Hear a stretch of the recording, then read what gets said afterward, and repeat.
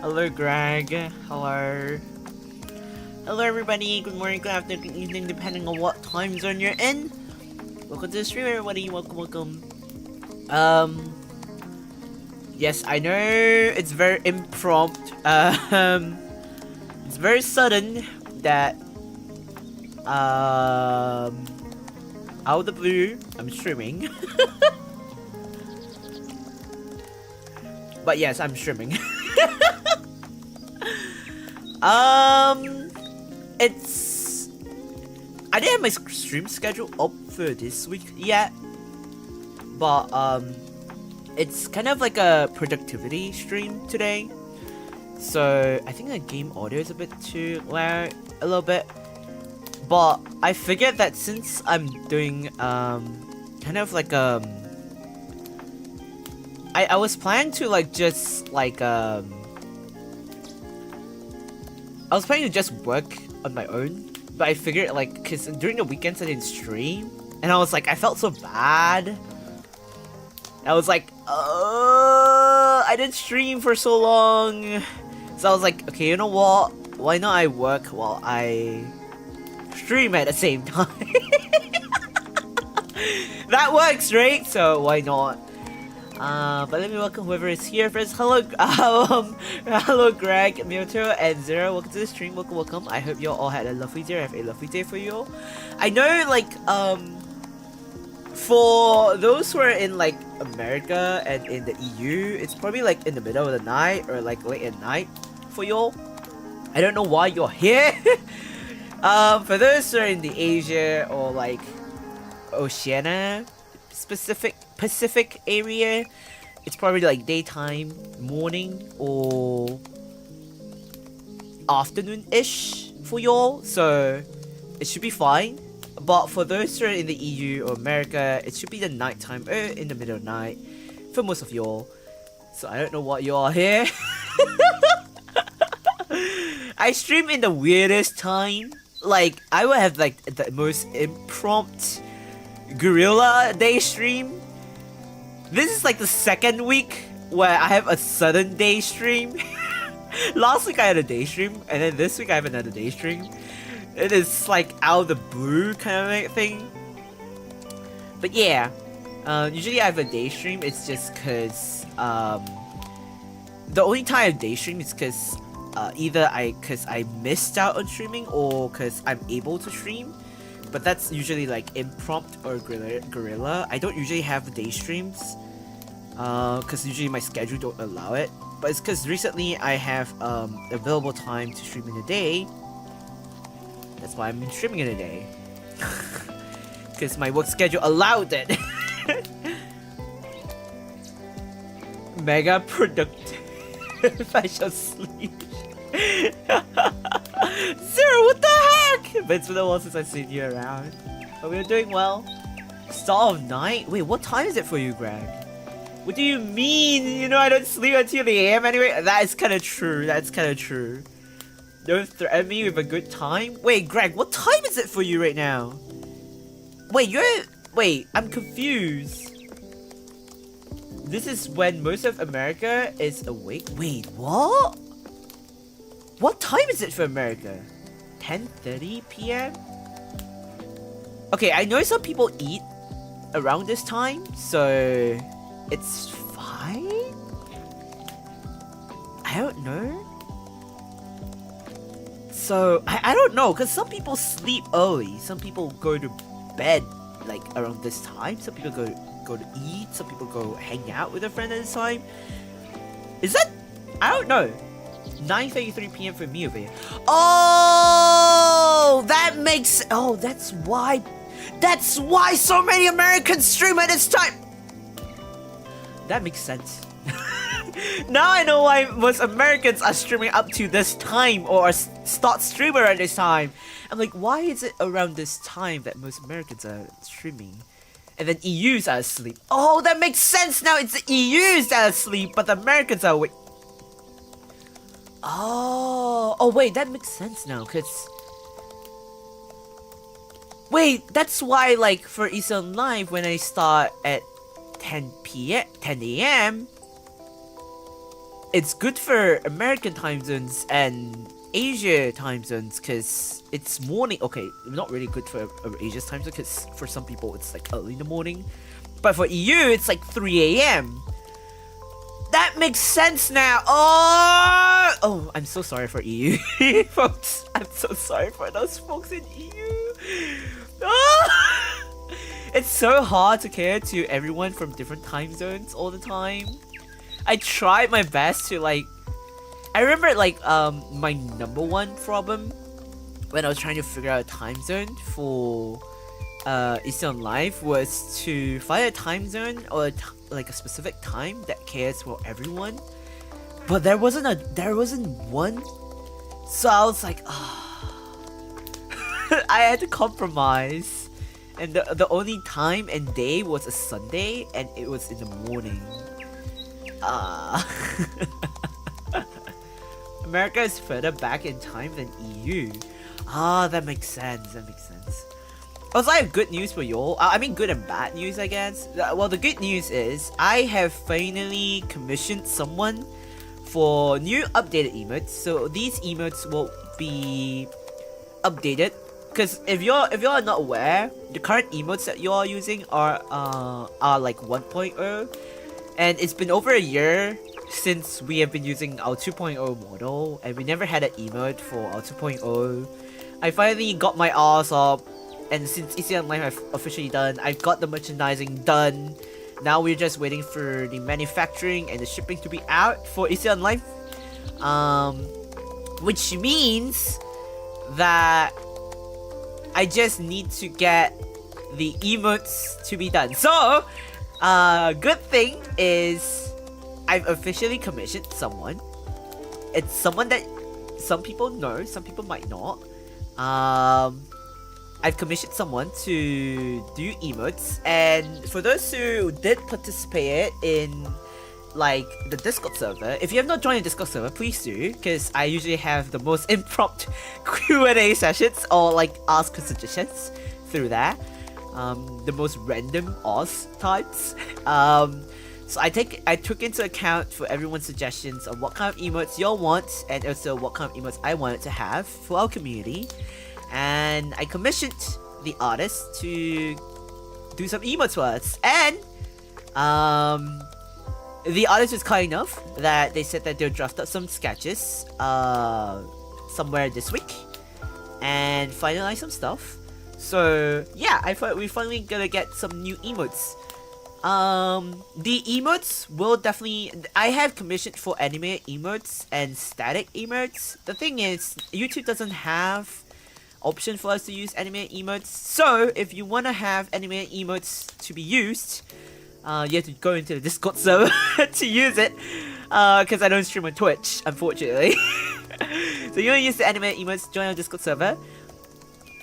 So when it's done. And for YouTube side, unfortunately we don't have a lot of memberships, so there is a restriction to how many emotes I could put available on YouTube. Due to the restriction of like, depending on the amount of membership we have, I'm able to upload that specific amount of emotes available for those who are in memberships. So yeah. To be fair, I don't know how I will handle time zones when that will come to pass. I have to start making plans for that.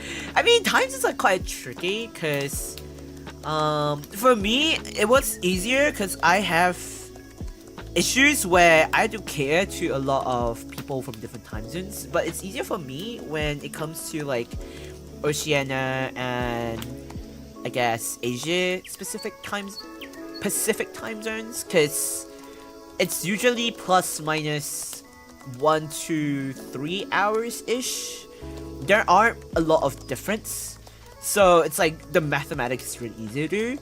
But when it comes to like NA, America, EU time zones, it's usually like a very vast difference in time zones. It's so hard. It could be like 12 hours. Could be even like 6, 8, 9, 10, even more hours. It could even be like 13 hours, and it screws up my brain most of the time. So I'm like, time zones. So I usually have a time zone converter, or I just use Discord timestamps to help convert time zones most of the time. That's how I do. But the thing that screws me up most of the time is just the daylight savings, because I don't know how that works. And if you live in most Asia countries, Asia doesn't have something called daylight savings, so I don't get the purpose of it to this day. Fun fact, a little bit of inside info is I had a whole discussion with Rain, Stylus, Fear, like the Australians in Midnight. We had like a whole discussion about me not understanding why daylight savings existed. I even had this discussions with other NA folks, North American folks, or like Americans, because I didn't understand why daylight savings existed. I don't know why it existed.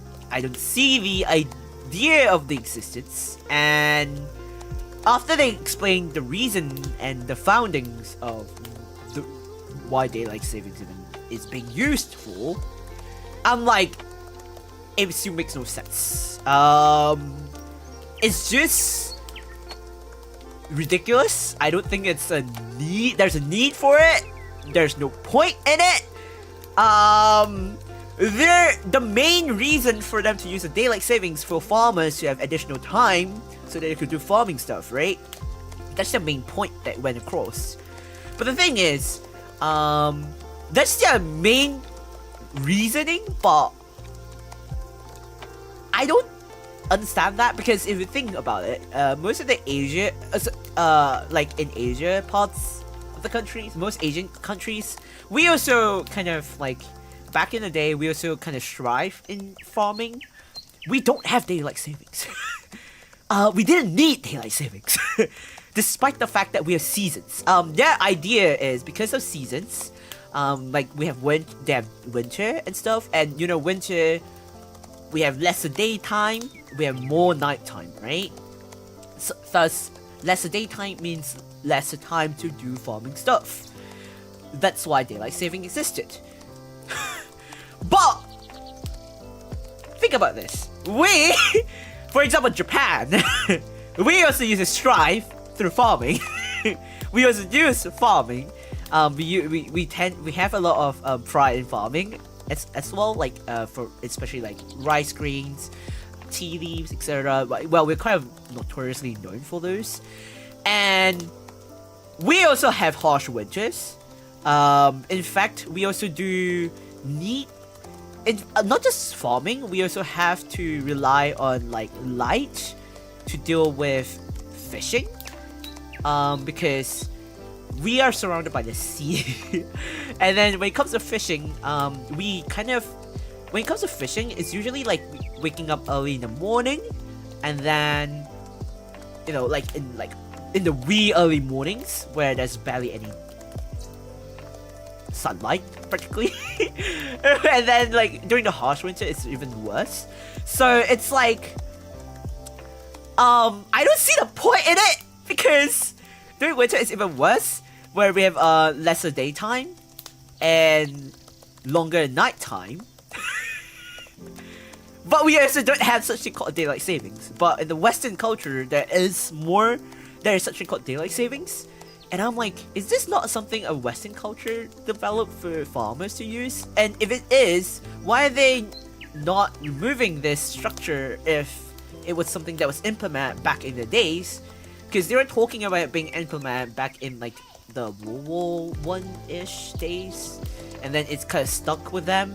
And then why did they not remove it? Because in the current days, it's not really like useful. Like, no, like it just screws up people's time more, like sense of time more. And I heard that there are like states in America who are trying to get it like removed, but there were no clearance for it, or they're in the middle of trying to get it cleared of removing this whole daylight savings situation. So I was like, I still don't see the idea of having daylight savings, because what's the point in it? Is there a point? I don't get it.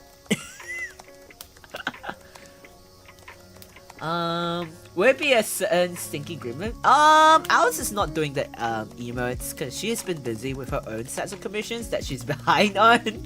I mean, you saw her doing with her commissions last night, so.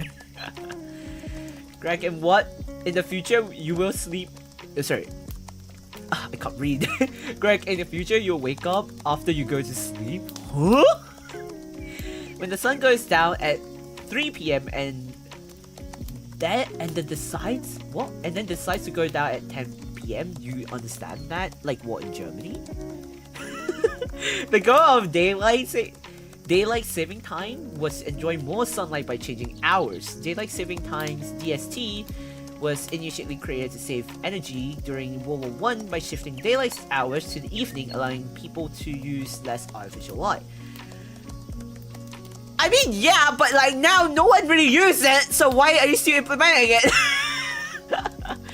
But because I was asking, because the idea was also for farmers, right? Because farmers, they needed to use daylight to deal with the stuff, because back then they also didn't have artificial lighting more, so they rely on sunlight, you know.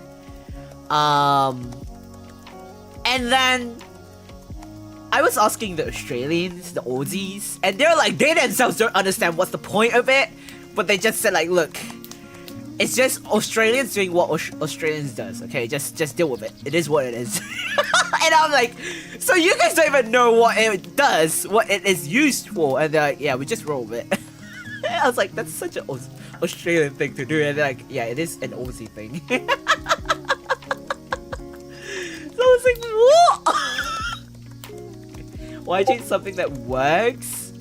That's exactly why you get bugs. Who? I don't know. It's just kind of like, I don't think it works anymore. It's just because right now so many people are just like arguing. Because the thing is, daylight savings are changed every like. I know that currently people still use daylight. It's currently still daylight savings, right? Are you still using daylight savings? I think so. It's being used once every, what, 6 months? How long do you use it? 4 or 6 months per year? It's like half a year? And then people forget that you have to change it every 6 months or so. And the thing is, you're just only adding 1 additional hour. Like, huh? What's the point of just adding an additional hour? Like, Mike, why not just use it instead of calling daylight savings, just adjust. Like, huh? We are used to it, so it works. I don't know. I don't really think so, because the amount of people I talk to, they always complain that they forgot that it's daylight savings. Like, they always forget. They're Americans, by the way. They're people, they're Americans, they're Australians, they're locals. They live their entire life knowing that such thing called daylight savings, and they follow daylight savings. They always forget that it's daylight savings time. It's time to change to daylight savings. They always forget. Because the thing is, daylight savings only always adds like an additional hour. So it makes it even harder when they're converting time zones. If they're working jobs that have to do with conversions of time zones, like let's say if you're doing local jobs where you don't have to deal with conversion time zones or anything, or deal with clients, anything like that, obviously that's absolutely fine. But if you're dealing with like international jobs or things that have to deal with time zones, sensitive, then that conversion of time zones makes it a whole different story. Because you have to always think, oh right, that additional hour changes. Because for example, like for Red Midnight, when it was like when there was daylight savings, it was like we could have like collabs like between most of us. We don't have daylight savings besides the Australians. Only the Australians in the Red Midnight has daylight savings. So it's like we have to add an additional for my time zones because they're 1 hour behind me. So is it behind or in front? So basically, if it's like currently my time is 11:49, so for them it's 12:49 p.m. currently. But if it's daylight savings, it'll be 1:49 p.m. That's how daylight savings works for them. So there are 2 hours. They have to plus 2. So it's like every time when we schedule for a collab, we always have to think that they have to go to bed earlier, or they have lesser time to sleep, or they have to wake up earlier because, you know, this and that. So it's like, damn, it's hard. It's hard for them. It's hard on them, but not so hard on us, because for us, we're still going our day as per normal, but daylight savings is just crueling them because of like all the additional factor with like international global wise. So it's like I feel bad for those who follow daylight savings because it makes no sense to this day for me. Phone changes automatically, so do we really bother with it? I mean, sometimes your phone might bugged out. I've known people's phone who have bugged out, where they might have accidentally not changed to daylight savings. I've known for that to happen before. I'm not too sure why, but it could be because of travels or whatsoever, or phone updates and whatnot. That might be a reason. But it does happen time to time, I guess. They just have nothing to do, so they complain. If we didn't have daylight saving time from where I'm from, the sun would go down at 2 p.m. instead of 3 p.m. Seasonal depression is a thing too. Wait, cause like for me, during winter, the sun goes down around, it depends on which part of the winter we are talking about, but like from autumn onwards, the sun kind of goes down quite early. Progressively, when it reaches winter, it goes down even earlier. And same goes for the sunrise. When the sun kind of rises even later, like I guess you could say like the night does last longer. Personally for me, I feel like it's easier for me because I'm a more nocturnal kind of person. I'm a night owl kind of person. I prefer I'm more productive when it's like nighttime than morning. So it's like having sun, it's like, ew. But unfortunately, we do need sunlight for the vitamin that the sun provides. So it is what it is. But at least on my side, it's like we can have like the sun going down as like the sun starts to go down around like 4 5 p.m. ish, and then it could officially go down at 6 7 p.m. But recently, the past couple of years, is becoming weirder because of global warming and so on and so forth. So I do think that global warming is kind of, I think progressively there's a lot of things that's going around the world that a lot of people are in denial of, and it's affecting the world. It's just that people are just like coping really hard. I mean, just look at summer this year, it's already really, really bad. Combine all the factors, and yeah, it does make sense to have daylight savings. Never had an issue with it. If you're connected to the net, it works. I mean, it's up to each person. I guess for me, because I never really grew up with daylight savings, I never really understood. I was never exposed to daylight savings. And like, the reasoning when I was given the reason behind why daylight savings existed was because of farming reasons. It never really stood out for me. That was the main reason that stood out. Of like the reasons that they came up with when they're explaining to me about daylight savings was just because of farming reasons. And I was like, huh. And because when winter hits, the night lasts longer. Like the night lasts longer than the daytime. And I was like, well, yeah, because it's winter. I would expect.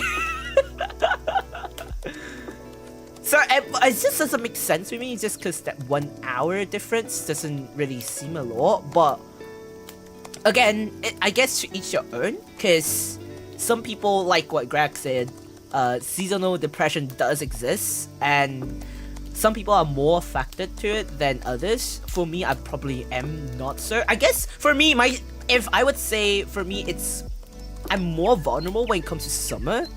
Specifically, it's during specifically summer period where I get my more lows than highs. I guess it's because I'm very vulnerable to heat than coldness on the nighttime, which is what most people are more towards to. But it depends. Hey nighttime friends. Hello Pop Candy System, welcome to the stream, welcome. I hope you have a lovely day, have a lovely day of you, welcome to the stream, welcome. Northern Canada, it ranges from 3 PM to 10 PM. Right now it goes down at 9:30 PM.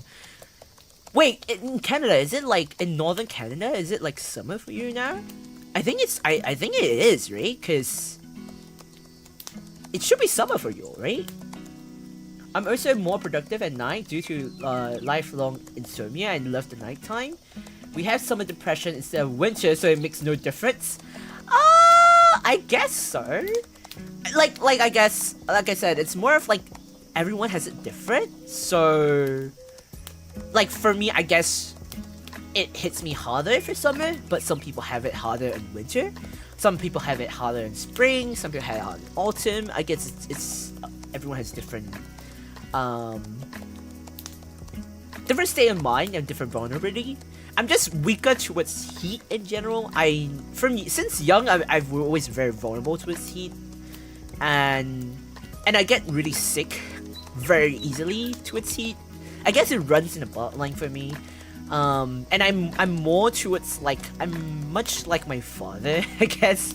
Because my father is more vulnerable towards heat more, and if I get sick, when I get a cold, ironically it's not a cold, it's more of like overheating kind of cold, where I get sore throat, inflammation, this kind of stuff, and not from like a flu. Whereas my brother, it's more of like he catches cold from flu like my mother. So it's like my older brother is more like my maternal side, and I'm more like my paternal side. So it's kind of funny.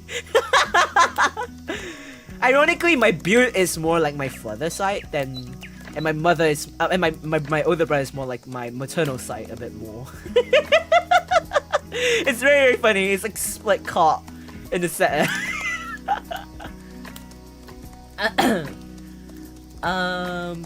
Let's see. Oh, hello Rain, hello Sun. Welcome to the stream. Welcome. I hope you have a lovely day. I have a lovely day of you.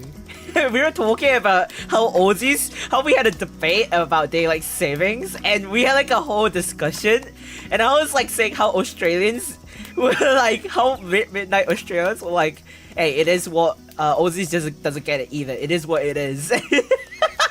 Just cope with it. When you're stuck under snow for 8 months a year, you grab all the sun you can. I guess so, kinda. Some of my German friends, like Momo and Uni, are actually from German.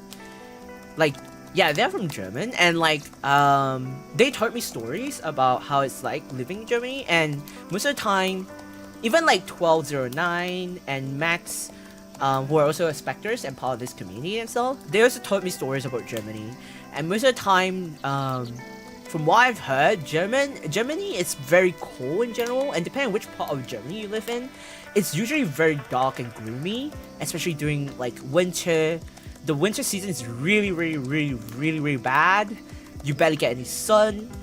It's usually cloudy. And even like the summer season, like they will actually travel to humid countries or sunny countries just to get as much sunlight as they could, because it gets so gloomy, like cloudy gloomy in that way, where it's most of the time it's just cloudy, or because of the rain, or it's because of the winter season where it's just snow and it's just cold most of the time. That's what they told me. So I was like, oh. Even Twin Kai loves the sun and loves going out on hikes. I don't think so. I don't think so. Yay, snow. Actually, ironically, I actually love snow a lot. In fact, my favorite season, I would say, it's the winter. I love snow. I like watching snow. I actually told this. I went last year during winter. Last winter was actually quite nice because it was snowing quite a lot, and the temperature did drop a lot.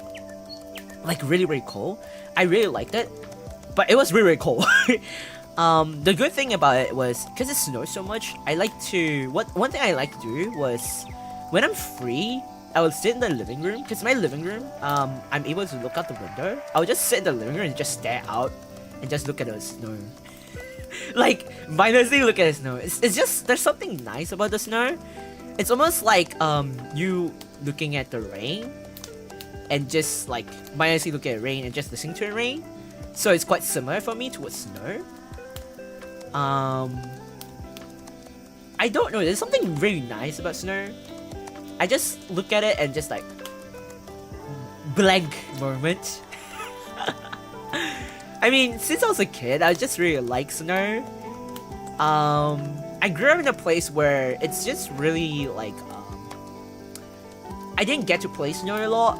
So until when I got older, I got to like play with snow. That's when I actually got to like fulfill my dream of being able to touch snow and play around with snow a lot. Then as I grew even older, it's just like snow is like a part of like a good memory of mine. Even though I do slip and fall a couple of times because of snow, but it's still like a very nice memory of mine. Like snow is like a, I don't know. That's good memories of me with snow. I connect snow with like good memories. But I never had to play like snowball fights or skiing or sliding a snow or skiing before. I think I did ice skate before in like indoor ice skate in like, you know, those shopping malls or like the skating ring, but it's not like in the outdoors, like the natural ice skate ring. Not ice skate ring, like, you know, those frozen lakes and then you can ice skate around. I never had those experiences before. It's mainly because of my poor health, so I don't really get to go out a lot to do all this stuff, because it's kind of like the snow here is just bone chilling cold. It just the breeze is, winter breeze is so cold that it just goes through your down jacket and it's just so cold. It goes into your bones. That's just cold, that kind of coldness. It's not the temperature that makes it cold, it's actually the wind that accompanies with the snow.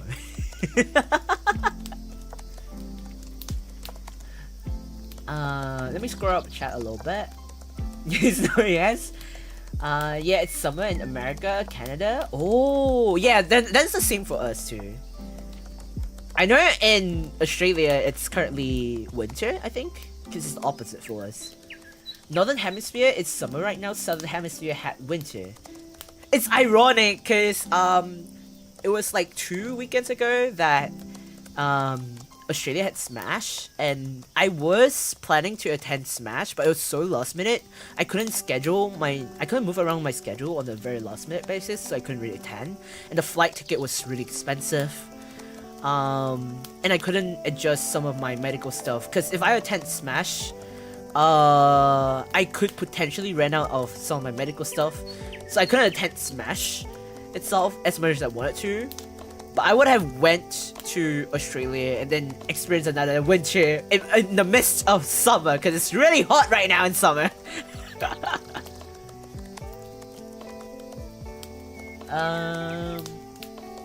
And yeah, if I went to Smash, I could have met up with like Rain, Tetsu, Stellus, Mage. Who else was there? Mookie was Stella's sister, Who else was there? Who else could I have met? I could have met so many other people. Oh, I could have even met my manager once.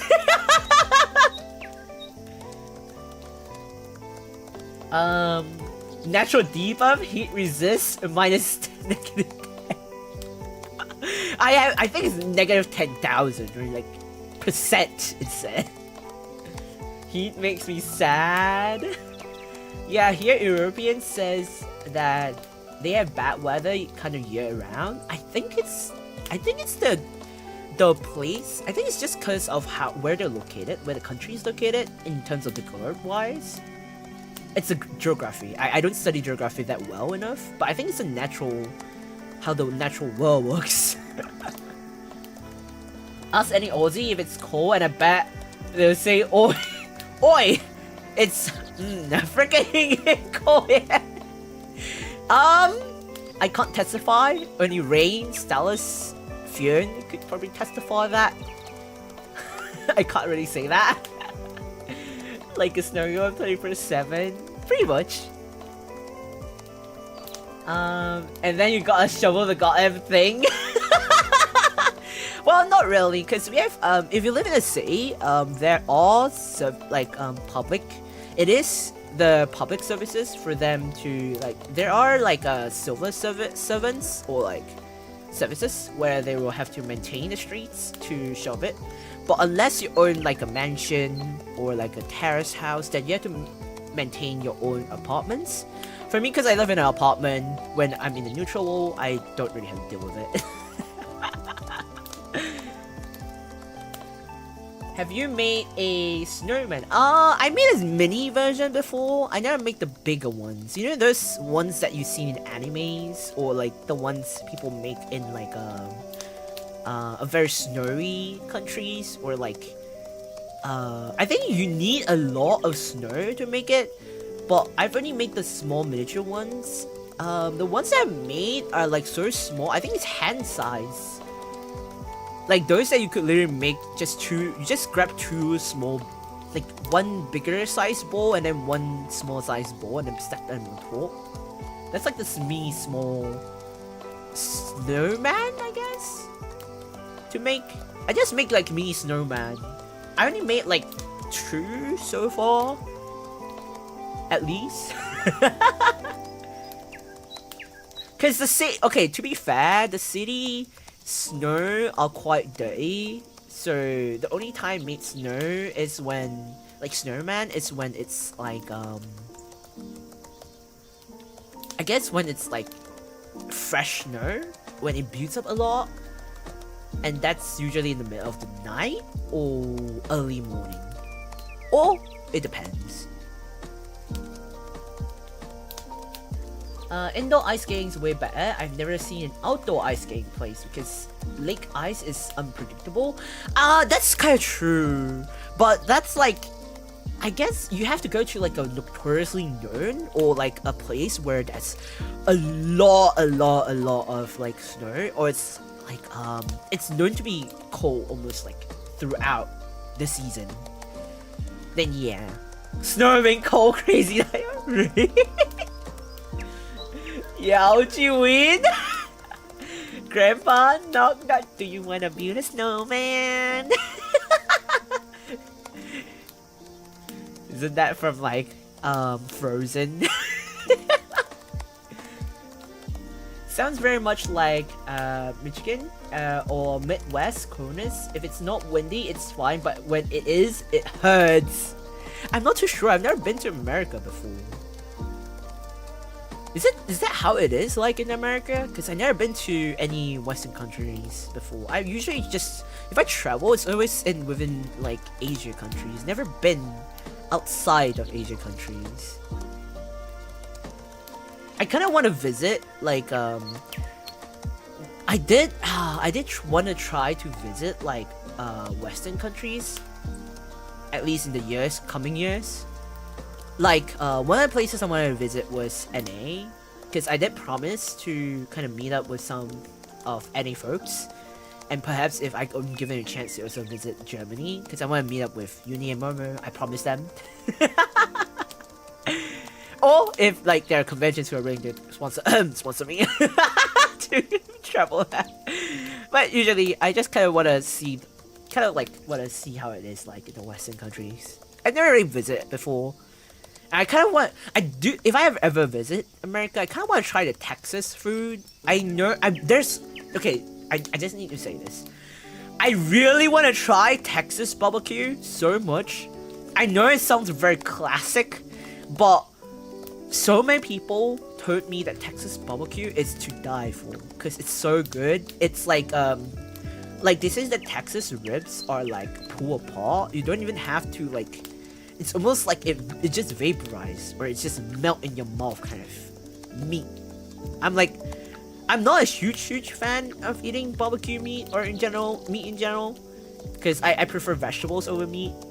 But I kind of want to try at least once what's the hype about Texas barbecue.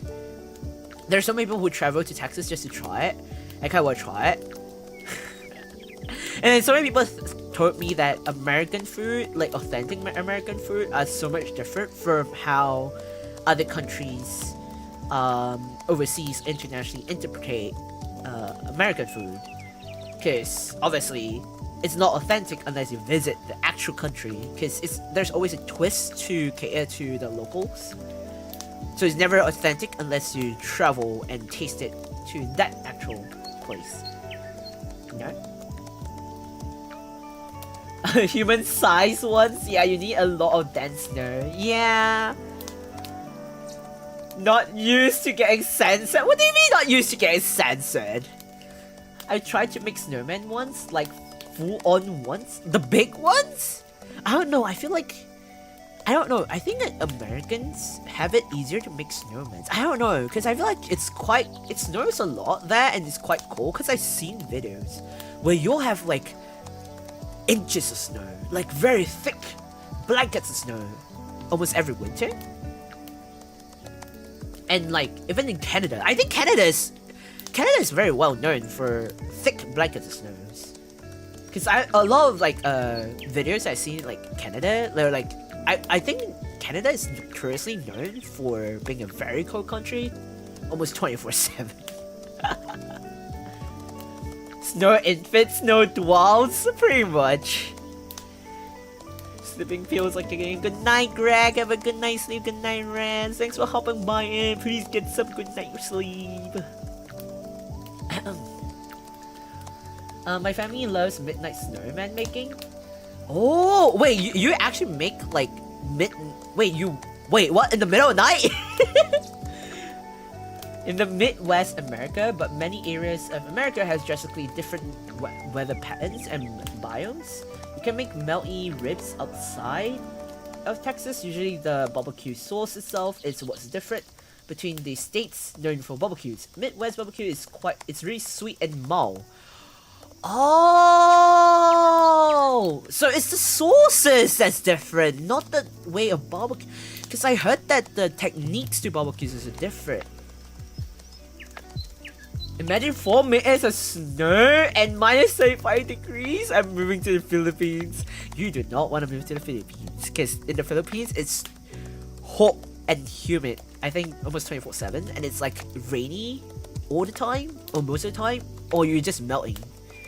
And that's what I heard from Alice and Vince, and also and Mari. Like most of the time, all the Pipino friends they were like telling me, do not ever move to the Philippines, because there is always so insane hot. Like you're literally being cooked alive. Waking up to feet of snow. Holy. Bunny served me and cute. What? Greg? Damn, that's a good take. Greg knows what's up. Rain? Son, we need to talk. Son? We need to talk. Yes, Greg?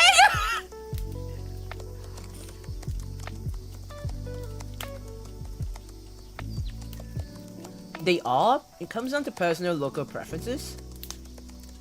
So combining subtle differences in sauce, seasoning, and cooking techniques are what makes each type of American barbecue different. Oh, wait.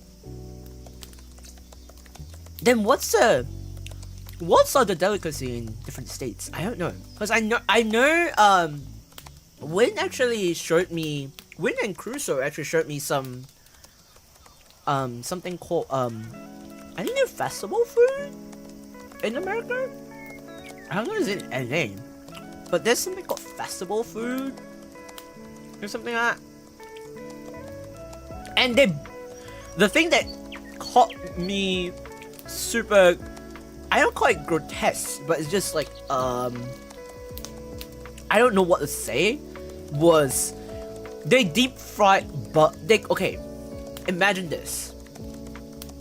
A stick of butter and then they coated it with bread, and then they deep fried that stick of butter with bread. So you're adding, sorry, not bread, batter. So it's deep fried butter with bread, with batter, sorry. So I'm like, how does one eat that? You're just eating grease. You're just eating like oil. And apparently they said it's good. I'm like, what? You're just eating oil. What? Huh? And apparently, the origins of those stuff is back in the days when America used to have I think it's something called, something to do with like a crisis back then, and they used to have to I think it was, I forgot what's the actual crisis, but they had to source out any, I actually forgot what's the history behind, but they had like some kind of situation. So in order to make up for it and to lift up the spirits, they kind of like had to improvise on a lot of things to make food full of oil so that people could survive or something like that, or like protein or whatsoever. And I was like, I get that the history is for survivability, but what about now? Oh yeah, that's a great, yeah, it's the Great Depression meal. Yeah, it's the Great Depression, yeah. I was like, what was that crisis again? Sorry, I'm not American, I don't remember. I don't have a full history, it's like a back of my head. It's like a tip of my tongue, but I don't remember it. Yeah, I don't get those people that's not actually popular throughout America as a special dish or anything. Just a fun thing fast like to do, and yeah, it sounds gross. They'll batter and fry anything for some reason. Nothing kills a hangover like greasy AF meal. I don't know. I saw it and they were sharing a video. They're streaming a video to me. I was like, why would you eat that? And they're like, I don't know. They were like, I don't know. That's American funfair fruit, mate. I was like, I was just like grossed out. I was like, why would you eat that? It's like, people will eat it. I don't know why, but people will eat it.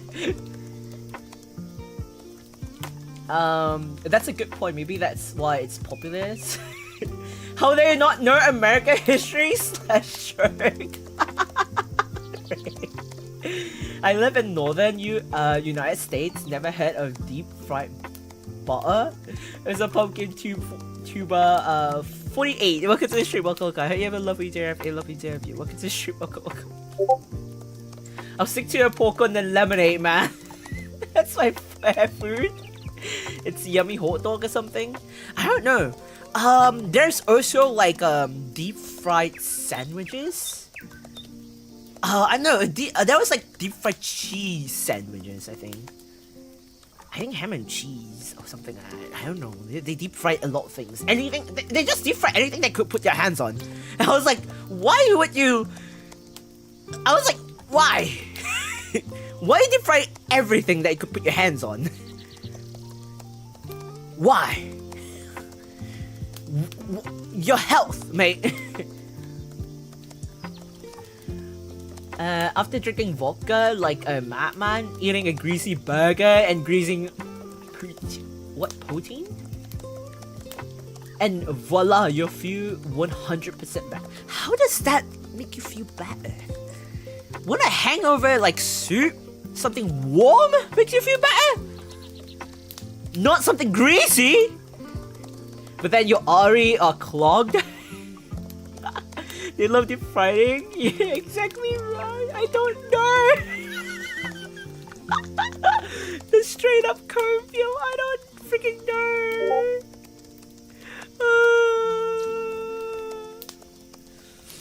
The straight up like I don't know. Trust me, man. Get wasted and eat super greasy food. The thing is, I don't drink, so I wouldn't know. The last time I drank heavily was also the first time I ever drank heavily. I never ever drank ever again. I mean, at least to that level. And I don't drink. I actually don't drink. In fact, I don't really like the taste of alcohol in the first place. I don't have a tolerance towards alcohol. So it's like, I could accompany people to drink, but I'll be a sober one.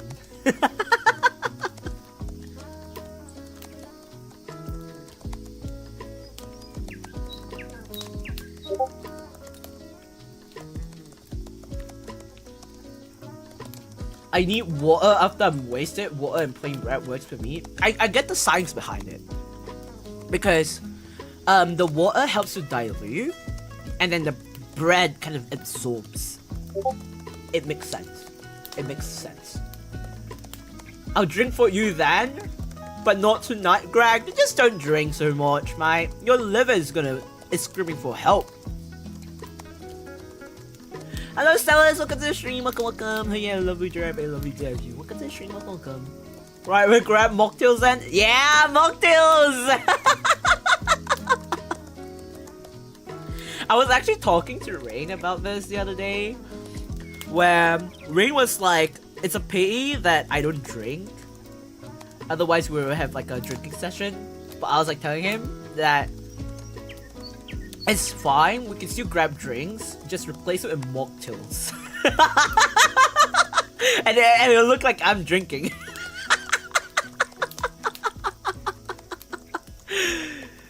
Hey, at least mocktails look like it's cocktails, right? Mocktails is it's kind of like invented to kind of like make you blend in with the crowds to make it look like it's cocktails, kinda.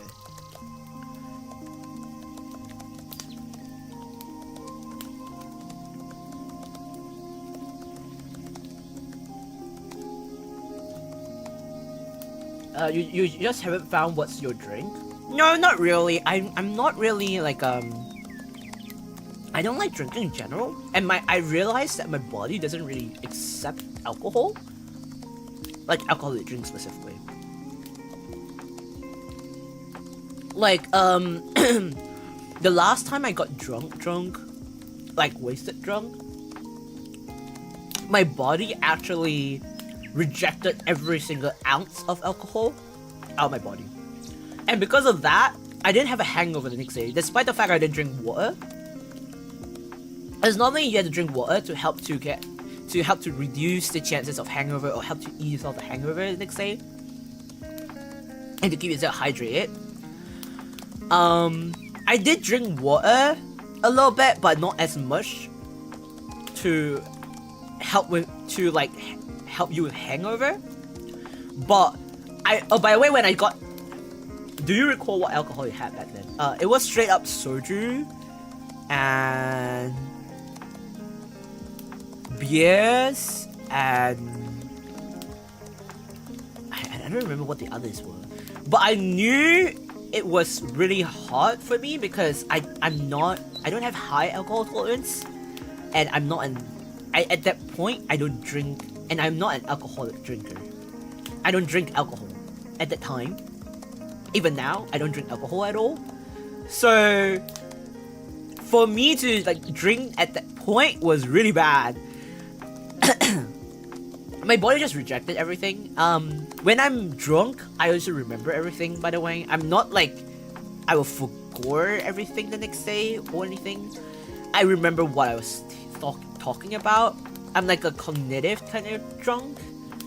And when I'm tipsy, I'm just a sleepy type of tipsy. So it's like, I'm not a sleeper type of drunkard, I guess.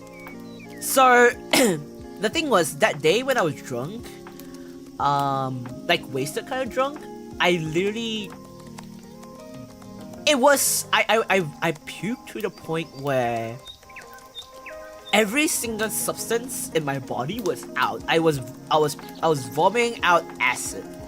Like, it was to the point where I vomited out acid.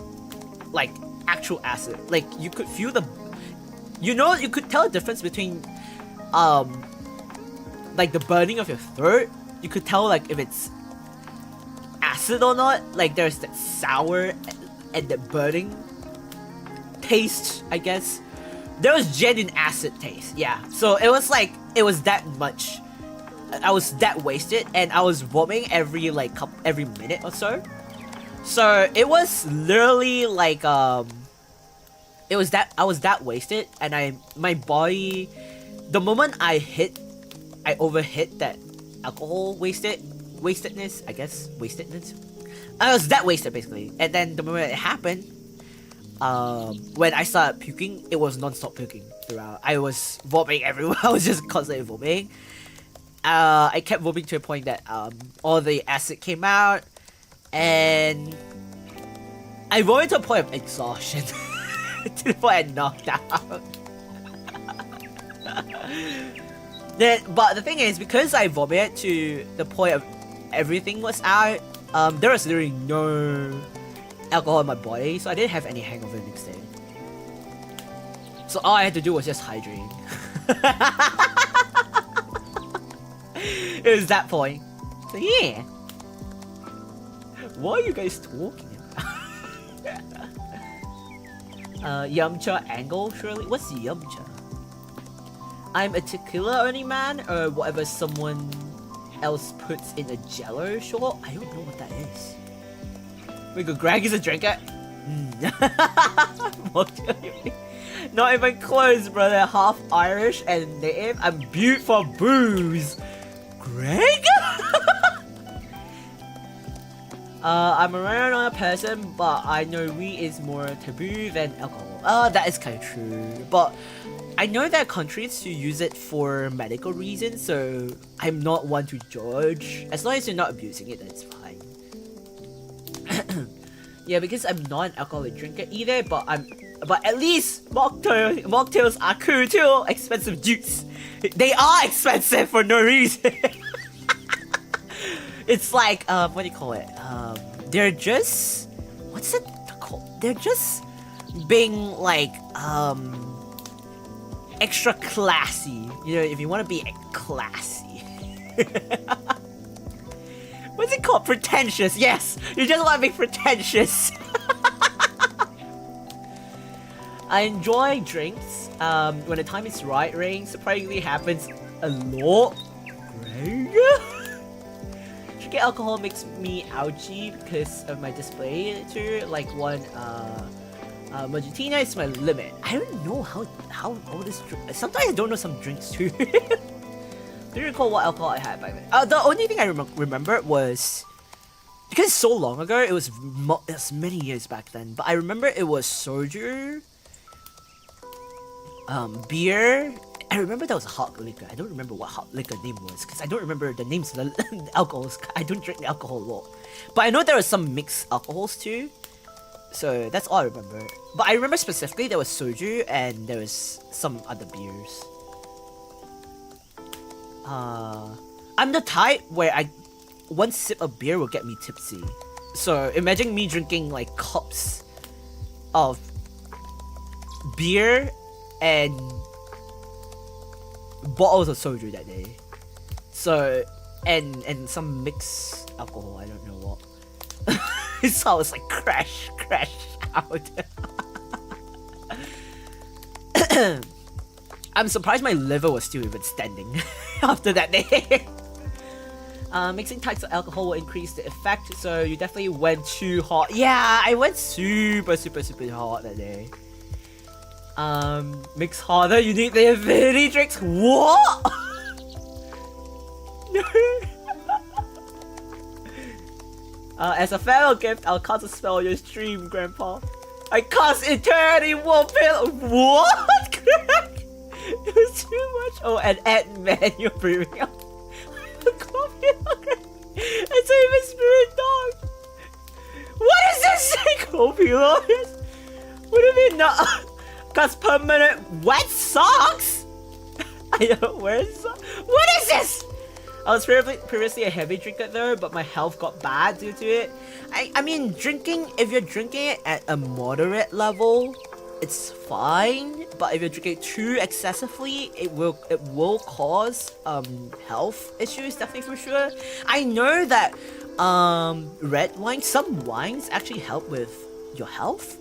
I heard that red wine helps with, like for red wines helps with blood circulations or like some vitality stuff. I don't know, especially for like females, biological females, I guess. I'm not too sure. It's a myth. I don't know if it's scientifically proven or not. But I heard that it helps.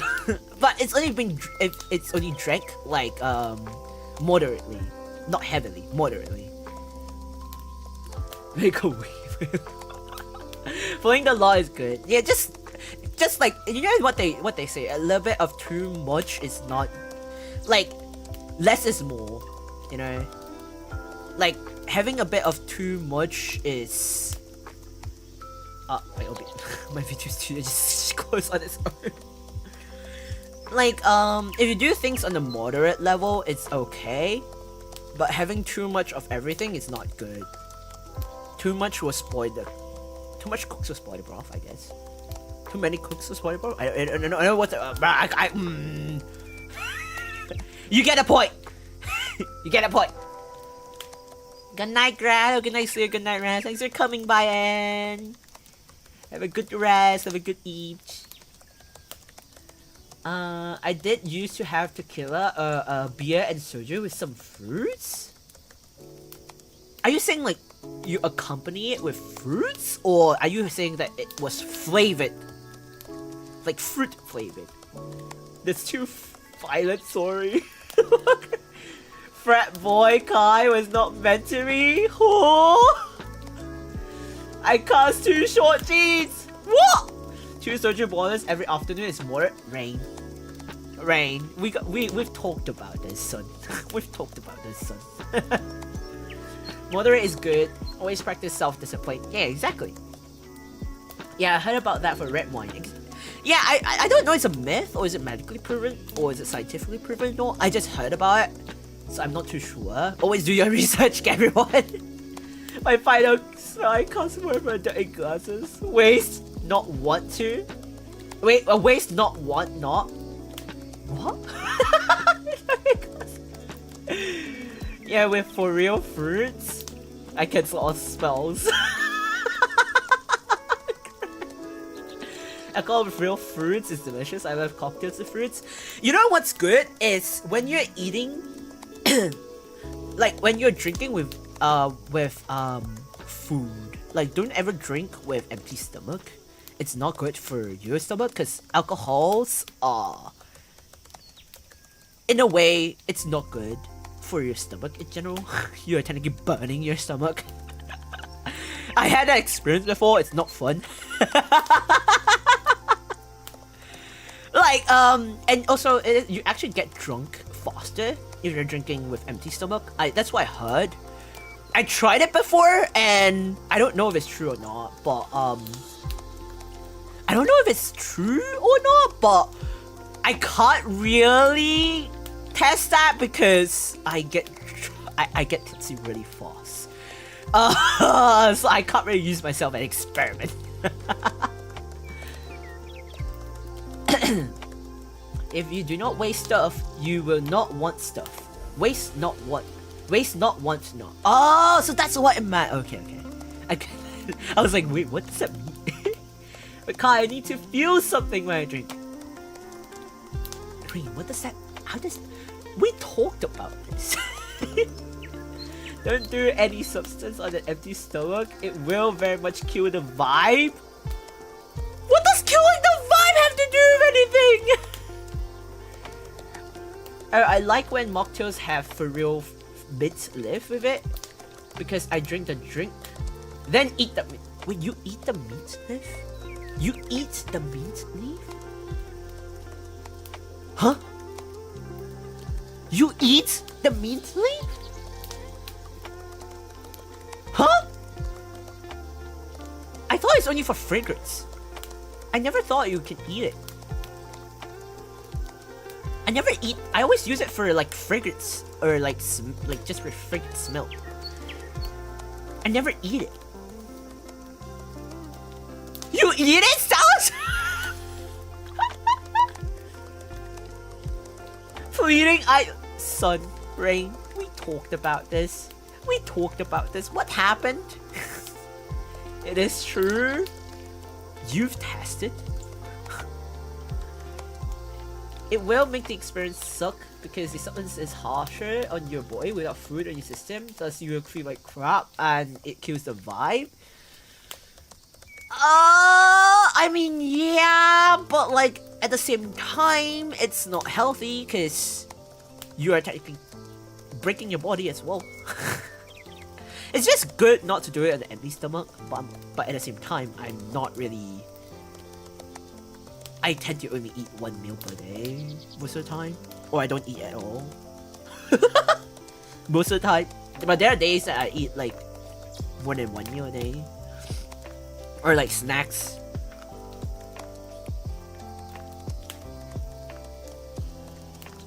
It's like a chewing gum isn't a gum. Huh? Stylus? What? I know, I need to blow my nose real quick.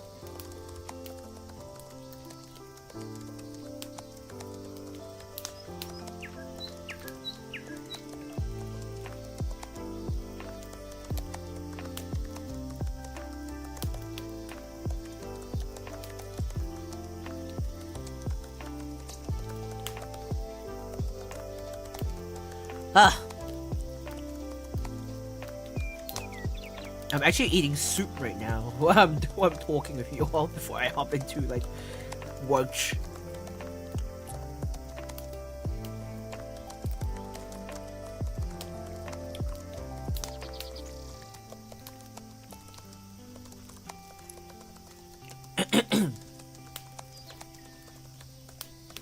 Yeah, I love eating leaves. Huh?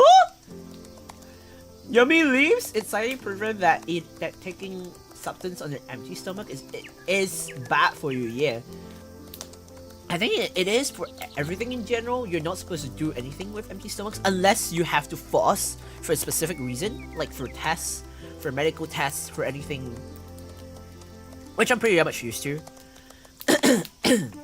Yeah, because mint. Oh yeah, because gums. Most chewing gums are made using mint flavors. Yeah, I get your point. Lift leaf is the. We're not talking about. Are we in the same page on leaf? Spinach is a leaf. You don't think twice about eating that. They put meat leaf in salads and stuff. I don't really eat salad a lot. Like I don't like raw salad in general. I think it's because I feel like raw salad. I think it's because of the horror story about raw salads. Cause like, okay, so here's the thing. If there are like raw salads that have like seeds, I would avoid them at all costs. I'm not really picky with food, but if it's any raw salads that have seeds, like I would avoid it. In general, because there have been cases where plants were growing in people's body.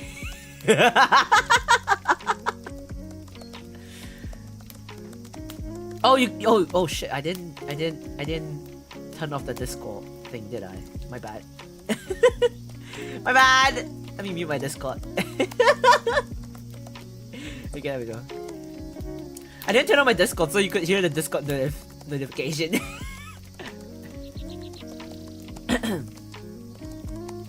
We're gonna leave soup. It's just miso soup. I do like eating the garnishes. Huh?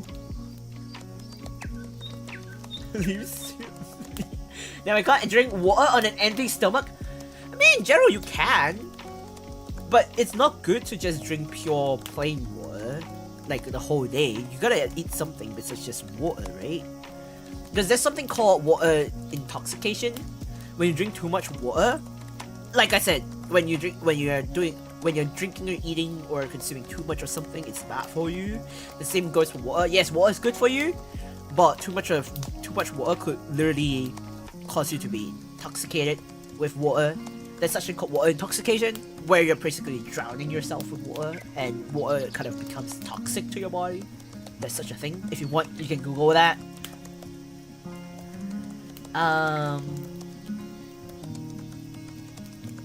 The Mao can't even eat on an empty stomach, just gonna starve. Huh? Oh, but disease can grow in people's lungs. Yeah, it's like not just lungs, but like in mouths and stomachs and here and so many stories. No, it ain't like that. Oh, and in bad in people's skins. It is. Bro, I checked my 1,000 plus messages. Really? You gotta start clearing out your messages, mate. Garnishes as food too. I better not waste it. I mean, that's true.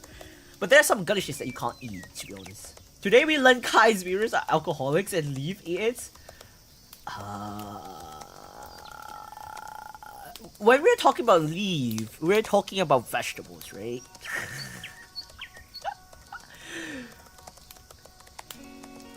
Misunderstood streamer drank 10 gallons of water before eating breakfast. Rain! What the frick? Yes, yes! Oh my god. What the frick, guys?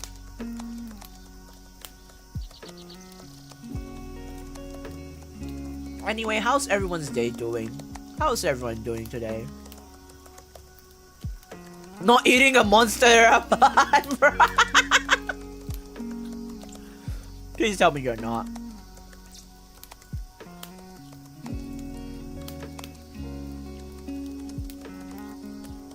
Oh wait, I just received a message.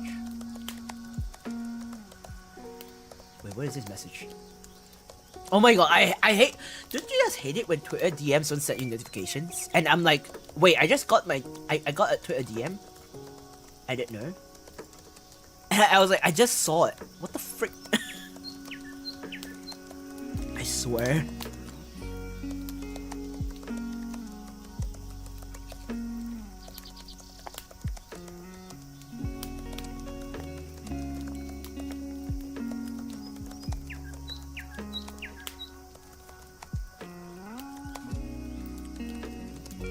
I did have a childhood eating disorder where I ate non-vegetable leaves though. What? I'm all good now. Oh, so you, wait, do you outgrow it or is it like, do you got better? That's why you're able to like stop? My bad slime. Let me slurp on that mysterious juice. Wait, imagine getting to a DMs. What do you mean? Though I'm good, I was out yesterday, so I'm keeping today as a chill day. Oh, then why are you in this stream? I'm just kidding, I'm just kidding. You are out, yes, you're always out on the weekends, Dallas. You're always out touching grass. Yeah, I got better therapy and stuff. That's good, that's good. You're chill? What do you mean I'm chill? Damn, quick kicking styles out stream crazy Dio. Hey, what do you mean? I mean, I was supposed to make stream schedule as well, but I was not. I was supposed to post one last week and I did not. And then I'm trying to get a stream schedule out this week as well. Sure. Crazy indeed. What the? You know what they'll say? What the helly?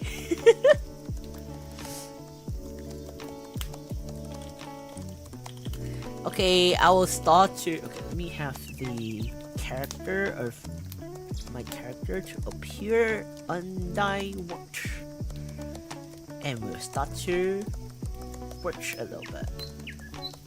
I'll still be reading chat. I'll still respond to you all while I'm doing some work stuff, but I will not be like so active. I'll still like side read and then look back, side read, look back. So it'll take some time. I do multitask, so.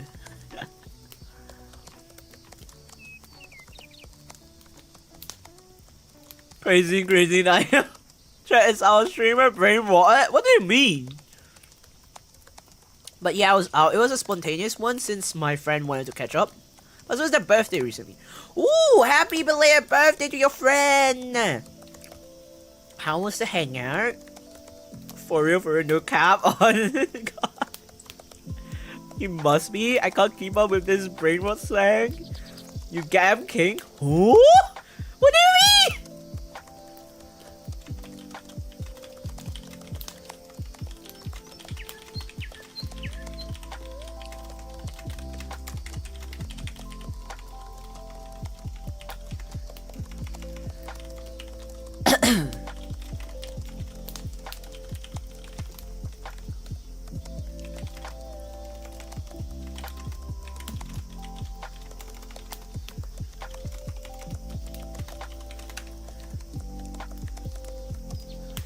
I didn't. Oh, technically, this quote-unquote brain slang was like start from brain styles. My day has arrived. I must be on my way. Have fun for your date. Hope you have a good one. Thank you so much for coming. Thank you so much. Thank you all. Thank you for coming, Pop Candy System. I hope you have a lovely time and have an enjoyable day. Hope to see you next stream on the future stream day. Next time. Have a good time, everyone. Have a good time. Enjoy your date. Oh, your lovely one. I eat deliciously. What the frick? Eat good leaves. I respect its brainwash. Take care. Enjoy yourself.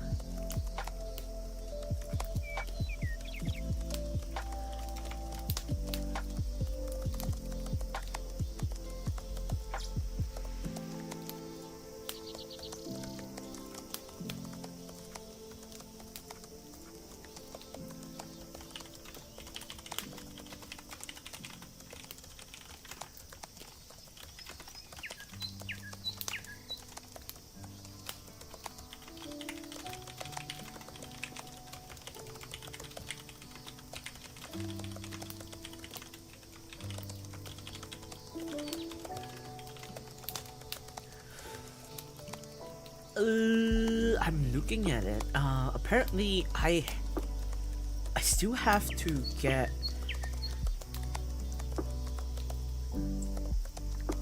holy moly.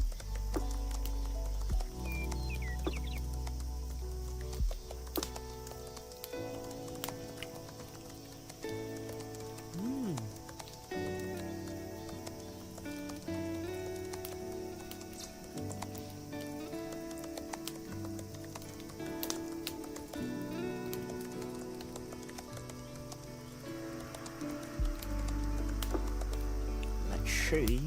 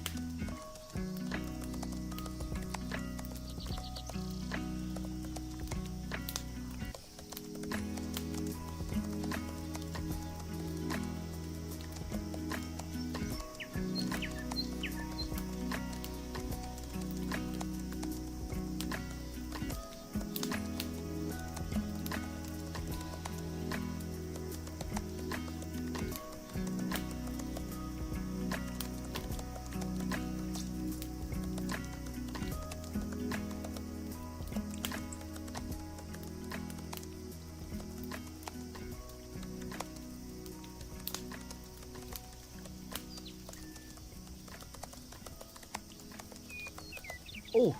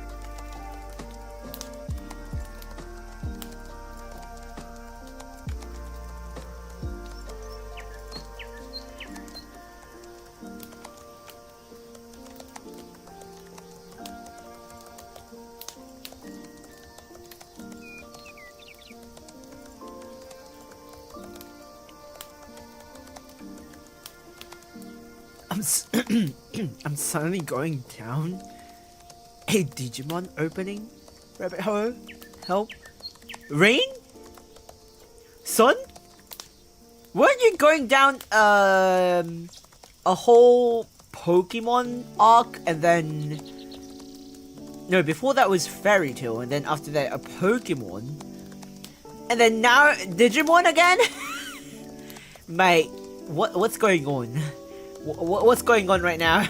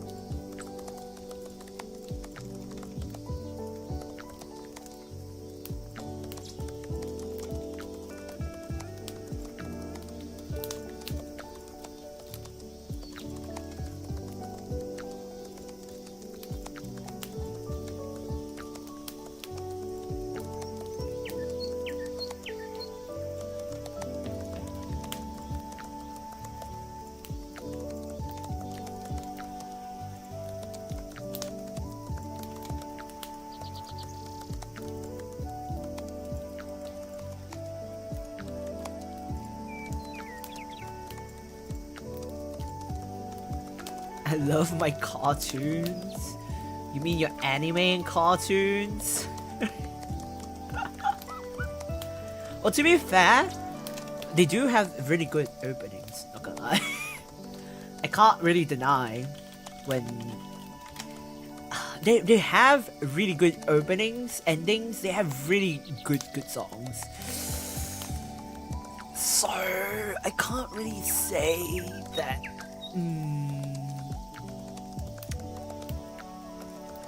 can't really say anything about it, because I would be lying if I say I can't agree with it, because I too would be like, So I also went down a deep dive, like I was stuck in the rabbit hole for Bleach songs for quite a bit, and then after that it was Naruto.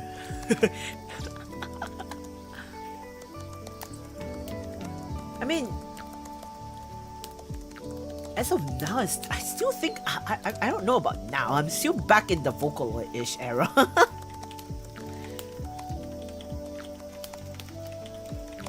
Am I still in Bleach? Maybe. Not too sure. Potentially, maybe. Yes, no, yes.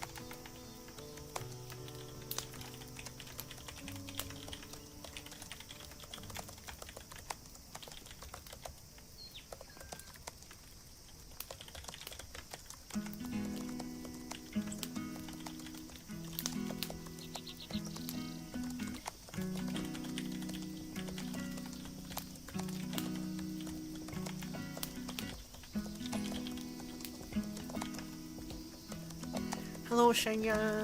Welcome to the stream. Welcome. Hope you have a lovely day. Have a lovely day for you. Welcome to the stream. Welcome. Good time zone. I think hot and humid. Don't get big. It is. The summer is so hot.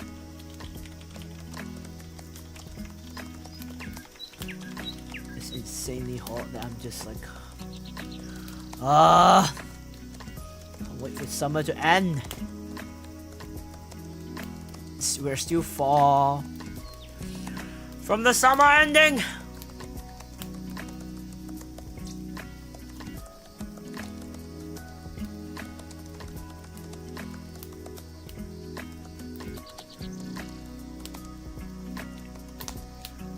It is only 10 minutes walk to where I work from home and I'm sweating. Oh no!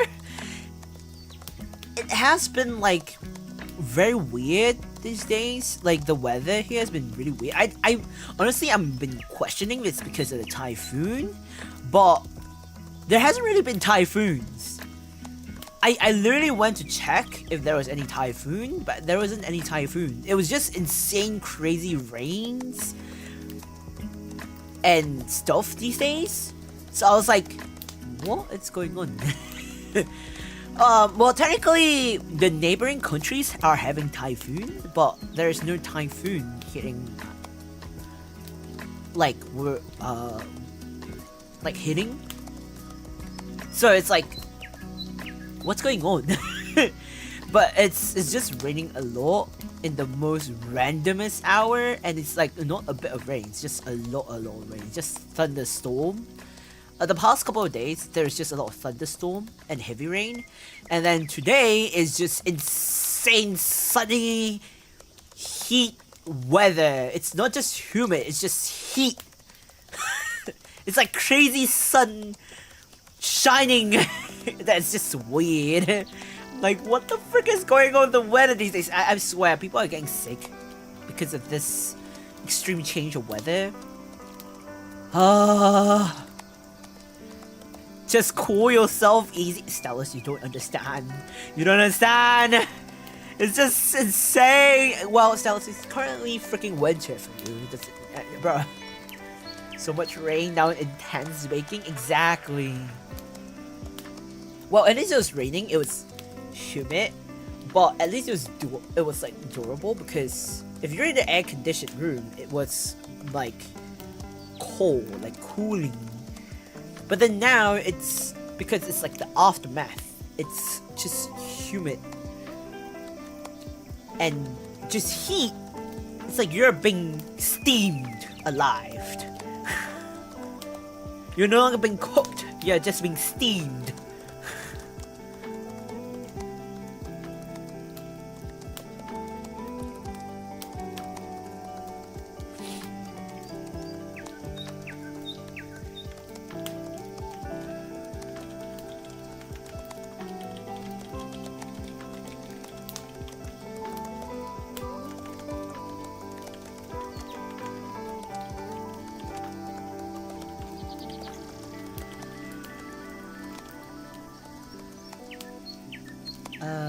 Yeah, it is very cold here, especially at night. I mean, when the sun goes down, especially during winter, it's cold because there's no heat from the sun.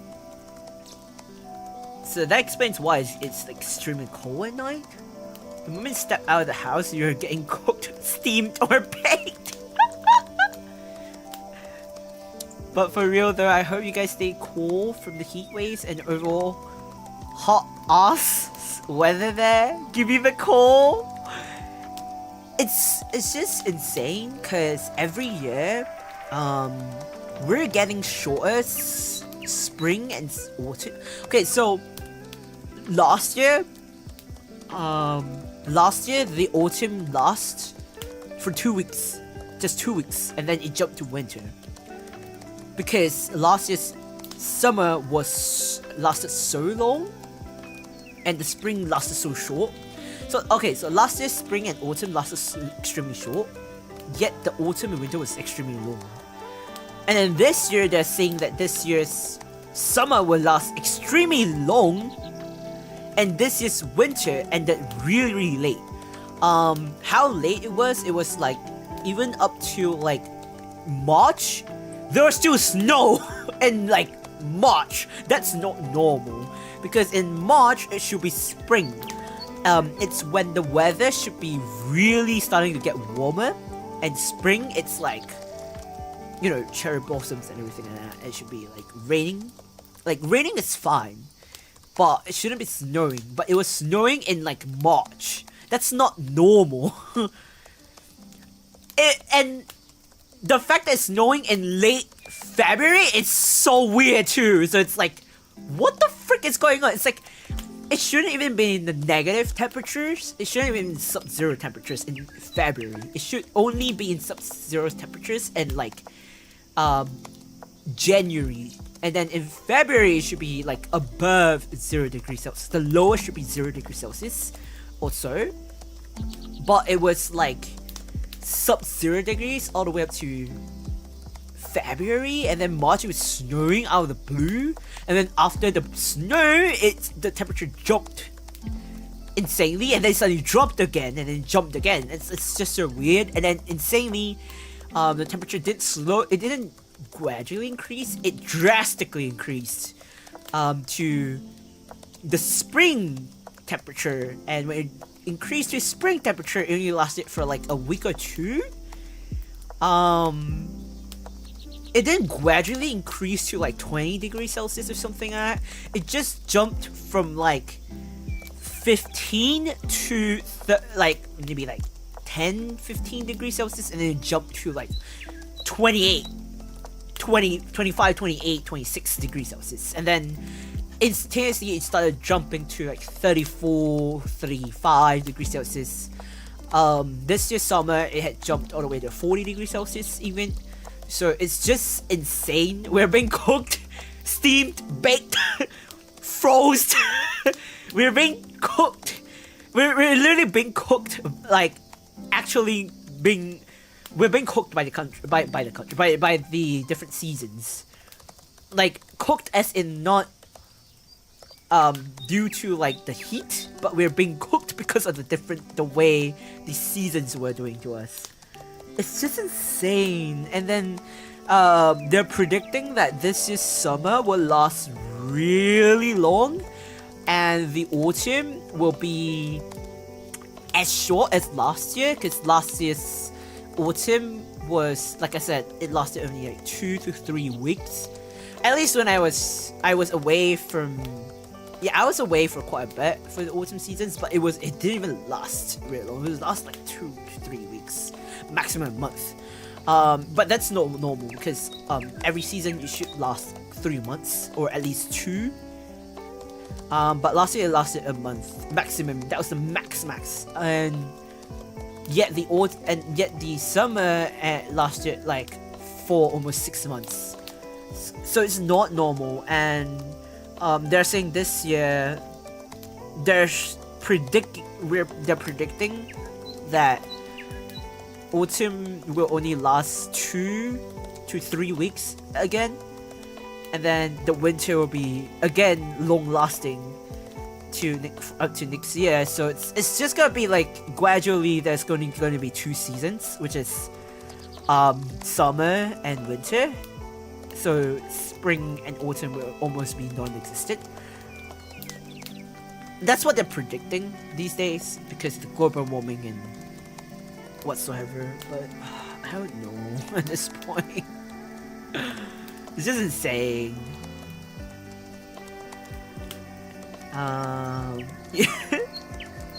Take my 5 degrees Celsius nights to cool down. That's insane, because right now for you, Stylus, you're in like the peak of winter, I think. But for us, our peak of winter is sub-0 degrees. Like -10, -12. At least from last year, it was negative.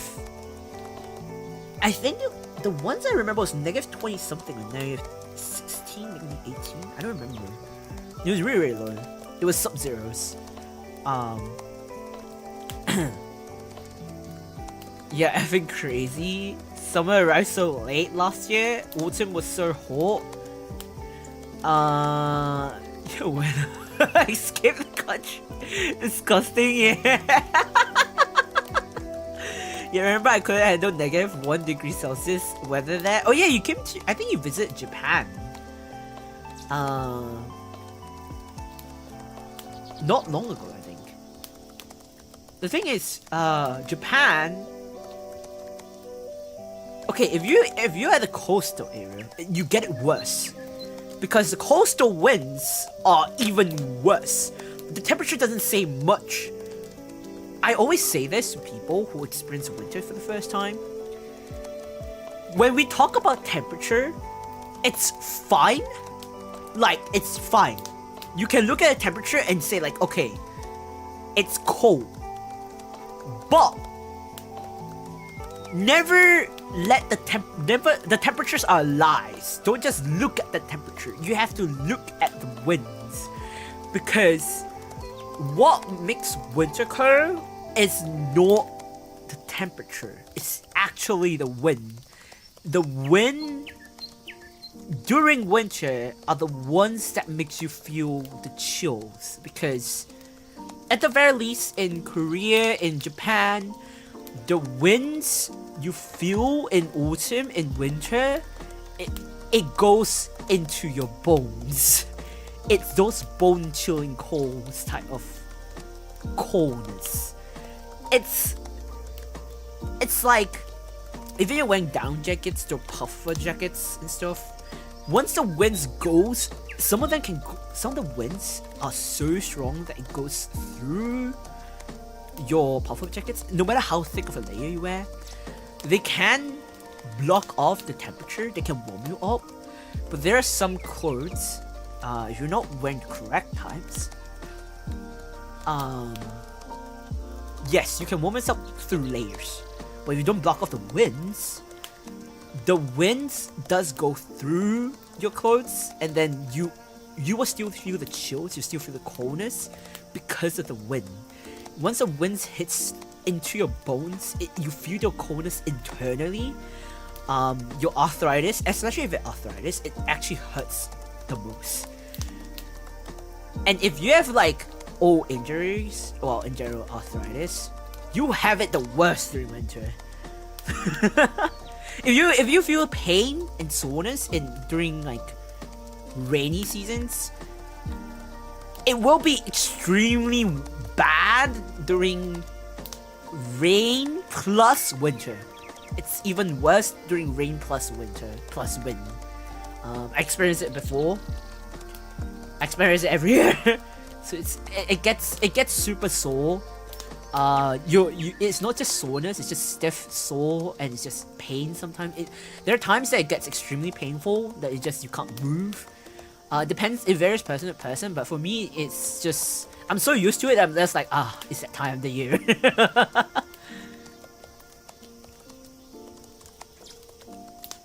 So yeah, I guess it really depends, maybe. But in general, for me, I just like, wow, it's that time of the year again.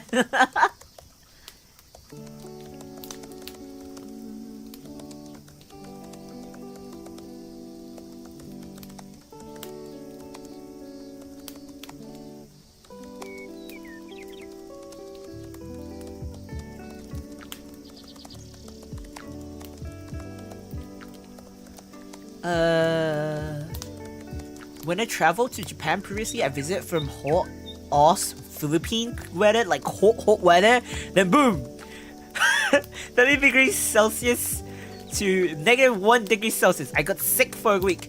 The thing is, when I would highly recommend people who are planning to travel, don't ever travel, like, if you're very weak against, like, a drastic change in temperature, don't ever travel to countries, that is, like in Stella's case, if you're especially sensitive. In general, most people are sensitive to drastic changes in temperature, but if you're extremely weak, if you have a weak immune system, or just in general sensitive towards temperature difference, don't do that to yourself. As much as I know you may or may not want to escape from heat or may like cold temperatures, don't do that in a way that give your body time to adjust to the weather instead of making your body to adapt to the sudden change in temperature, because you will not enjoy your trip. You will generally not enjoy yourself. The after effect is so painful. I felt it before. Thankfully it was not that bad, because for me it was I went to it was actually last year for me, because I went to Indonesia for a business trip. I went to Indonesia, and then when I came back, it was autumn going to winter.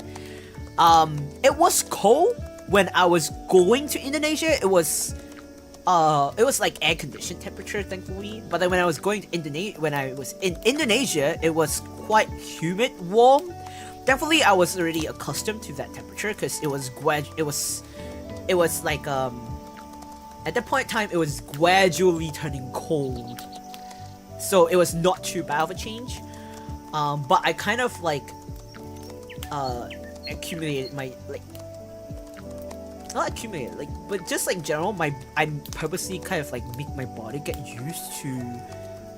I kind of layered my body to like heat, to like adjust to the humid heat first. Then when I came back, it was kind of cold, but it was not really that cold yet, because again, like I said, it's like air conditioned temperature, but slightly colder. But thankfully I did prepare in advance, because I already knew. I mean, I live in this country for how long already, so I kind of knew. So I bought extra. I kind of like, before I left the plane, I already have I already wore clothes to prepare for that season to come. So I was like, okay, I already knew. So when I left the airport and I was going back home, it was fine. I was quite okay, because I was not like, it was not a drastic change of difference in temperature, so I was not really sick, but I did felt unwell. It was just and I did have a jet lag kind of issue, because I was not sensitive to temperature change that much that time, but in general, I'm more sensitive to jet lag. Even like for me, if I travel between, I have a debuff, which is even if like when I'm traveling between Korea and Japan or like neighboring countries, even if a short distance of flight, I will get jet lag. I know jet lag is used for term where you're flying long distance or like there's a time zone difference that causes you to have the kind of jet lag kind of thing. My body doesn't adapt to that very well. I don't know why. And there's kind of debuff to that. And I always get extremely exhausted, or I need to recharge at least half a day to a day. Even if it's just like, it doesn't matter how close it is. Like just the trip between Japan to Korea, because I travel back and forth so often between Japan and Korea, it's like 2 hours flight-ish, 2-3 hours flight-ish, even less. That short distance can cause me to have jet lag, and that's insane. And it's just insane that that time can even cause me jet lag. There was also a time that I traveled from I believe Singapore to Malaysia, and then Singapore to Japan, Malaysia to Japan, and so on and so forth. For Japan back to Singapore, Singapore back to Japan. I think there was a lot of times where I traveled at the time. When I traveled, the thing is, it doesn't matter. Because, okay, for those who have actually took a flight between Singapore and Japan, it's an hour or so. I got the jet lag! How can one get a jet lag from an hour flight? That's me. Yeah, so in general, I just have a debuff with flights. It's just freaking weird. I don't know why. It makes sense if, like, I'm from Japan, I flew to, like, maybe, like, Australia, because, like, I checked. If I flew to Australia, it's gonna be, like, 10 to 13 hours long. All the best for your work, Senya. All the very, very best. Thank you for hopping by, and hope to see you next stream, future stream ahead. All the very best, taking care of the low levels. If I flew to Australia, it makes sense for me to have a jet lag. Number one is time zone difference, because Australia is like +1 for me, or if daylight saving is going to be +2, and it's 10 to 13 hours long flight. It's gonna exhaust the frick out of me. Even if I sleep on the plane, I will still be exhausted AF. That makes sense to have a jet lag. But traveling from Japan to Korea back to Japan, jet lag? What the frick? It's just 2 hours flight. That makes no sense. Yeah, I don't understand why either. Well, don't ask me why, but my body just got a debuff with flights. It's just weird.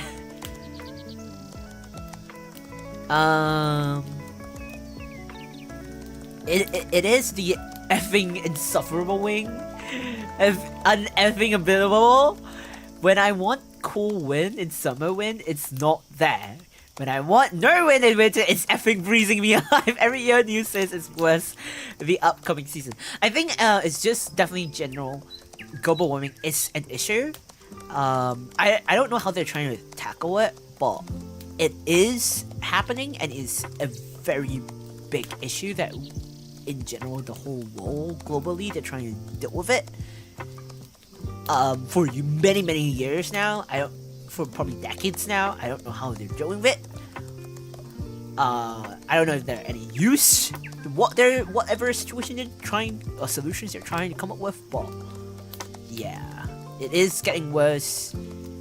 Is the world ending? I don't know. If it ends, it is what it is. Just cope with it. I mean, if you do your part if you're able to do your part in helping, then it's, at least you did what you can, you know. I agree. The hotel staff in Japan place a Vicks diffuser in our room after they noticed me being sick. Though if I had to go to Japan again, I would like to go when it's autumn there at least. I think autumn is really nice because I think in general autumn is, for most people, majority of people actually, autumn is the perfect season to go because it's usually the air conditioned temperature rather than spring. Spring is nice because of the cherry blossom, but it's also when bugs are being revived, preparing for summer. But autumn is when a lot of them are preparing to go to hibernation for winter, so you don't really see a lot of bugs around most of the time. And same for animals. But it's also because autumn, it has its own beauty in the, the autumn, most of the brown leaves, I guess, autumn season, the brownish-ish, the leaves falling, the orange, red maple leaves, blah blah blah, so on and so forth, that season. It's really nice, and temperature-wise, it's usually air-conditioned temperature. The wind, it does come and go, but it is kinda not too bad. However, autumn season is also the season where typhoons does come in really often, and it's also usually the season where it gets really rainy. So it's kinda like a good season, but it's also not a good season. It's kind of by luck, I guess. But over the time, I don't know, because there's been predictions that there will be more typhoons, but then I don't really see a lot of typhoons. I don't know. So it's like a it's a tricky, rough situation. So yeah, there's also like tsunamis to deal with, earthquakes to deal with, but earthquakes are a daily occurrence in Japan.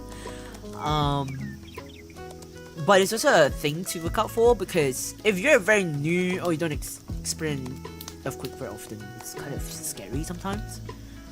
And tsunamis are usually when there's earthquakes, tsunami usually follows after. So I tend to get, even after living in Japan, I still get jumpy sometimes. Sometimes I get paranoid about it. I don't know why, but I still get, once it hits a certain magnitude, that's when I get concerned. But that's normal, I guess. But if you're like so used to it to the point that there's some, I have colleagues who are just like, they don't give a shit anymore. They don't really care when there's earthquakes. They're like, huh, okay.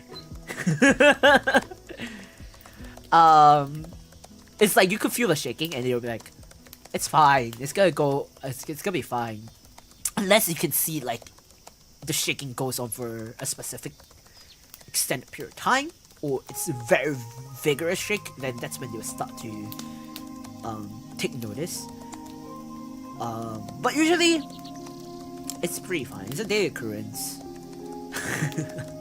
But usually for tourists, if you're really afraid, there are apps for you to take note of. I would recommend you all to download something called a Nerve app, NERV, if you're visiting Japan.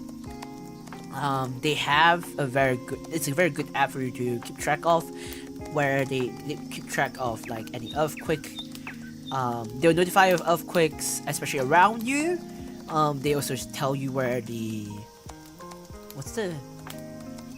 nearest emergency earthquake, what's it called? Not basement, what's it called?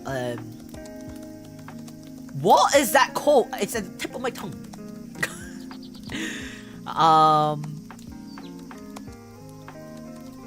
Like assembly area for you to go to seek disaster shelter, like a earthquake shelter for you to go to. Usually it's at train stations, but if you're located far away from train stations, there are different other places that app has a lot of things, especially for foreigners, because there is an English version for the app. So if you're not fluent in Japanese or you're just learning Japanese, and such things are very, very dangerous. They also do inform you of tsunamis. They also give you warnings and stuff like that. So, and I think they also tell you about tornadoes, heat waves, landslides. It's just in general, it's a very good app for you to take note of. If you are traveling to Japan, I highly recommend you to have it, especially with tourists. And yeah, I think it's a very good idea that it came out with it, especially with the increasing number of tourism and foreigners who is moving to Japan to work, study, etc., who are not yet fluent in Japanese. So I think it's a very good idea to have.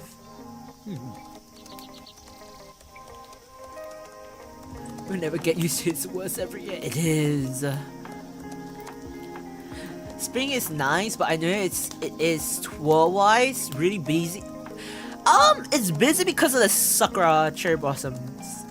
The season for cherry blossom viewing, and I genuinely think the winter season is the most peak season, because that's when we also have the New Year praying season. I know, you know, the temple every New Year, Japanese people, it's known that we Japanese will go to the temple for our New Year resolution, praying, stuff like that.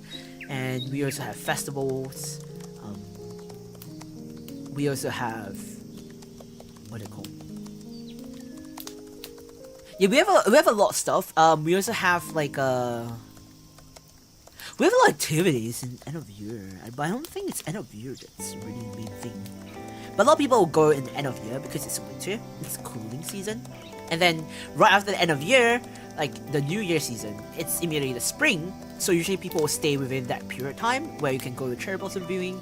And it's also usually the seasons for like I think it's the coming of age ceremony seasons. We have this very big, I don't know if you know, I think it's around that season. Am I remembering wrongly? I know there's a very big, in Japan, there's a very well-known coming of age ceremony.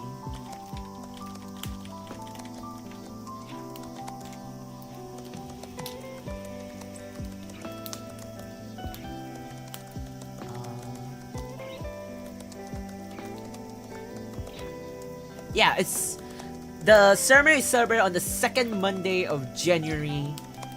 So yeah, it's literally like, it's like one of the biggest seasons where you get to see a lot of those teenagers become adults, and they will wear like their most, like all the formal dressing. So most of them wear Japanese formal wear, or some of them wear very, very nice suits. But in general, I most of the time I see them wearing ceremonial suits, ceremonial outfit instead, and you get, it's just really nice. A lot of foreigners would, I don't know if a lot of people really know about this, but a lot of like the tourists, when they come to know about this, it's quite unfortunate. Some people that kind of were disrespectful about it, towards about this coming of age ceremony thing, and like I'm just like a bit, I'm not offended, but I'm just like, I don't really have a say about this.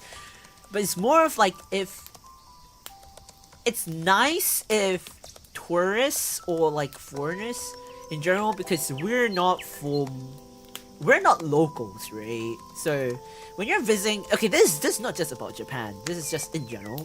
When you're visiting another country for tourists, or you're just staying there for long term, just know that is, you're not from there. It's not your home country. Even if you're not familiar with the culture or anything, don't claim that you're familiar with the culture, right? Unless you grew up there from young. Unless you are actually a local. Don't think you're the almighty or because you're rich or whatsoever, right? Just be respectful for each other's culture. Be a decent person. Basic respect, man. Like, the amount of times I've seen people being disrespectful for each other's culture is just insane. And I was like, with the increase of tourism, it's nice because it could help with the economy, but at the same time, there's a lot of well, there's ups, there's also downs, where there's kind of a lot of graffiti being done, there's a lot of harm being done to the traditions, like vandalism, disrespectfulness towards the locals, the cultural. It's just really kind of sad to see it. And then like there's also littering. There's also the noise loitering. I don't know if you know what. Sorry, noise vandalism. Is that what's it called? It's just, you know, when you're visiting a shrine, you shouldn't be too loud in general when people are praying. There are people who are like on the train. In Japan, if you don't know, most of the time in Japan, in the train, we don't really talk in the train. Even if we talk, we whisper, but most of the time we don't. Recently I've seen a lot of videos. I even experienced it on myself when I was in the train. The rare times when I go out in the train. There are people who will play on loudspeaker on their phones. Usually they're tourists or foreigners who just thinks they're the almighty. So it's just really upsetting to see. I'm not pinpointing anyone from specific countries. I don't want to say anything, but just in general, I'm not just pointing out just in Japan. I'm just saying in general, when you're visiting other countries for tourism, for anything, just be respectful. I know I've been going off topic a little bit, but it's just upsetting. If you want to just treat others the way you want to be treated, respect each other, because I don't think you want people to look down on your culture or your whatever you might be proud of or have pride in.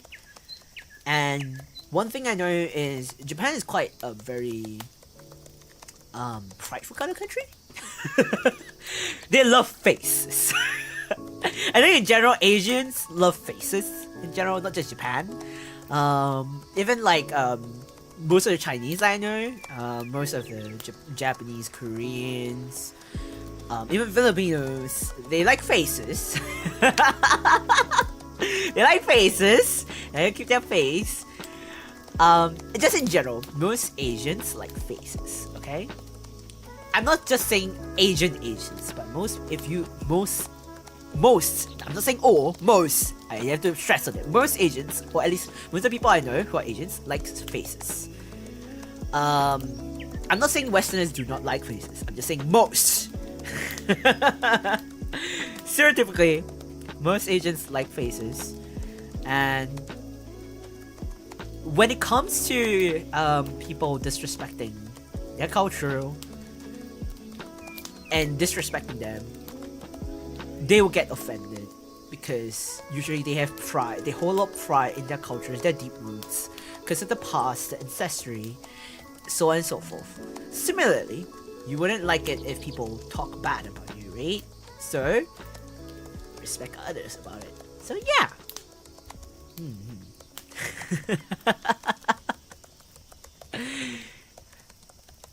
Oh, handy, yeah. Yeah, so if you, Stellas, next time you visit Japan, download Nerve app. It's called NERV. It's only usable in Japan. So, I mean, unless you use VPN, you can actually kind of scan what are the current situation in Japan. But yeah, You guys have a lot of festivals and ceremonies, so I'm like, we actually do. But it's just because Japan has a lot of history, and most of the ceremonies and festivals have a meaning towards it, because Japan's culture stems, most of the festivals and ceremonies stems in the beliefs of the god, and most of the god beliefs stems from nature. Like, we could have gods about anything. It could be about anything at all. We have gods about specific plants, specific stuff. It could be about anything. We have God about the water, about sea, about the shrine, like about almost anything. It's kind of like a belief, depending on where you're from, which part of Japan you're in. So like, if you're from Osaka, they have a lot of different beliefs on other stuff, and then if you're from Kumamoto, you have also a different set of beliefs. So it's like, they believe in different type of gods, but it's all similar. It all stems from a similar root where it's about nature, I guess. Most of the gods came from nature. And like, there's a history behind it, I guess. I'm not too sure, but if you're interested, you can actually have a look. There's a whole, I believe there's a lot of documentary about it. I was interested about it for back then, and then I watched documentaries, so I was intrigued. That's really nice though. Yeah, sure. Usually, yeah, not a lot of people don't talk in the trains in Japan. It is interesting, my perspective, that is like that. But as a tourist, it is a good idea to read the room, because for Sydney trains here, we talk there, but we do have carriages allocated to remain quiet. Oh, I guess in Japan, it's like, I think it's more of like, because we have this thing where we mind our own business, if that makes any sense. Most of the time we just mind our own business, so we end up not talking. I mean, I do talk on trains sometimes with my colleague, but it's like whisper. Otherwise we just text. Yeah, it's just kind of funny. But like early mornings, usually we don't talk. We just, it's most of the times because we're overworked. I'm sorry to say, most of the time it's just because we're overworked AM and we're just tired. Or you just see drunkens on the train, or we're just sleeping on the train, I guess.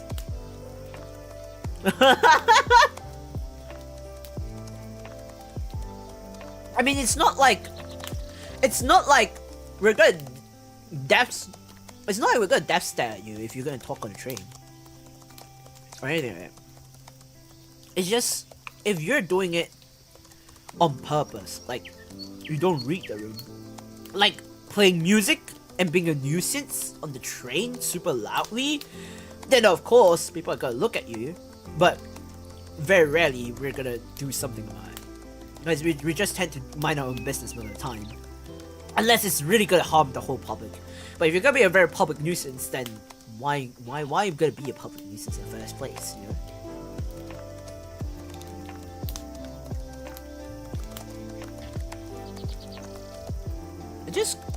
I just sometimes don't understand why people are doing some stuff.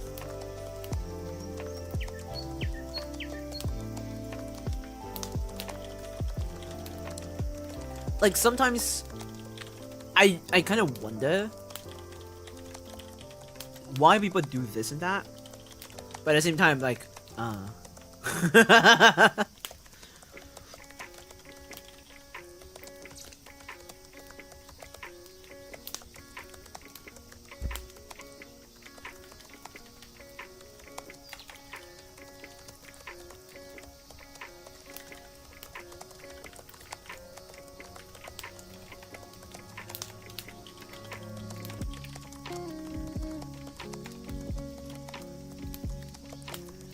You tell me, because like I'm a freaking train traveler, so I've seen shit happen. It's just weird. I don't know why. You know, that's also a reason why I prefer take buses than train. But in Japan, most of it takes. Ironically, trains is cheaper than buses. At least in the city. At least from my own experience. I barely take the bus in Japan because train is more frequently used than bus. Buses are used only if you're in the outskirts or you're in a city area and then you don't have a bike, but or like you don't have an accessible area, but usually you just have a cycle or a bike or something like that, or you just walk. I don't know, because for me, I would just ride a bicycle or I just walk. I'm usually not that far from the train station. I'm not too sure.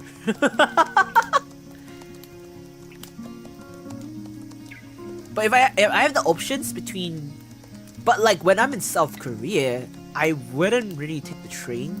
I would opt to take the bus more than the train. I don't really like the trains that much. I don't know, something about taking a train makes it. I don't know why. I prefer trains. I prefer buses than train. I think like the long rides on the bus allows me to like, have some time to myself to think about stuff or just chill than trains. And usually trains are more overcrowded. I don't know, it could be just me.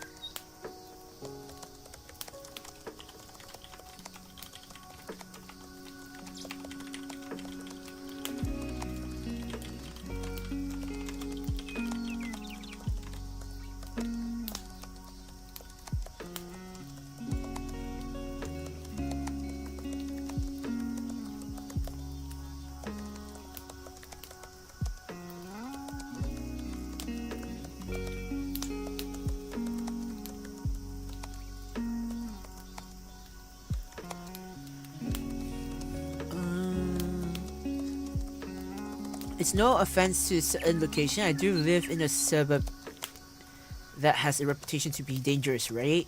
I just know there's at least some people that are kind of crazy the closer I am to arriving home.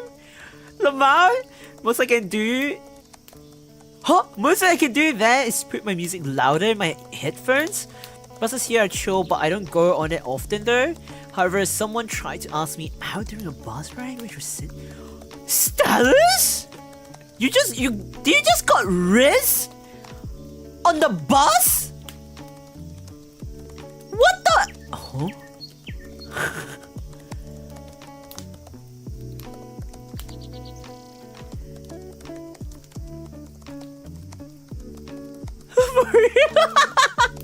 Actually, it's kind of scary if you put your like headphones, like the music louder than in your headphones than your surrounding. For me, at least, because when you do that, it's like you can't hear your surroundings. It's actually kind of scary because you don't know what's going on. That you would, when you don't know what's going on, somehow, I don't know if it's just me in general, I can get quite paranoid. Well, not paranoid. I would say more of like it gets scary. Like you have, since you have no idea what's going on in your surroundings, you could feel like someone could come behind you and I don't know, do something to you. But hey, it could be just me, big me.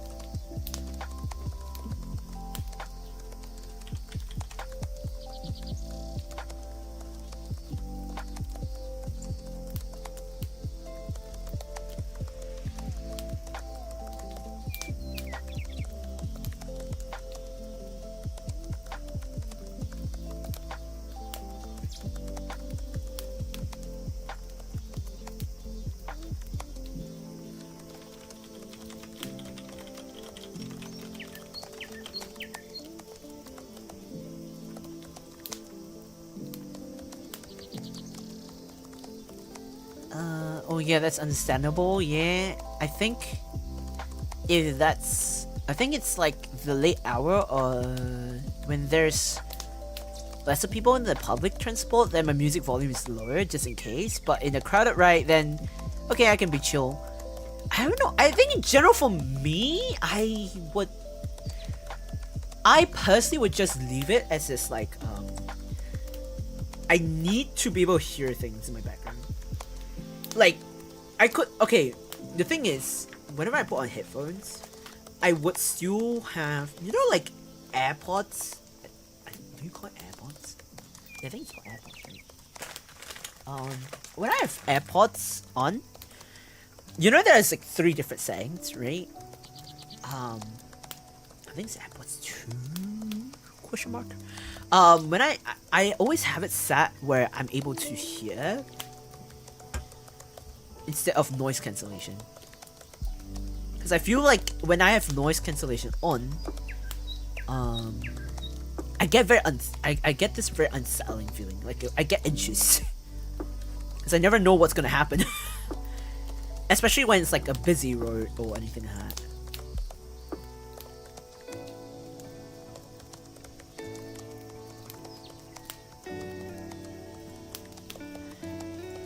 Go BRB real quick. I'm gonna go grab some water. Some more water, technically. Go BRB real quick.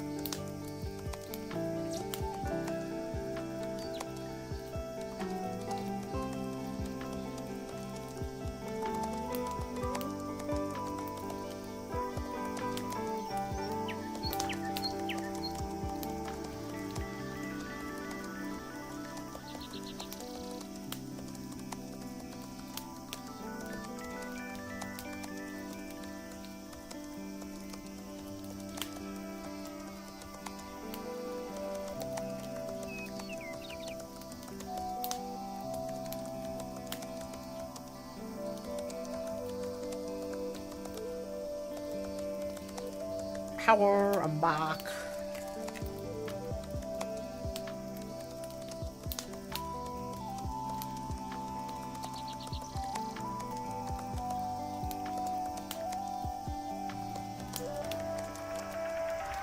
Were you all good kids? Are you all good kids? What is everyone doing? We're back. I'm behaving. It's weird to call Stella's good boy because Stella's is an elder too.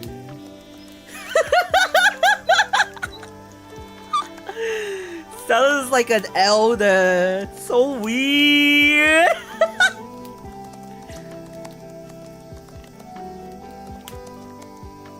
Stella's as an elder. Do you have any say in this? So weird.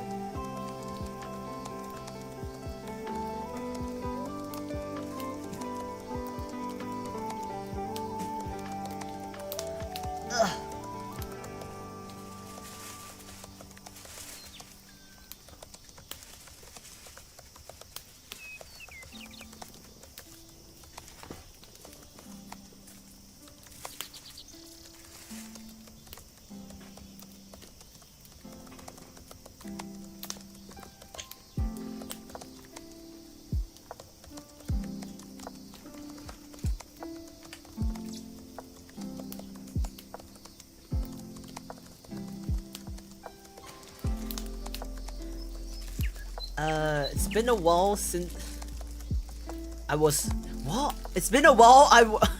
I was once a youngin. It was funny meeting Rain and Tetsuder because Mage and I are like, damn, we're all. Wait, how old is Mage? Is Mage around your age? Wait, I'm confused.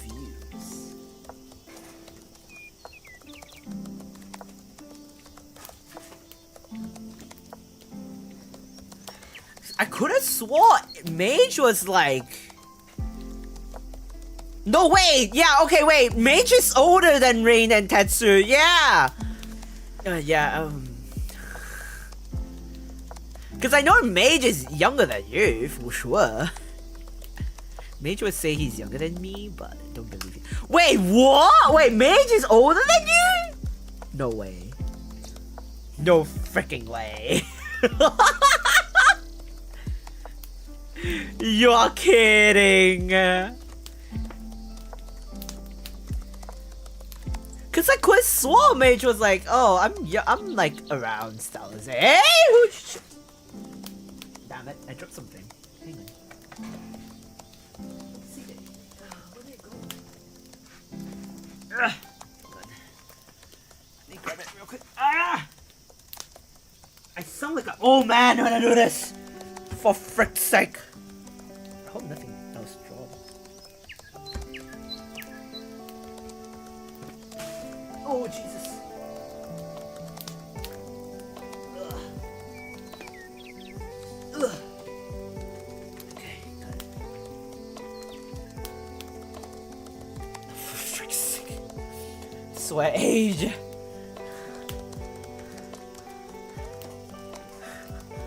Oh no, you're always here. Stellas, you have no right to say that! Stellas! You're elder. To be fair, I'm 1200 plus in human age, but in demon age, I'm only in my 20s. Okay? In demon age, I'm in my 20s. So to be fair, in human age, I sound like I'm old. But in demon age, I'm quite young.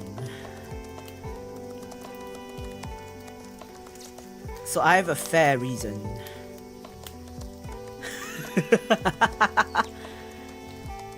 So your age... No. Look. Demons age differently. If I calculate it and convert it into human terminology, age, yes, I'm 1200 plus. However, if you calculate it in demon terminology, age terminology, I'm only in my 20s.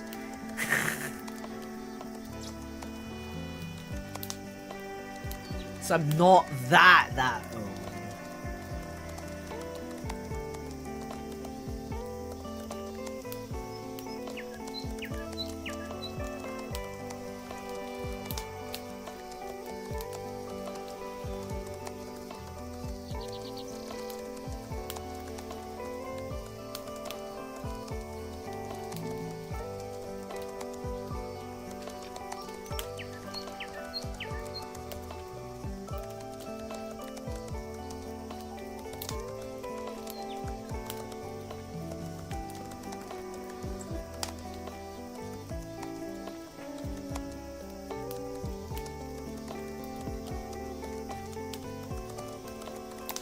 You must have seen a lot of life.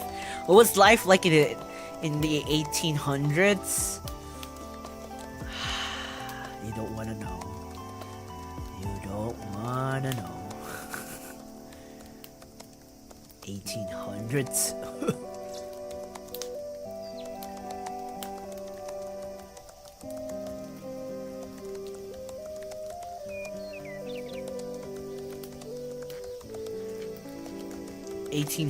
It's just, it depends on which era we're talking about, which place and era.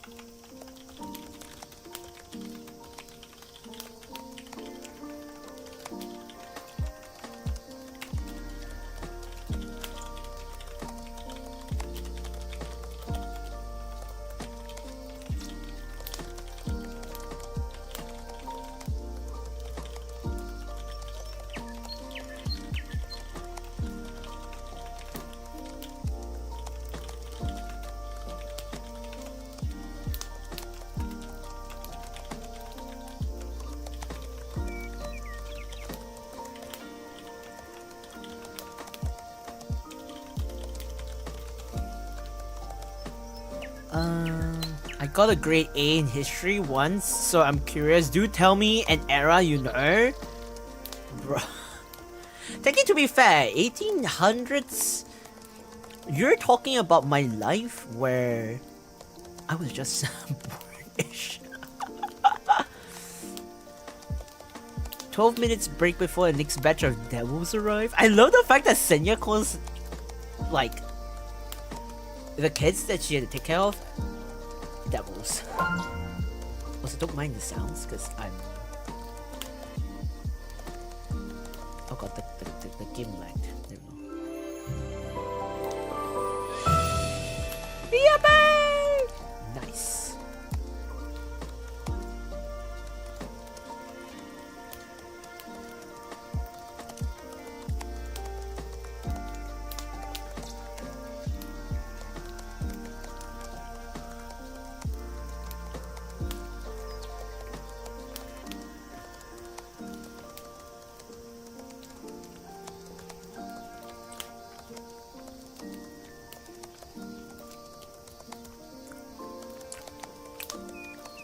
Also, guys, do you want to play?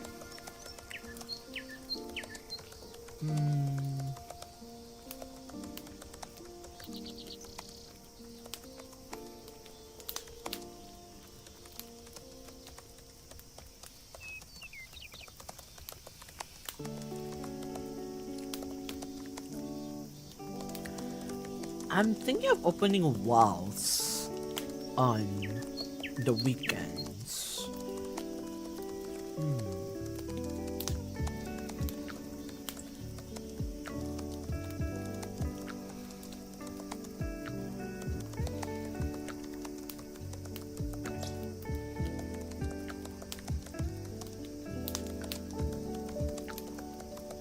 jokes aside, few of them are wolves in sheep's clothing.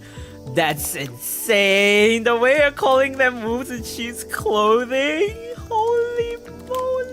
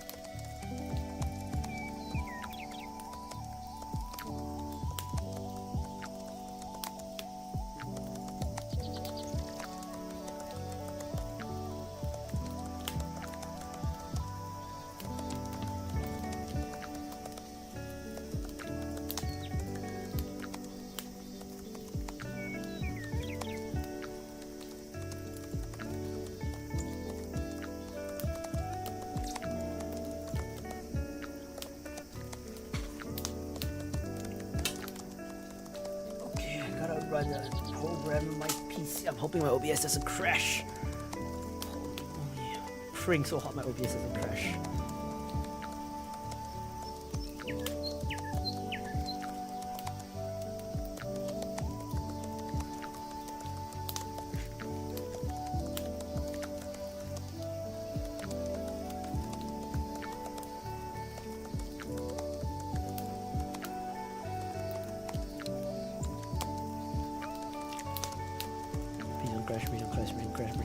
Crash.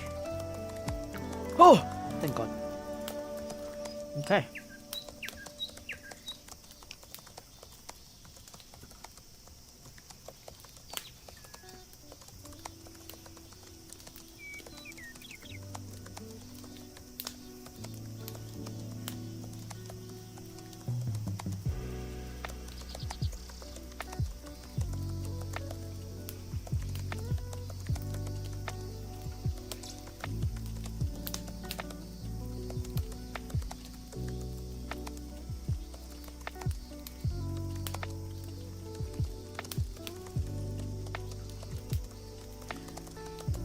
And even fewer of them are actually... But they're kids! Aren't they supposed to be like really nice as kids?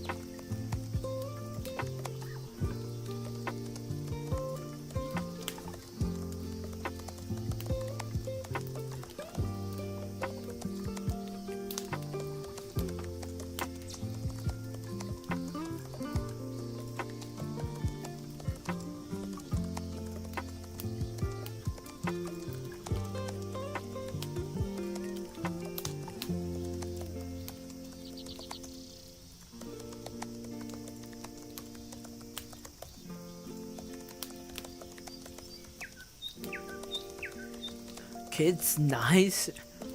Everybody talking about, they're just learning about morals and what's right and wrong, and learning about what's brain rot or not. I'm starting to think, Senya, are you sure that you're educating kids?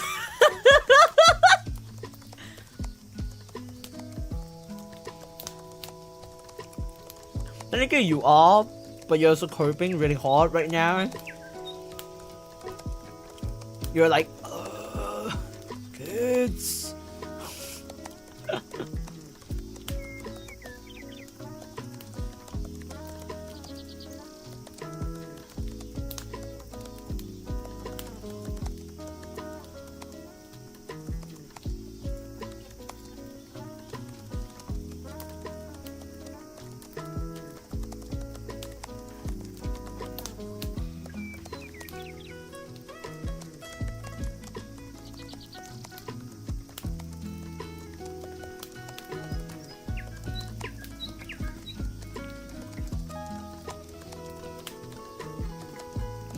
Bro, they came to me asking if I know Tralalero. What? What the heck is that? What is that?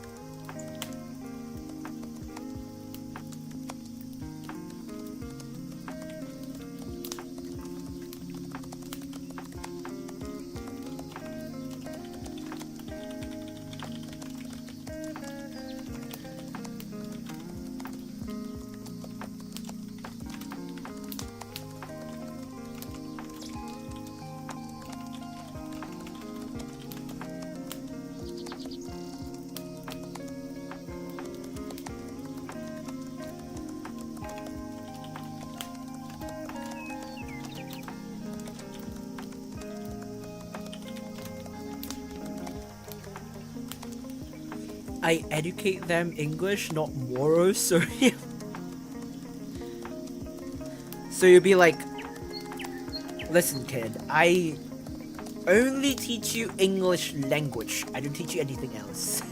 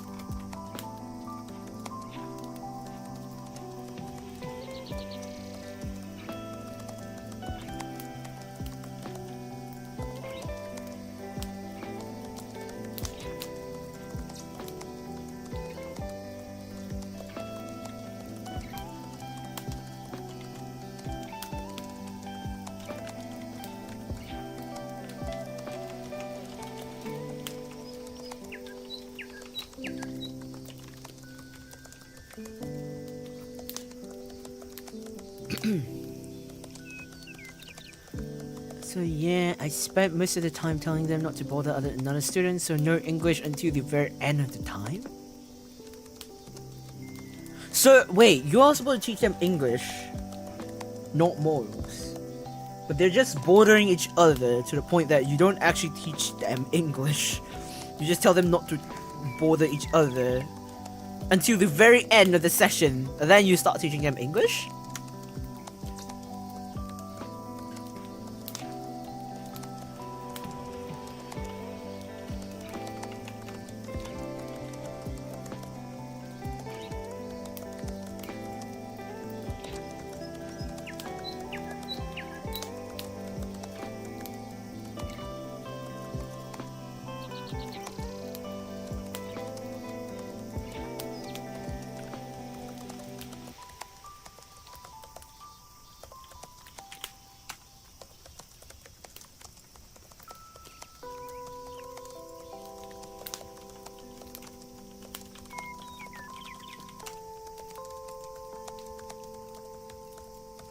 Yeah, oh my.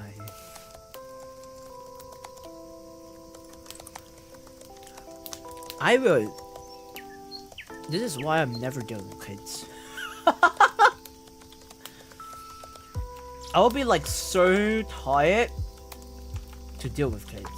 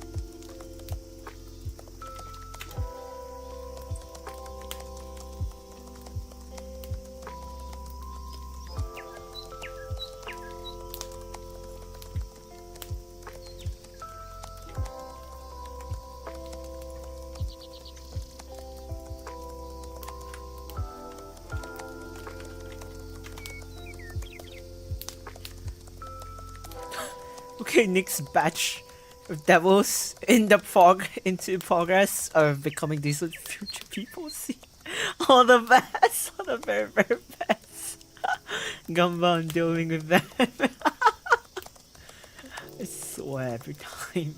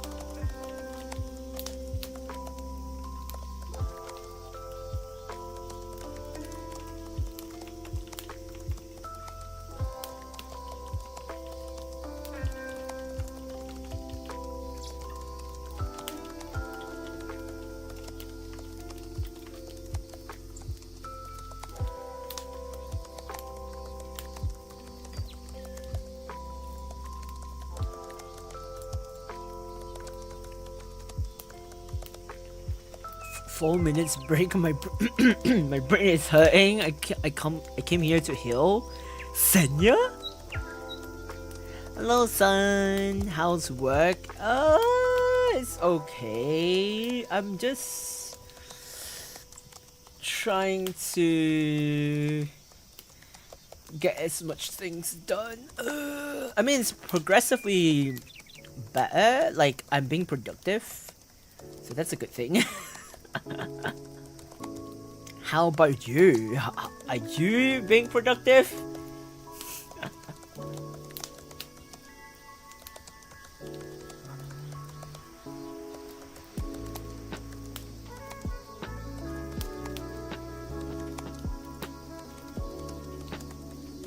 You're on night shift again?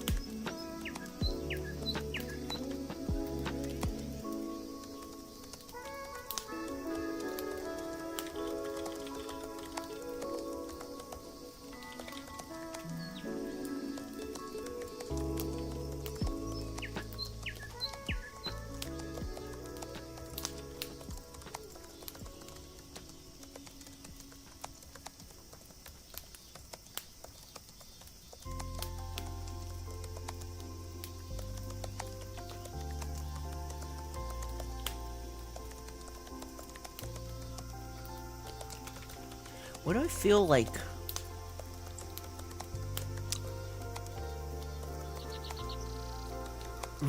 Rain, you're recently having a lot of night shift duty. Like, you're getting more night shift than usual. Is that normal?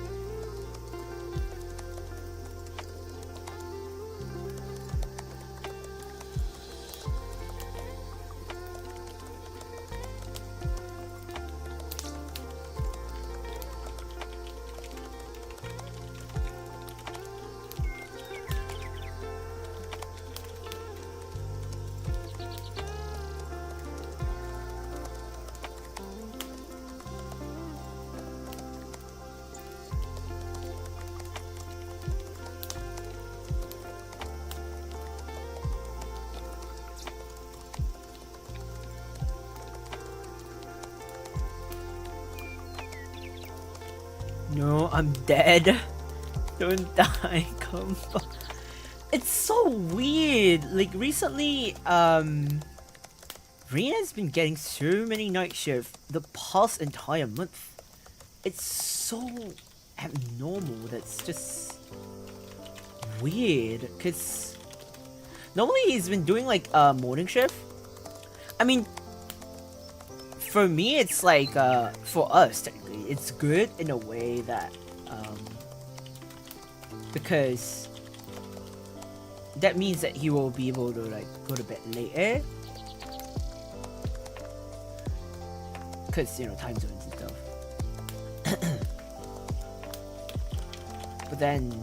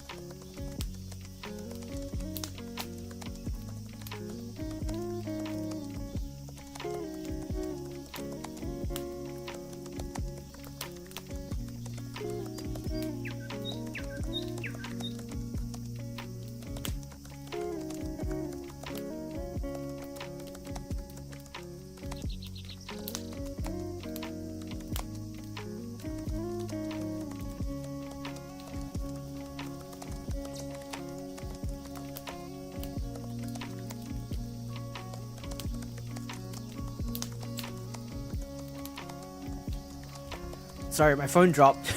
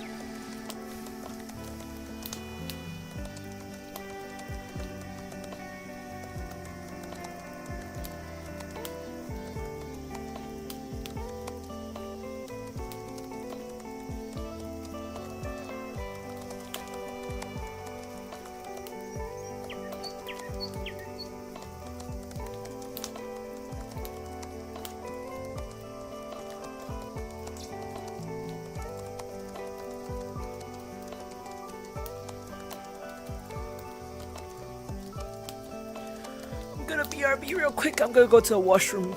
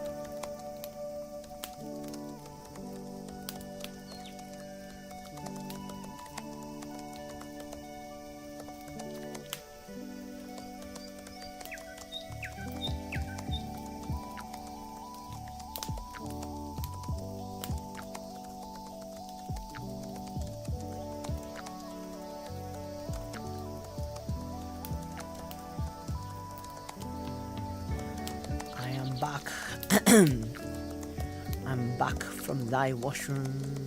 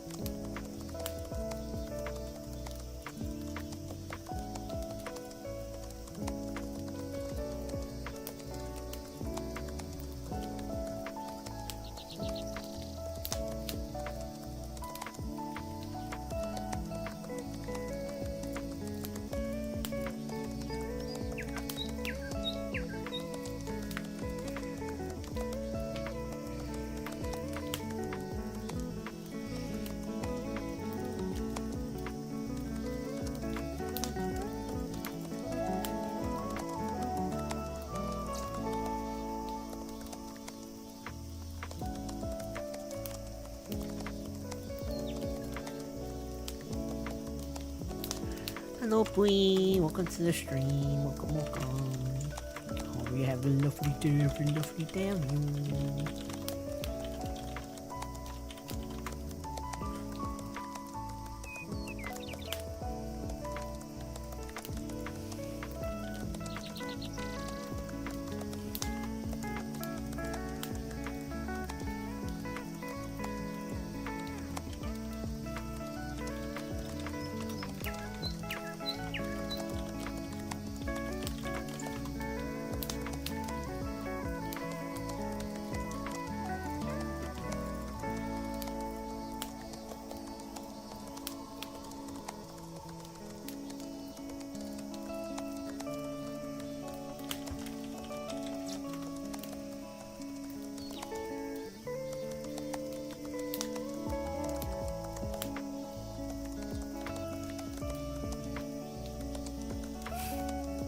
Grandpa, have you ever it's been productive so far. That's all I can say. Kind of tired, but it is what it is.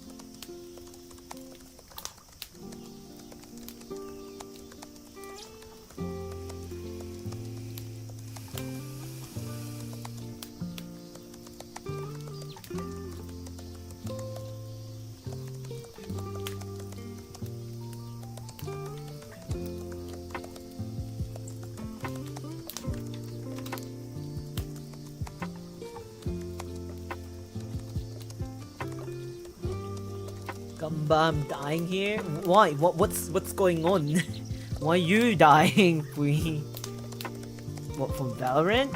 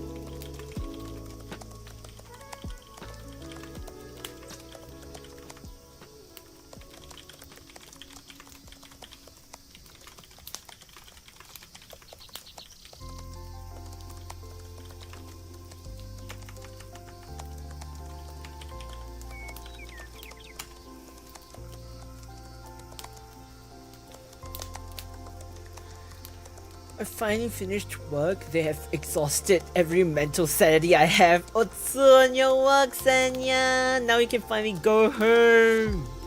Yippee! How does it feel to finally go home? Meanwhile, I'm stuck here.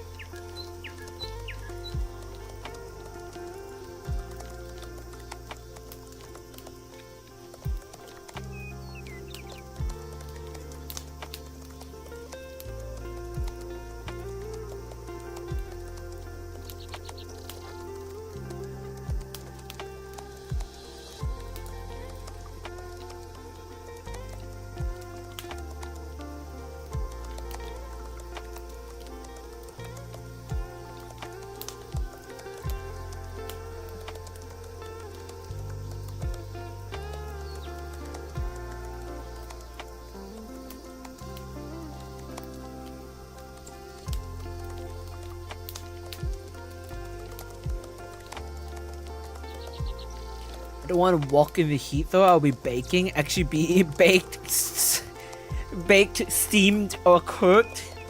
I feel like you're gonna be experiencing all at the same time. Unfortunately or fortunately, it is what it is. It's the pain of summer. We say summer is fun. Oh god, my phone dropped again. Those who say that summer is fun and enjoy summer, you're crazy. I swear, those who enjoy summers are crazy. Or are desperate in need of like that summer heat. I swear to god.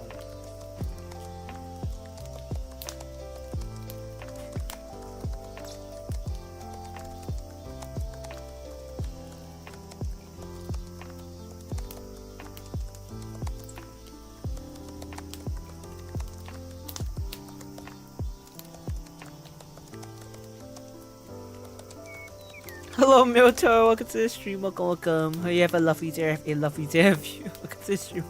Can I get welcome back to the stream? Question mark?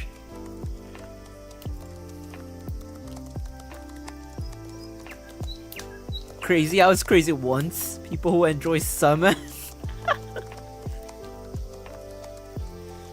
It's like, it is what it is, that moment. But like, I'm at a point where I'm like, ugh. I genuinely, if anyone would ask me what is the season I hate the most, without hesitation, I would say summer. No questions asked, summer.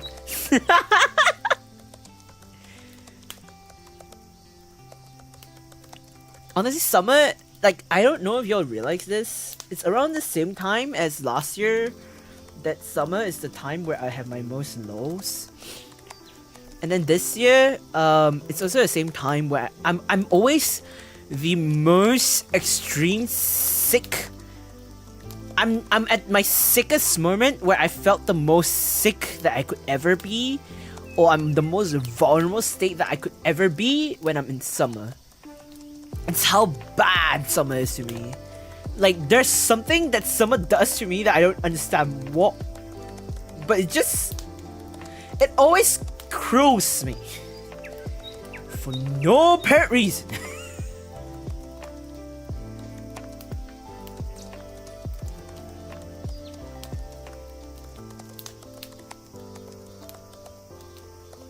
I don't understand.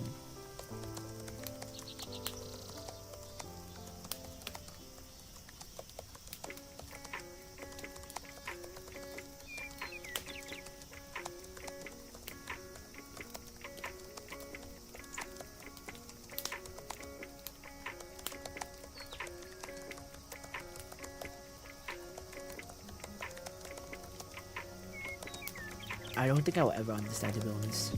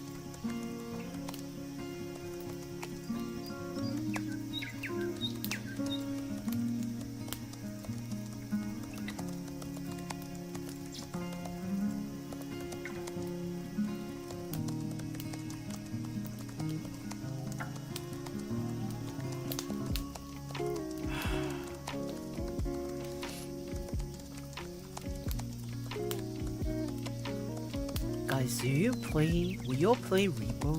I'm just like... I'm like... low-key... Not gonna lie, I'm tempted to have like a Reaper...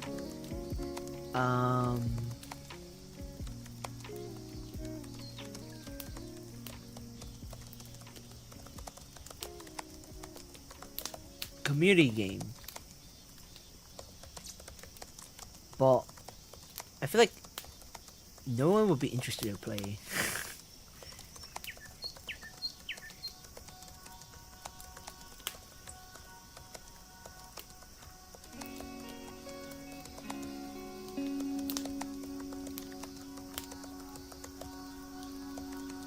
And it's been a while since we've last played community game.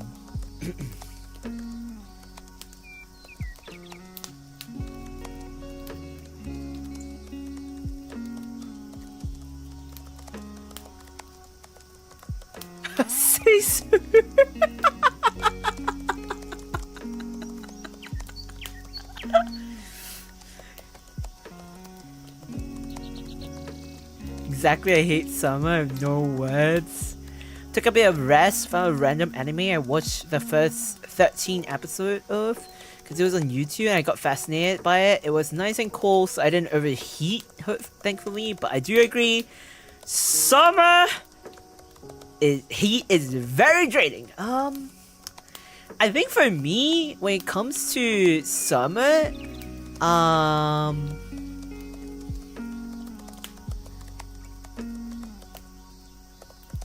I earlier mentioned I can't speak.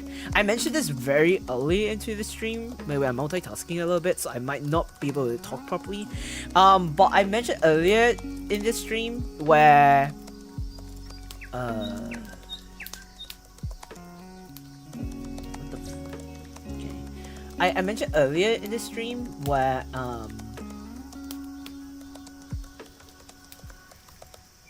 when I'm like MD4840. Hello, welcome to the stream. Welcome. I have a lovely day. I have a lovely day of you. Welcome to the stream. Welcome. Welcome back to the stream? Question mark. I love the glasses, guys. Thank you. Question mark. I mean, I'm doing productivity stream, so I just put on the glasses because it matches the vibes. But I mentioned earlier in the stream in general, because I have this thing where I'm very, very extremely vulnerable to heat. well, I'm not very, but just in general, I'm not good when it comes to dealing with the heat. And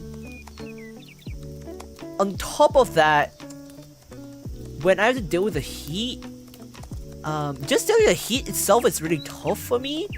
But then having to add on with the fact that sometimes it's a huge pain and a huge struggle for me when it gets really tough, like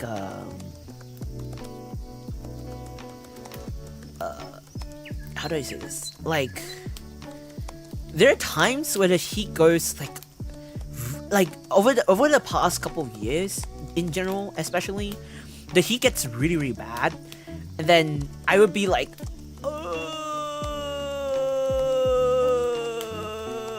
you know, like it's not like a little bit bad. It's like notoriously really bad, and it's not like a gradual increase. It's like a drastic change. If it's like getting colder, it's fine for me, but if it's like a drastic change in temperature and it's increasing in temperature, like increase in heat, I have my body can't deal with that. Like when I get sick, like when it comes to like common cold, I don't get common cold like flus, like stuffy, like I don't get colds as in like having runny nose, flu, this kind. My stereotypical normal colds that I will get is like inflammation, sore throat, things you get when you're overheating or like being very heaty. And when I get fever, it's not like it's not a consistent fever. My fever will be like a on and off situation. On top of that, I have a very regular migraines, so it's like a chronic kind of migraine. So it's plus if you combine that with summer, it's so bad. Like there are times where I get random fever, not fever, but it happens where I get really very bad migraines. Like very recently was just the weekends. Honestly, the weekends I had really bad migraines, and it's really random. I can't predict most of the time, but there are times where I have like a gut feeling, but there are times that I really can't predict, and like really genuinely I really can't predict. And when it happens, it's like usually when migraines happens for me, like really severe migraines, it's to the point where I also have fever accompanied with me. And then you top it off with summer heat. It's like I'm over, like if you put in a scenario when you're like in if you're a PC or a electronic device, okay, any device, if you overheat something, they're gonna like, when they're gonna go to a point where they're gonna like overheat and generally gonna malfunction, right? That is me with heat. It's so bad. It's that bad. Like, if it's the same as like if you use a phone out in the summer, I mean like in a very sunny day, not just even summer, just in a very sunny day, your phone is gonna burn, like it's gonna like feel like it's really hot. That's me. But then you put it in the summer heat, it's even worse. That's literally me. Cause like that's how it feels like. Cause when I have really bad migraines, it gets accompanied with fever, and it's not a consistent fever. It's like an on and off situation. Sometimes it's not even fever, it's just my whole body just burning up. But it doesn't feel like I'm having a fever. It's like before a migraine is gonna happen, sometimes I know one of the symptoms was feverish, like my body's just heating up really like a lot, to the point it's like a feverish feeling. So that's like the symptoms that I usually have. And then, but sometimes it's really hard for me to predict because during summer, you're just hot 24/7. So I'm like, bro. Even like an air-conditioned room, when I'm in air-conditioned room, there are times at night or in the evenings, because it gets cooler, the AC works fine. It's fine. But then in the afternoon, when it's not raining, when it's not cloudy, when it's just freaking hot, sunny, like in the afternoon, especially in the afternoon, or in the early, like in the sunrise, outdoors like 30 plus degrees Celsius, even 28 degrees Celsius-ish, or something like that. But the AC is not gonna work for some reason. Like I have my AC at 20, it says 23 degrees Celsius, but it's still warm AF. It could be because of my PC is on, but it's still like warm. That's how bad it is. I'm very, very weak against heat. So I'm just like overheating a lot. That's why I really hate summer. But when it's like nighttime, when it falls, my AC will not work on its own normally. It'll just go back to like 20 degrees Celsius or something like that. Which is fine. And that's usually the time where I'm like, okay, I'm chill now. I'm cooling now. And in winter, for some reason, my room is like, I don't know, there's heat isolation, something like that. I don't freaking know. Sometimes I don't even need a heater on.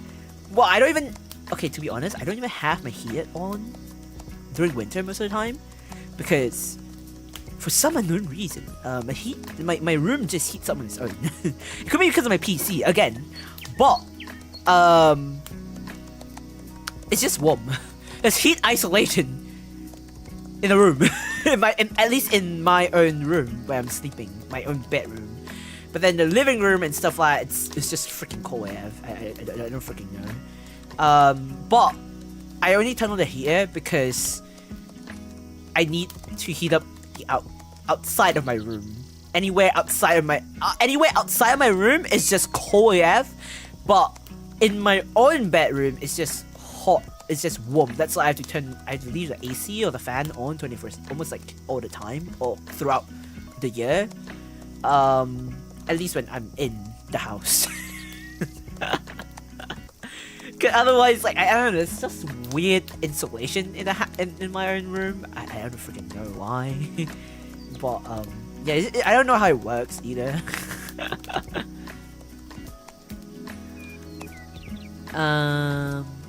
Repo sounds fun. Say so, let's go Repo. Okay. Cause I was thinking of doing Monster Hunter Wilds, but I feel like not everyone has Monster Hunter Wilds, and it's really expensive of a game. So I was thinking maybe perhaps Repo will be a better idea. And it's been a while since I played Repo.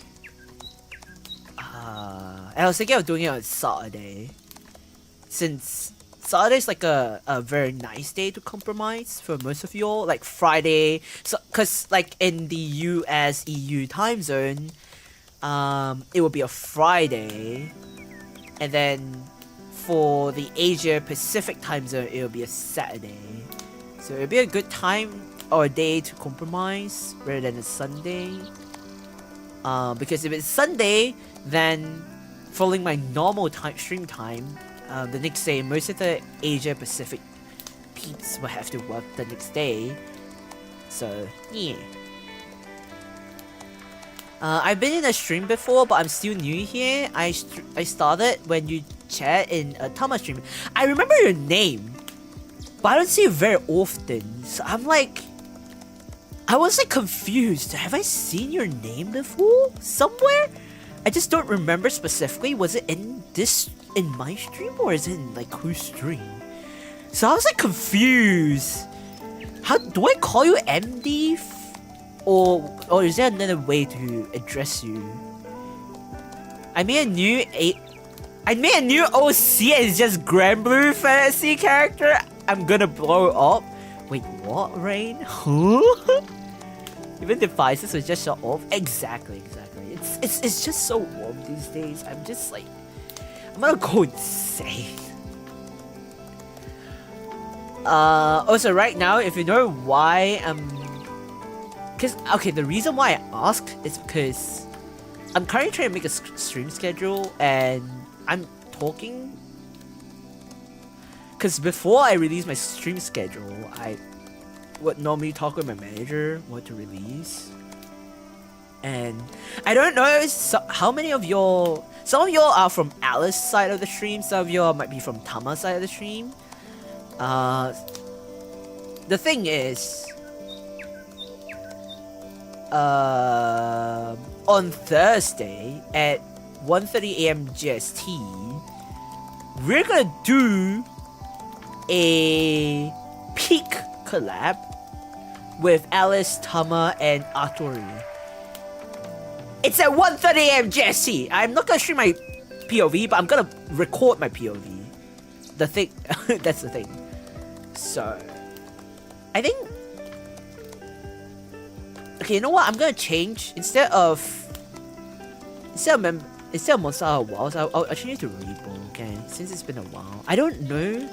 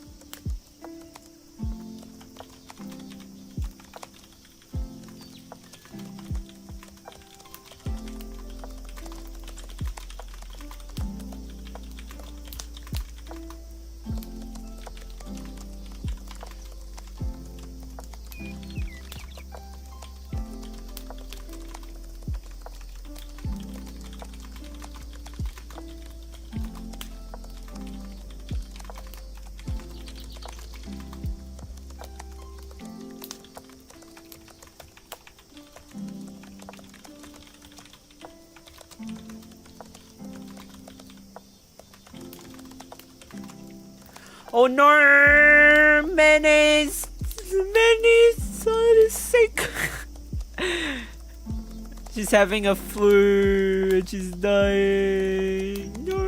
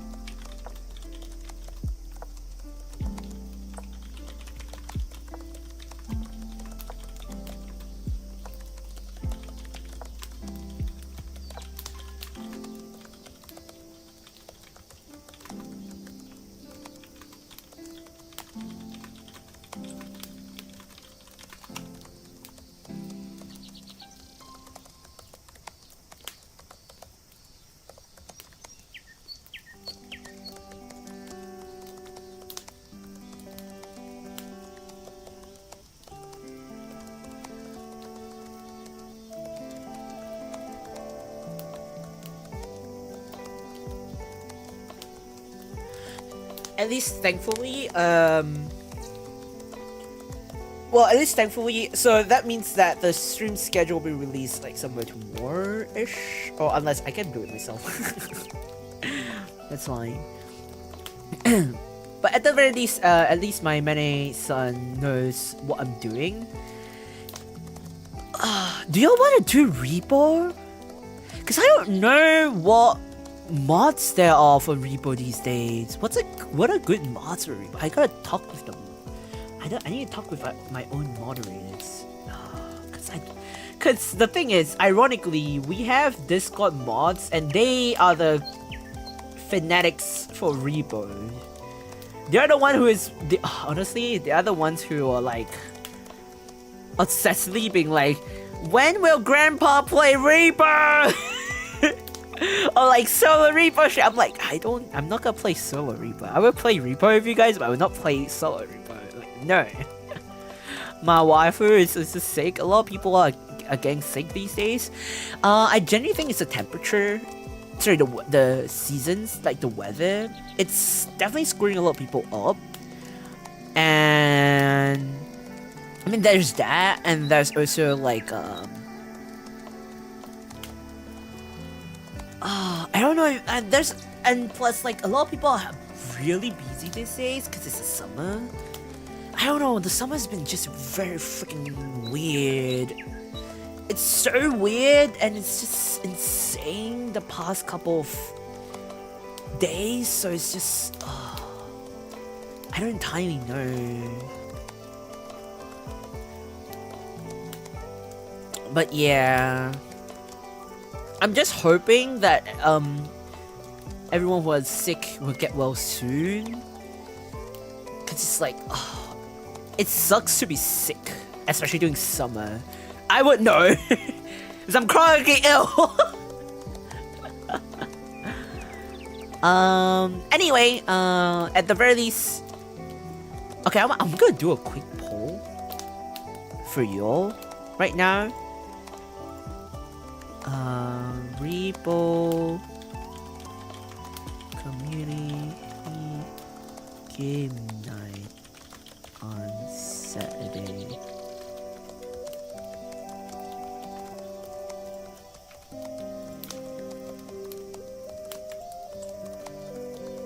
I'm gonna give you all some time to do the poll. This will affect what I'm gonna stream for Saturday, this coming Saturday, actually. Because I left Saturday for community night. Is that day Saturday? Yeah, it's Saturday. I left Saturday for community night. Specifically for community night, so it is up to you to vote what it could be. In the meantime,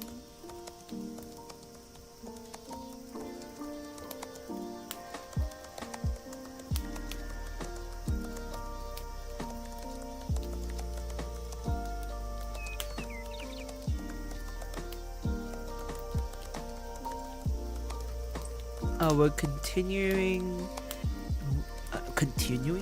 will continue to work on myself. I mean, I work on the stuff that's priority. That's the reason why you don't hear anything. I'm working on this thing. But now that I'm done with my personal stuff, I can work on the streamer side stuff, which is streamer bot stuff. I'm so long overdue with the streamer bot stuff. I swear to God. It's kind of annoying because I've been wanting to work on it for so long. It's so long overdue.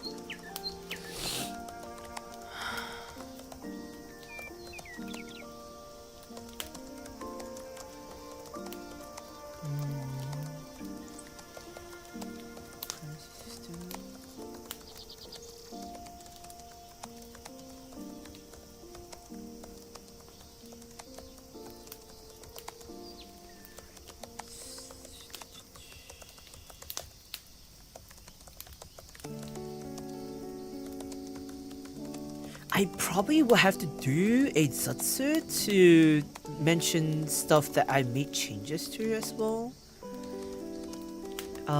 For those who don't know, a lot of people don't know this. I have to make a proper announcement for this too on YouTube community tab. I have not made an announcement for this. I genuinely have to do it. I'll have to do this. I'll put it in my to-do list as well. My own private to-do list. I have a private to-do list.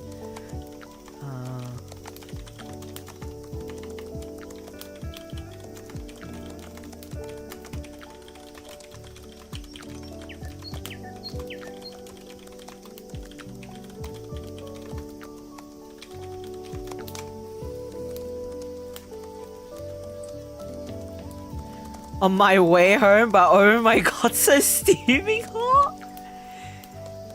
Oh, the best, Sanya! Maybe try, when you get home, maybe turn on your do you have an AC turned on at home? I'm hoping you have AC turned on.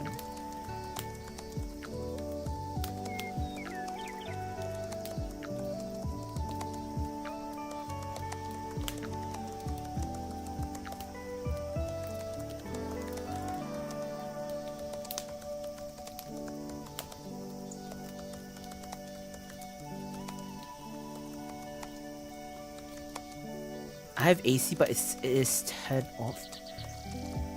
Oh boy. You're gonna have to wait for your AC to like cool your apartment or your room or your flat. So while you're waiting, you're gonna be like, For me, when I go out, the first thing I would do is wash my hands and wash my hands, wash my face, wash my feet, and stuff like that. And then I would turn on my AC first. Then I will like hop into the showers. Then, by the time I finish my showers, my room should be starting to cool down or already cold. Or if like after I finish my shower, I decide to do like laundries or whatsoever, because it depends on what I'm doing, what I have to do. Then usually then by the time my AC is really cool, it cooled out my entire room. Fun fact, it's my AC, not the landlord's, but my AC. I turn on AC and then go get cold shower. Why is it your AC and not the landlord's AC? What happened? I thought usually they have the AC installed into your apartment. What's this weird situation here?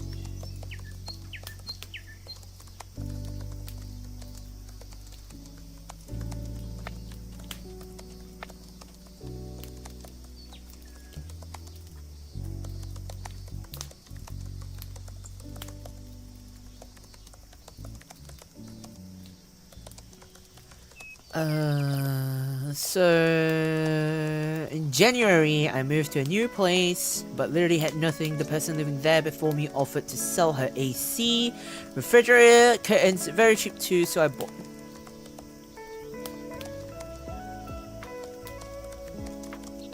Huh? Wait, I'm gonna sneeze real quick. Excuse me.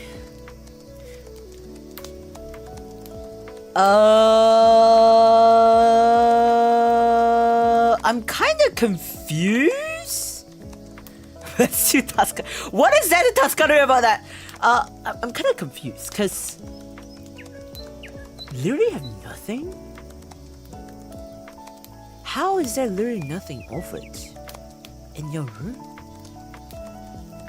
That is insanity. Unless you're like doing very rare cases, you're doing like monthly rent, right? You're not doing a yearly rent or like you didn't buy the house, right? A 전세.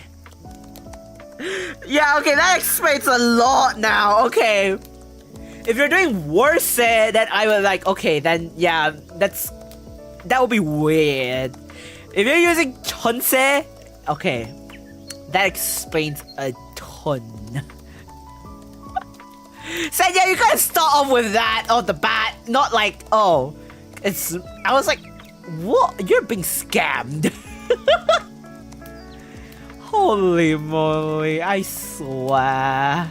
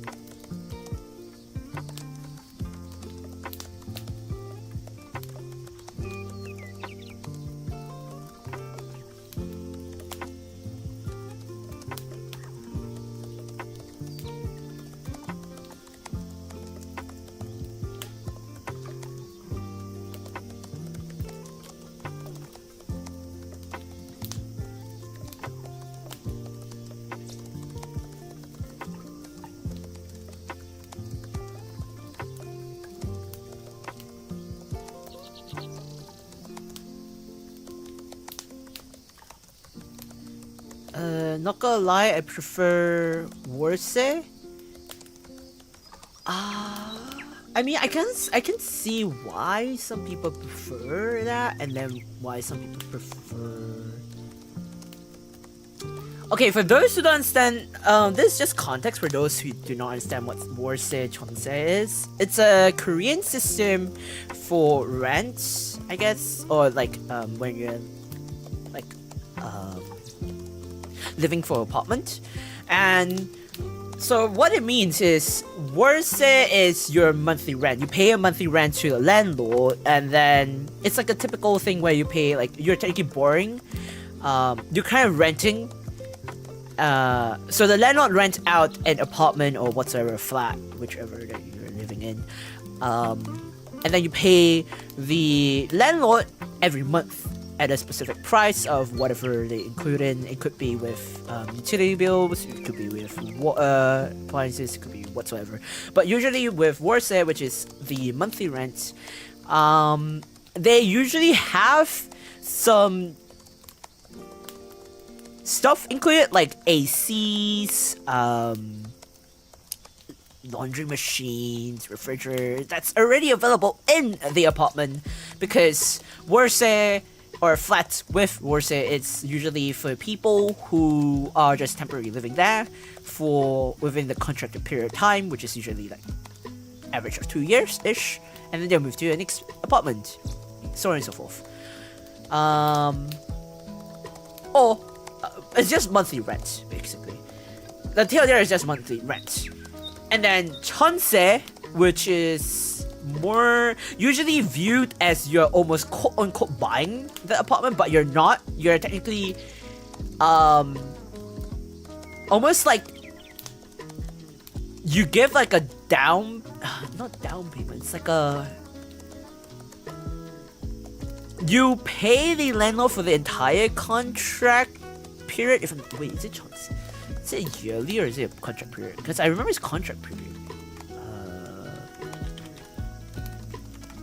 Let me confirm this, because I don't really use.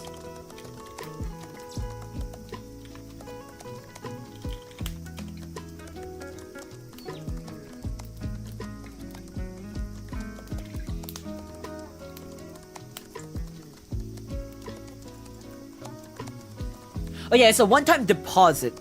So it is like, it's a one-time deposit where you pay within that contract period. For example, if your contract period is like 2 years, you pay the full amount for that 2 years of the contract period instead of a monthly rent.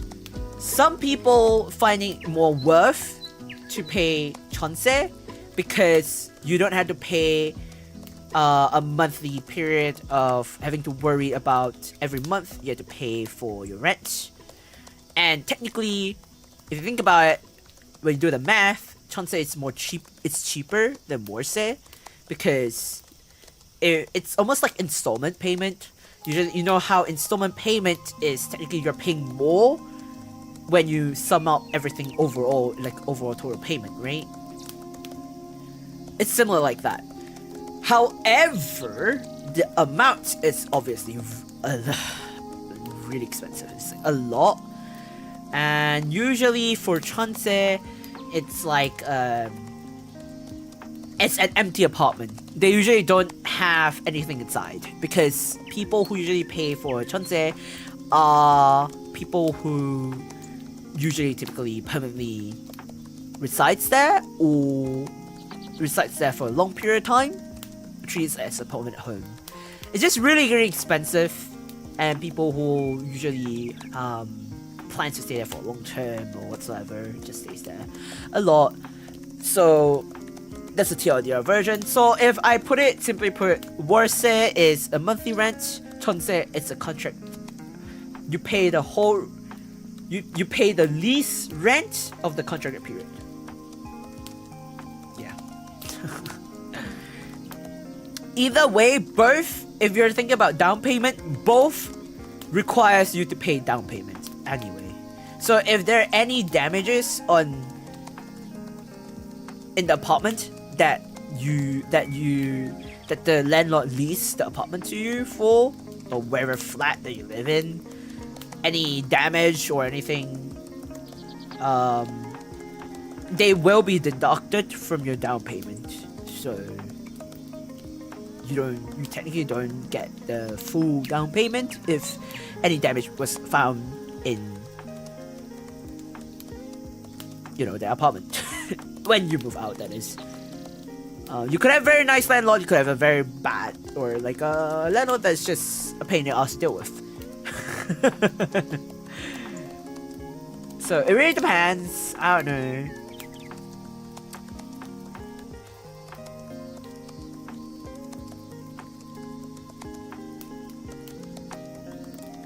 I think for me, I Cause I lived both sides before. Well, at least even now, I live like both in like what is this?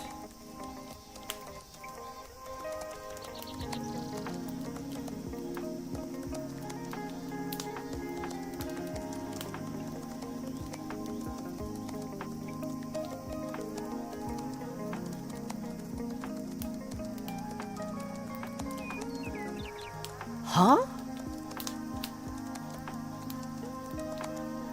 Oh. Sorry, I was looking at something. Cause I've lived both sides before. I can see the.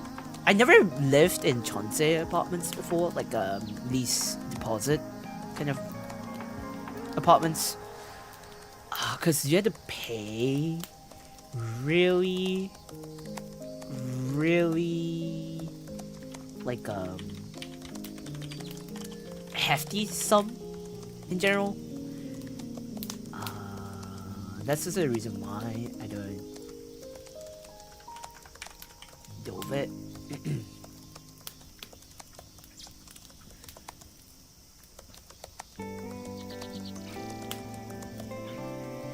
But like I personally don't think I would go for Chonsei unless I'm very super duper sure that I'm confident I'm gonna live in that specific place for a long period of time. At least that's what I think.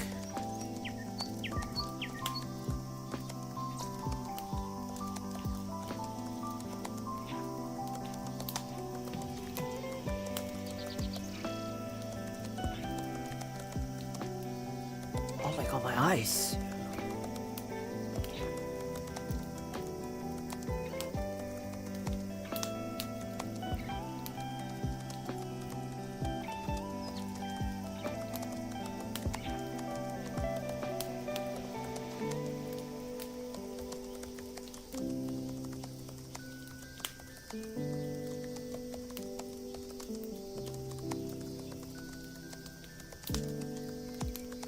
Huh?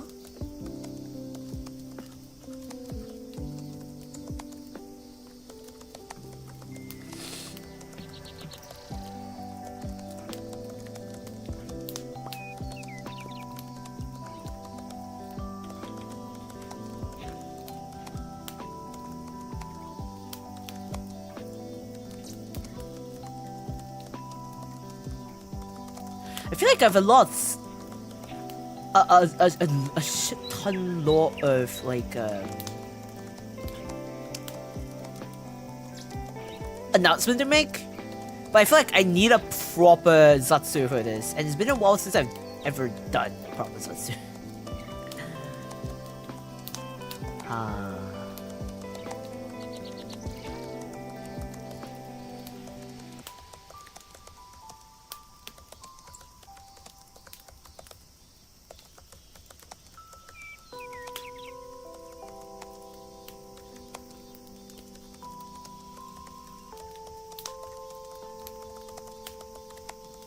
Zatsu, let's go!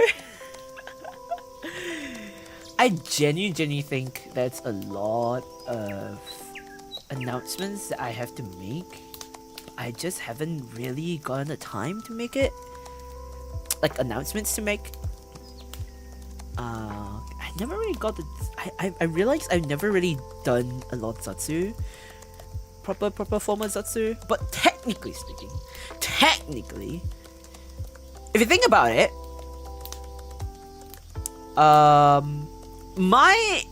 any of these productivity streams are technically considered Zatsu, right? Because I'm always talking while I'm working, so ain't it considered Zatsu on its own?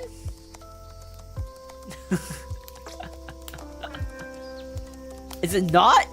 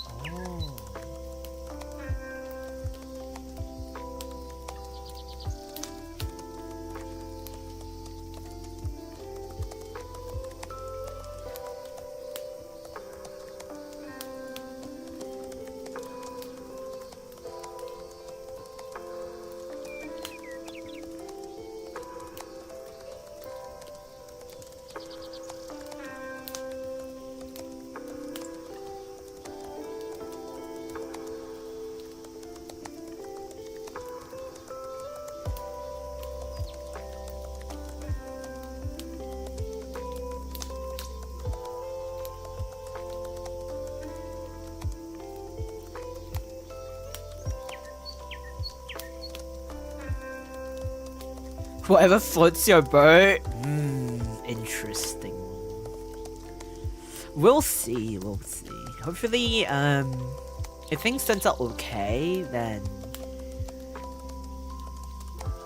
Because I've been doing a lot of changes here and there behind the scenes, but I never really formally make them properly. I felt that I should probably, once everything is like cohesively done, then that's when I can properly make it with announcement and stuff.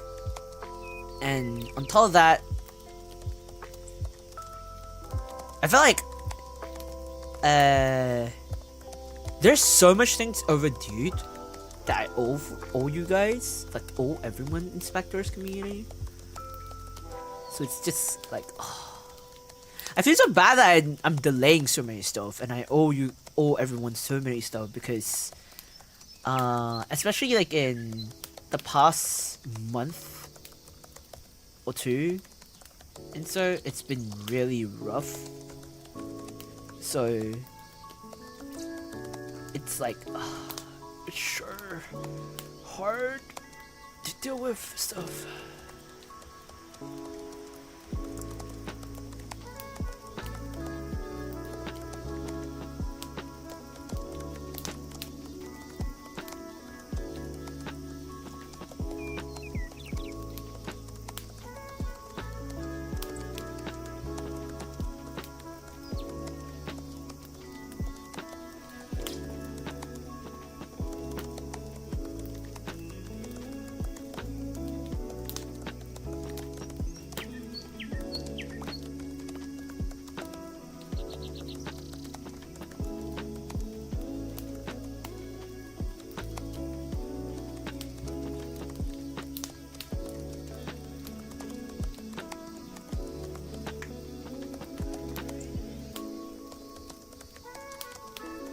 Just happy you're streaming.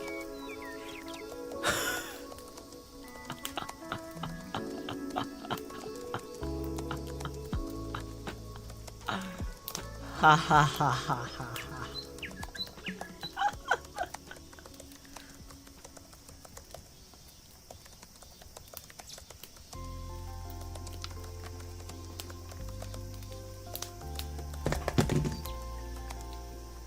I swear, every time I'm charging my phone with... Okay, you know what? I'm just gonna unplug my iPhone cable.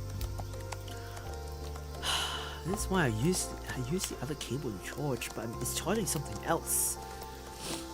If it wasn't charging anything else, I would have not... It would not fall all the freaking time.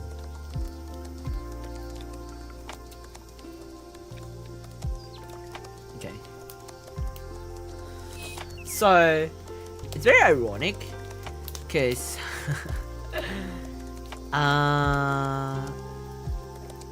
when people, it's so ironic. Like, I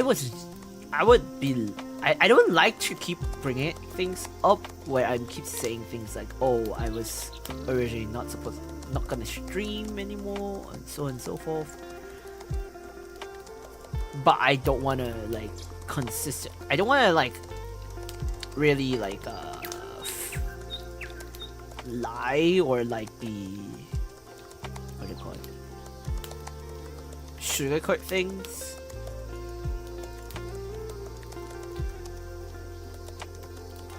But being very honest,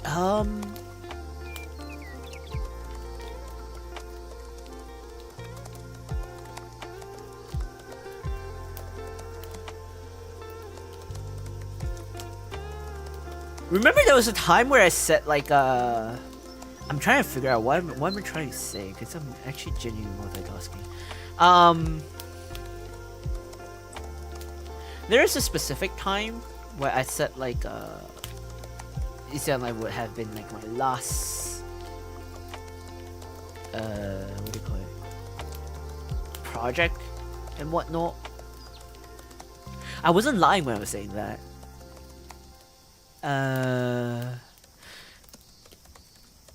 And honestly speaking, one of the other reason that I'm still keep going on is because I wasn't very satisfied with how it turned out.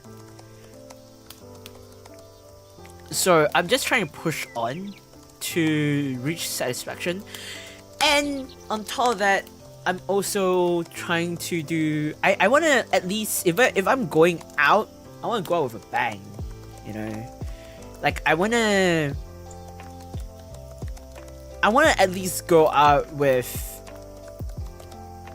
things that I want to accomplish, rather than just like, oh,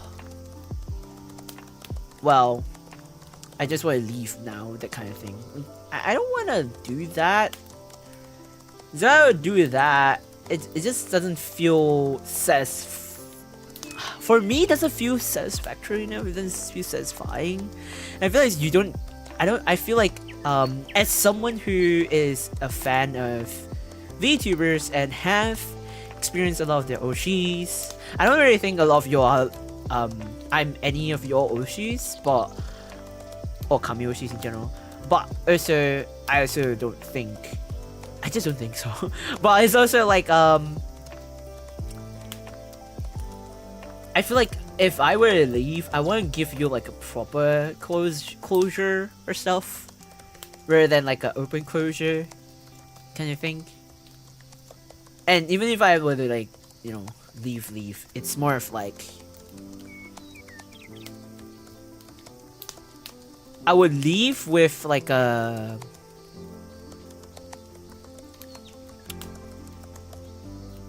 I don't want to leave with like a sad note or like a note that's like not fulfilling, I guess. Cause like there's so much, I don't know, I have like a lot of expectation for myself, but at the same time it's not just cause the expectation just doesn't fall only on me, but it's also for everyone. Okay, I don't know how to explain this. It's like this expectation is not towards just to me, but it's also from me towards everyone. It's my own version of my expectation that I felt that y'all have towards me. Yeah, that's how if that makes sense. Like from the start, when I start the journey as like Kaissics Walker, obviously, for the PNG days. For those who have stuck with me since the PNG days all the way to now, and like especially last year, I wasn't really streaming much, and then like now, like I know I've been very on off streaming until quite recently. I'm trying to get back into regular streaming, even though there's like imprompt cancellation or like improv stream like now. And the fact that sometimes I don't have my stream schedule up, but I still try to schedule stream. At least like, at the very least, you still see some of the stream being scheduled for waiting room up, then you know that there's a stream, you know. If I don't have a stream, I will at least announce it somewhere, somehow. There is that. But I do try to keep myself to have consecutive streaming, to be active in streaming, and try to think of other ways of contents to branch out. But at the same time, behind the scenes, I'm always cooking up something that will feel like it's gonna be my legacy when I leave. Okay, it's not really like legacy, but something that y'all could remember me by. Or at the very least, momentary. Even when like if the day comes that I left, or I graduate or indefinite hiatus or whatsoever, so on and so forth. We don't know what the future holds, but if the day comes, at least you could know like, oh, like maybe you could like remember back then, oh, I have a friend, or I used to know this VTuber, or this used to be my Oshi. Not that I'm probably any of your Oshi, but you could probably think back Like, I used to know this VTuber called Kaissics who did this and that. Or like, oh, there was this VTuber who was crazy enough to do this and that. Like, it could be somewhat like a legacy, but it also could be something that a momentary kind of thing. I don't really want to think of myself like a hero or something like I made a huge impact to its industry, especially the indie industry or the VTuber industry itself. But more of like, at the very least, something that is within our own small community that everyone could remember by one way or another. That's just something that I want to do. That's why every time when I'm doing a project, I'm always trying to one up my previous project one way or another. And I try to push myself past that limit and step out of the comfort zone. Because I'm very aware that every time whenever someone stays within the comfort zone all the time, you're gonna get too comfortable with it, and then you're gonna stagnate. And once you stagnate, you're not gonna improve, and you're gonna be in the downs, you're gonna be in the lows. I've experienced it already multiple times in life, and I've already experienced it when I'm as a VTuber, so that's something that you know about. There was a specific time where, I'm gonna be very honest, it's during ACL Life and after ACL Life, I felt extremely burnt out and tired. Like, I'm in my lows. How low I would say is, I was scared to stream. I was scared to make contents. I was just scared in general because I felt like I couldn't one up ACL Life, and I felt like whatever that I've done for ACL Life was not something that I could be proud of. I wasn't entirely proud of ACL Life, to be honest. I don't know why. It could be because I have a very high expectation for it and all the ups and downs that happened to it. But it was also because I went in with so much high expectation. It was so hyped up, but then so many things was affected. But at the end of the day, we saw it through, we see it through, and then it still happened, obviously. But at the same time, you know, things will happen where nothing will go smoothly, even though you plan things way ahead of time. There's gonna be bound to be some screw ups here and there. That's something for sure, obviously. But there was a specific time where, well, not specific. It was just multiple times where I was very in the burnout and the low seasons. It's just like a lot of like burnout and downs, lows part where I was just actually kind of scared and I was stagnating with content creating.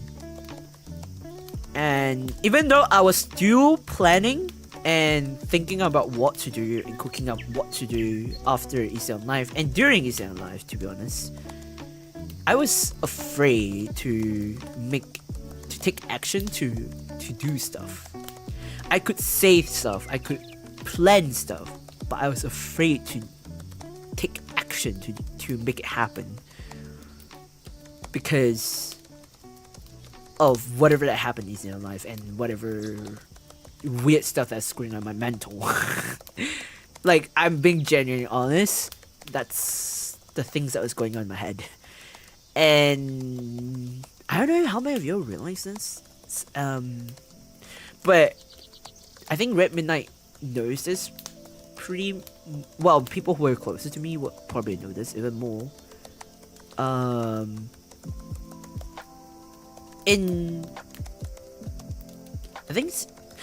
June-wise, May, June-ish, I have no okay, I have really legit valid reasons that my IRL work stuff and scheduling is just screwing me up. But the moment it starts settling, that's when I got hit hard with health stuff, like my actual health stuff. And then it was not just physical stuff. It's not just physical health. It was with the mental health. One of the mental health stuff was I was spiraling. I was generally spiraling, and it was pretty bad to the point where it was also one of the point where I was actually extremely burnt out. And I was socially burnt out. I didn't want to contact people. I didn't want to talk to people. I don't want to socialize with people. It's, I don't know. Some people could say it's introvert energy, but I know what it is because it's not the first time it happened to me, and it's not gonna be a loss. I'm very, very much aware. But it's not that it's not something that I can't overcome. It's just that it took longer than I expected to.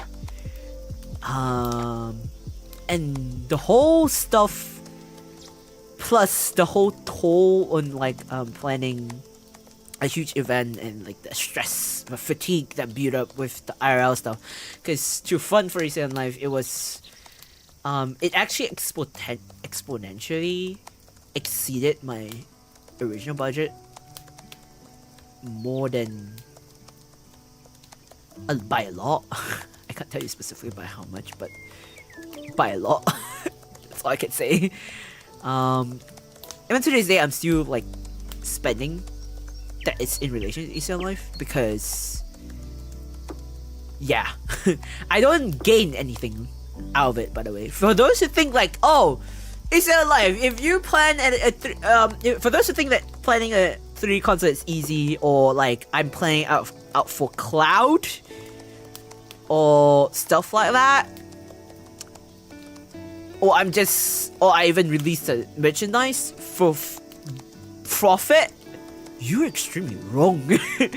Like, you could ask anyone who were part of Eastern Life, just ask any single one of them, any vocalists, any talents, any guests, any staff members, you could ask any one of them, they will tell you that I lost more than I gained any profit.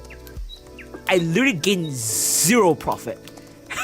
I'm in the red than in the green. Like, I think the #1 team that you could ask the most is Team Comfy, because the production team basically, they are very well aware how much of a red I'm in. Because they're like the final team that I talk to when it comes to trying to salvage and save Easy on Life to make sure that Easy on Life actually happened. That's how bad it was. We were trying to salvage it and try to make sure that we see it through to make it happen. And when we were talking price afterwards, this is how the industry should work anyway. When we were talking price and stuff, and we had to make the payment stuff like whatsoever, I was and I still am overexerting myself just to. I take up more jobs, more commissions, more etc. IRL stuff, just so I could pay out of my own pocket. I'm not sponsored by anything to pay for Easy Life. So like, if you don't believe me, just ask anyone.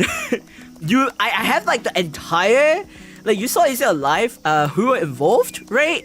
I literally had like a whole graphics made of who were involved, who were, etc. You can ask any of them. I barely negotiate any of the stuff for their prices. Every single one of them are paid for their hours, for their time, for their services, by the way. In fact, most of them felt bad that I'm paying so much that they themselves gave me like special prices because they knew I was paying out of my own pocket. Literally, they knew that I was paying out of my pocket. And they say that I'm insane. And every single talent knew I was paying out of my own pocket. When I asked them to join, I told them I'm gonna pay for their models. Like, I specifically told them. There's so many things I paid for. You have no... So, like, for those... I'm just gonna clarify. I'm not saying this out for cloud. I'm not saying this out for pay. I'm not saying this out for anything, okay? I'm saying this out for clarity and for transparency. Because... I just want you to know, I never earned a single profit. Even including from, like, the merchandise. By the way, the merchandise, it is currently in manufacturing. It is almost done. It is almost finished manufacturing. So we are currently in waiting. I'm currently waiting for like the shipping to be out for shipping stuff, but it's currently in the process of being manufactured. So it's almost done manufacturing. So it's almost out for shipping. So for those who have ordered for merchandise, just wait a bit more. You're probably gonna get it soon. Probably in, I don't know, 1 or 2 months ish, depending on where you're from. But I'm just gonna tell you all that because of how booth works, at least from what Nen told me, how booth works, I will not get a single cent from what you've paid for a booth, even though it's pre-ordered. I paid for the production fee for everything, including the services for Nen and his team. Everything out of my own pocket. And I paid 60% to them. I only get 40%. Nen and his team, merchandise team, get 60%. I get 40% out of every single merchandise order.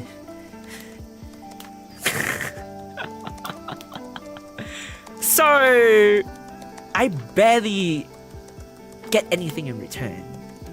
Not even a fraction of what I get back. That's how it is.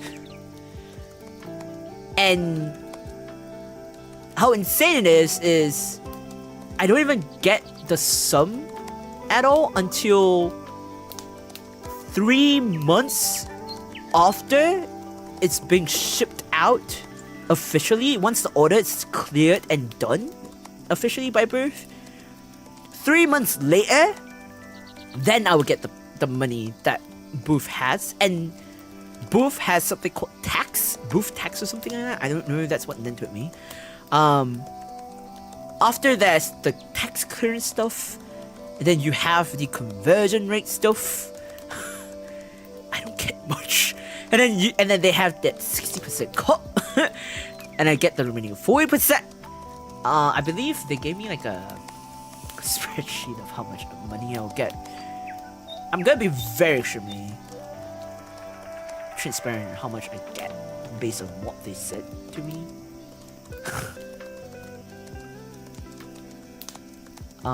Also, to top it off, I also have I also provided giveaway. So like all the talents, staff,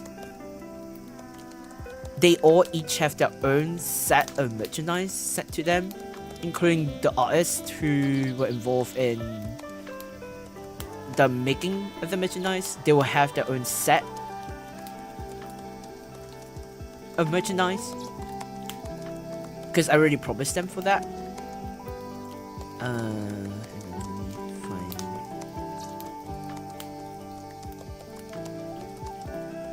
So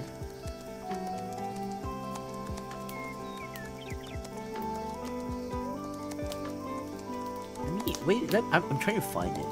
I'm trying to find it.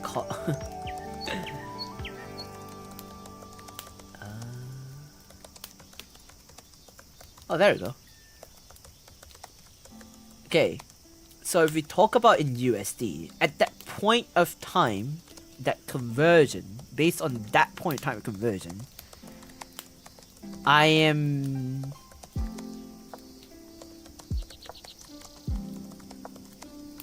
don't know if this is pre... Oh, this is with after booth text apparently.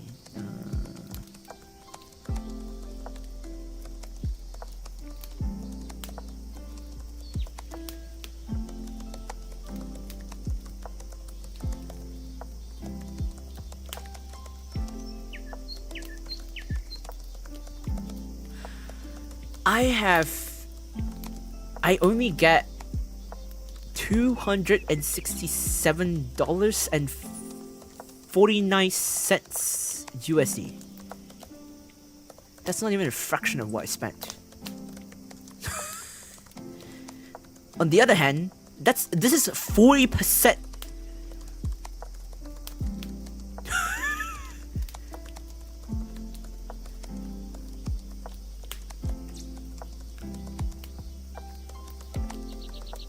Let it sink in real quick, okay? And for those who are planning to do like a 3D concert, that big of a skill like ACL Live, you don't have to do it this big of a skill, okay? Just letting y'all know. Don't like let it sink it in, okay? If you want to make a skill as big as ACL Live, you don't have to. You can always make it at a cheaper or a lower production value. If you can do it everything on your own, you save your cost, obviously, but you lose your sanity. But I'm just gonna let you sink it in, okay? So, out of the merchandise, the amount that I get based on that time that I were the conversions, including the quote-unquote booth tax, I will only get $267.49 USD. And this is the 40% split of the merchandise. 40%. The 60% that Nen and his team will get is $401.23. Let it sink in, guys. Let it sink in.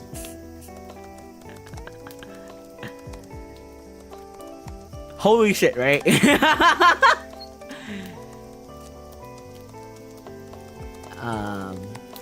But yeah.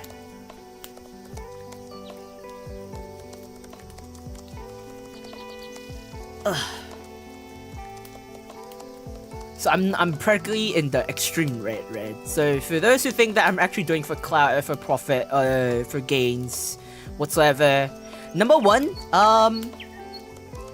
if I'm doing for clout, if you want to play a numbers game, I'm gonna be very extremely honest. My numbers have not changed at all.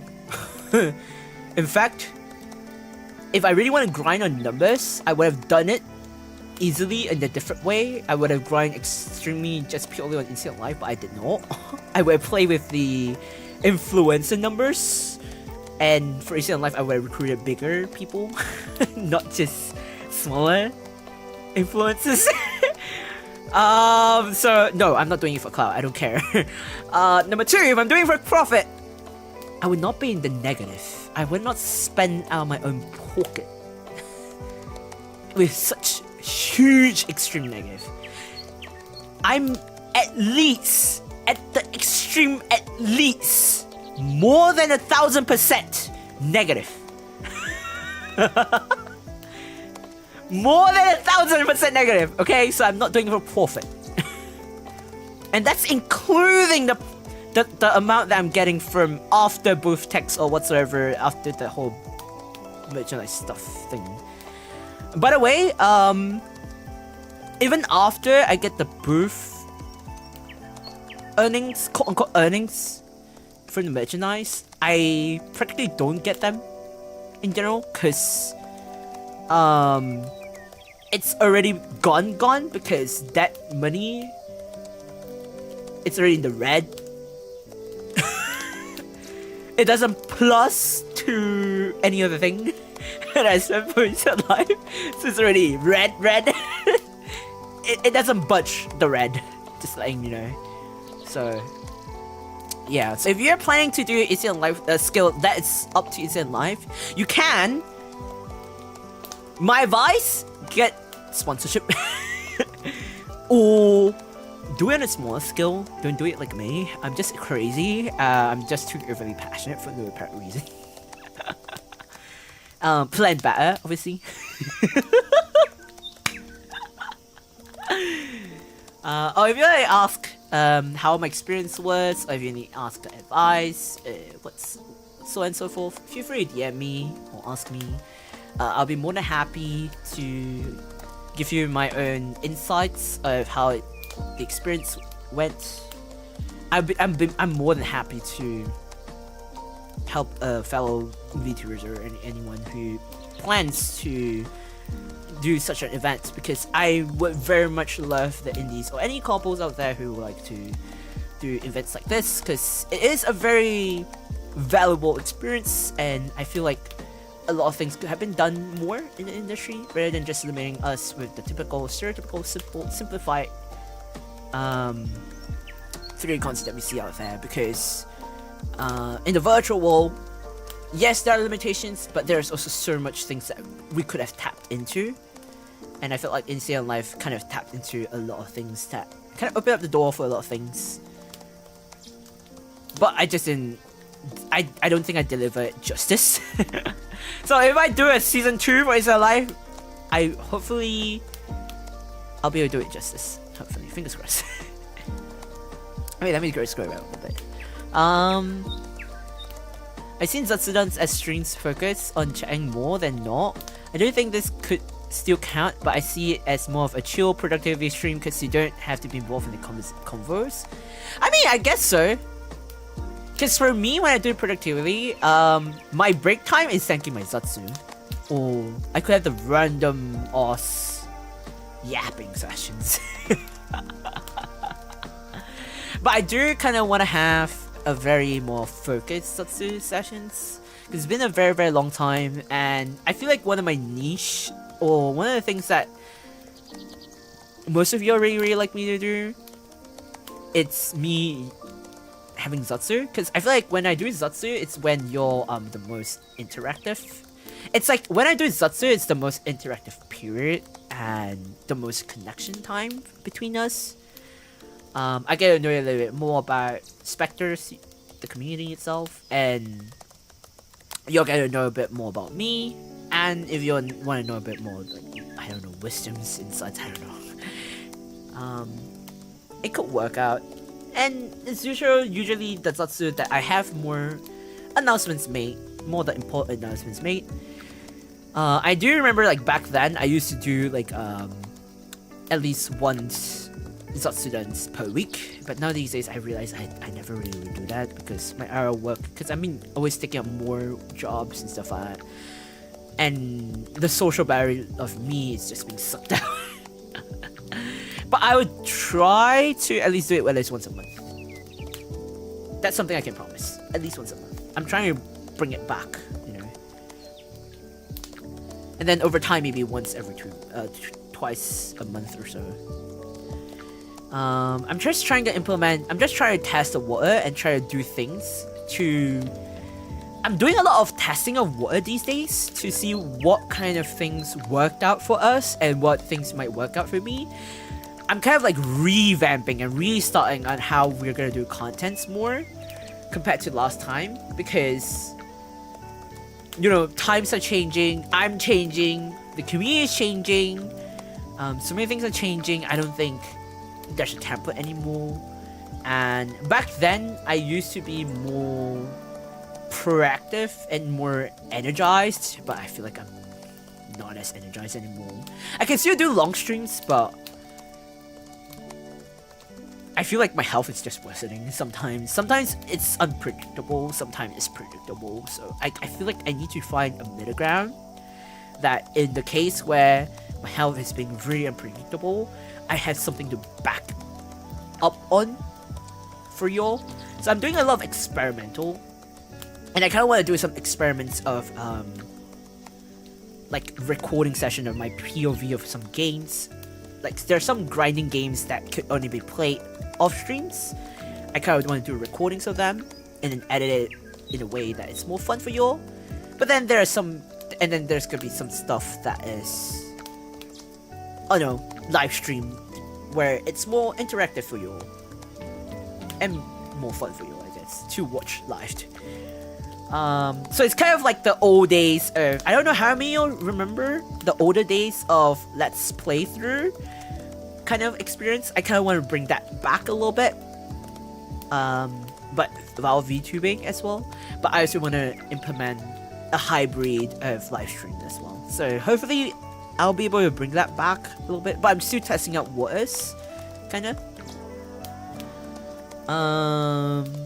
We'll see how things go, because I know time zone exists.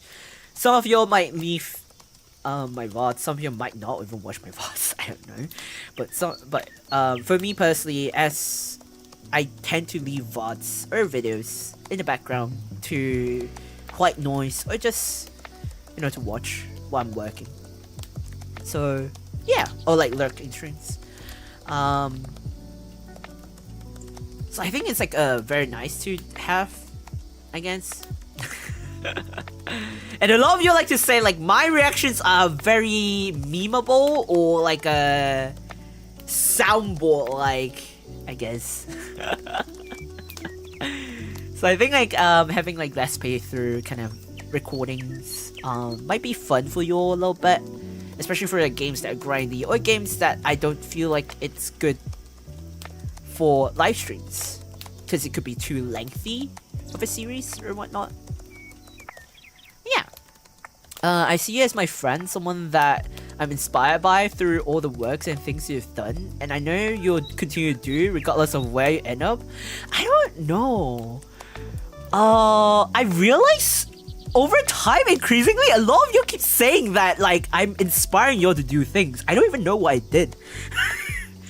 I don't even know what I did or do to inspire you guys. I'm just doing things that I think would be fun to do, and in general could maybe, well, in a way I feel like there are some things that I did, or most of the things that I did, I was hoping that could inspire other people, but I didn't think that it will inspire others, to be honest. Cause like it's more of like, if others could do it, why not give it a try, that kind of thing. Or like, if I could do it, why can't you do it too, that kind of thing. Like, or it's like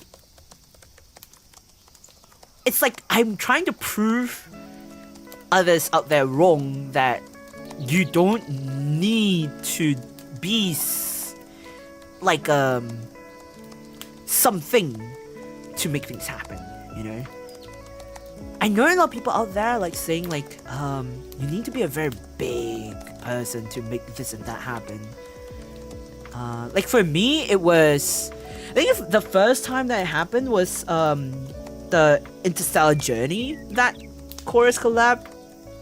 That chorus collab was one of the bigger projects I've ever worked on for the first time, and I remember very vividly. It was to my surprise, so many other people. As much as I have a lot of people who are participating in it, I have also faced a lot of rejection to people who were not willing to participate due to schedule conflicts or personal reasons or whatnot. But it was like a first step into proving others wrong as well. Like at that point in time, I wasn't really a big name either. And if you want to play in numbers games, I didn't really have big numbers either as well. So it's like, I was trying to prove others out there wrong. You don't need to be a big content creator to host something this big, or to have fun in something. If you want to do something, if you set your eyes on something, like to host a chorus collab or to host a concert. Like I don't want to use ECM Live as an example because it's too crazy of a skill or too big of an idea, too expensive of an idea. But like even though I host a 2D concert, a live 2D concert, if you really want to do something, you need the resolve to do it, and you can't just say that you want to do it. You actually need to take action to do it. There are many people who will say that they're gonna do this and do that, but little people actually take action to do it. I'm trying to, for me personally, I'm kind of stubborn. It could be a good and bad way, I guess. Like for ACL Live, I was actually quite stubborn. I knew I was already in the red, like extreme red, and I was actually there are many times I was gonna give up to drop the whole project, but subconsciously I actually still want to push it. But thankfully I had like people who are around me who are still supporting me and really excited to want things to happen, and I felt like I had a very huge sense of like, I don't want to say responsibility, but I also felt like I didn't want to let others down, especially people who trusted me to make sure that ECL Life will happen. And there are so many other talents and guests, staff, their community, who are so looking forward and excited, their fans, to like see them on stage, participating, put it on their resume, so on and so forth. And money really has been spent. A lot of money. A lot of time, dedication, commitments, sleepless nights, everything. So it's like, I was like, yeah, I have to see this through. I have to. So in a way I'm kind of stubborn. But if like, I'm also a type where when I say I want to do something, I actually kinda make things happen. I would try to do my best to make things happen within my own capabilities, and if within my own capabilities I can't make it happen, I will do whatever I can to push past that limit to ensure that it happens. Unless it really can't happen. But that's a very extremely rare case. Which to this day is very rare that it has not. I don't know. I don't want to say it has not happened. It has happened a couple of times, but yeah. But yeah, just in general, I just want to prove people out there wrong that you don't really need to play the numbers games. It's more like perseverance, passion, commitment, resolve. I know it sounds like a naive kind of thinking or something like that, but at the same time, especially for the indies, the smaller VTubers, the smaller indies, not just VTubers, just content creators in general. I know it's very competitive these days, but I just hope that learn to enjoy content creating before being too stressed out about number games or indulge yourself into the whole competitive part. Because the moment you start thinking about the number games, the competitiveness of content creating, that's when you're gonna start to face burnout very fast, and you're gonna be in your lows, and you're gonna be so vulnerable very easily. I would know because I've been through it. I know because I've seen so many people who've been through it as well, experience it, and are still experiencing it. It's not easy to overcome with. But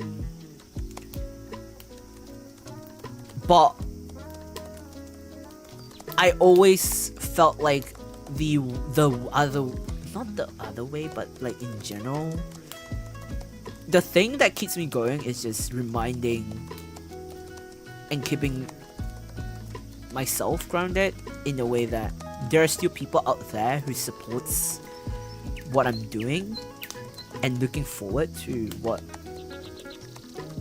is the next thing that's gonna come out, like what's gonna be released next, as well as there's still so much I want to do, and there's so much that I could still do, and there's also so much things that I could explore more. I'm like, it's still not the end. Plus, on top of that, I feel like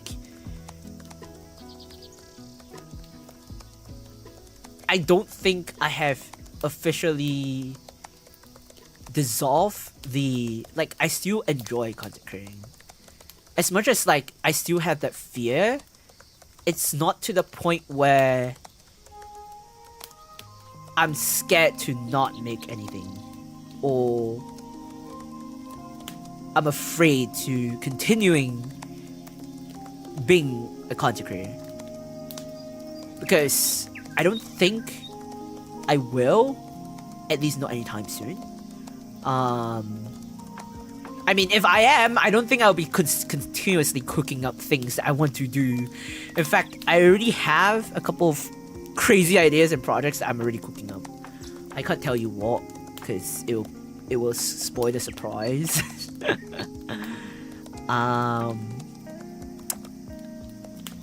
But yeah, I'm actually kind of looking forward to. I'm just looking forward to a lot of projects that I have in mind and I want to release for you all. And it's every time I'm planning something, I'm always worried the continuous and anxiousness, like the anxiety and the worries that I have is, will specters and the people who watch the content that I released enjoy it? Because at the end of the day, as much as like I felt like I've done the best I could, do you all enjoy it? That's my main thing that I'm worried about. I guess it comes with like a workaholism, and it's like the typical worrisome thing about me. I think overthinking part, like you being overthinking stuff. But at the same time, it is still my number one priority to think whether, like for me, quality matters a lot. For me, it's not the quantity, it's always the quality that matters a lot. And if the quality doesn't do well, then I feel like I didn't do my job properly. Like I didn't do my job as a content creator. I didn't do well. And if you didn't enjoy it, then the more I failed as a content creator. You know? That's also a reason why I always ask for suggestions, for your suggestions. Like, what do you want me to do next? Or like, what do you want to do for community night? Because, like I said this before a long time ago, I will say this again.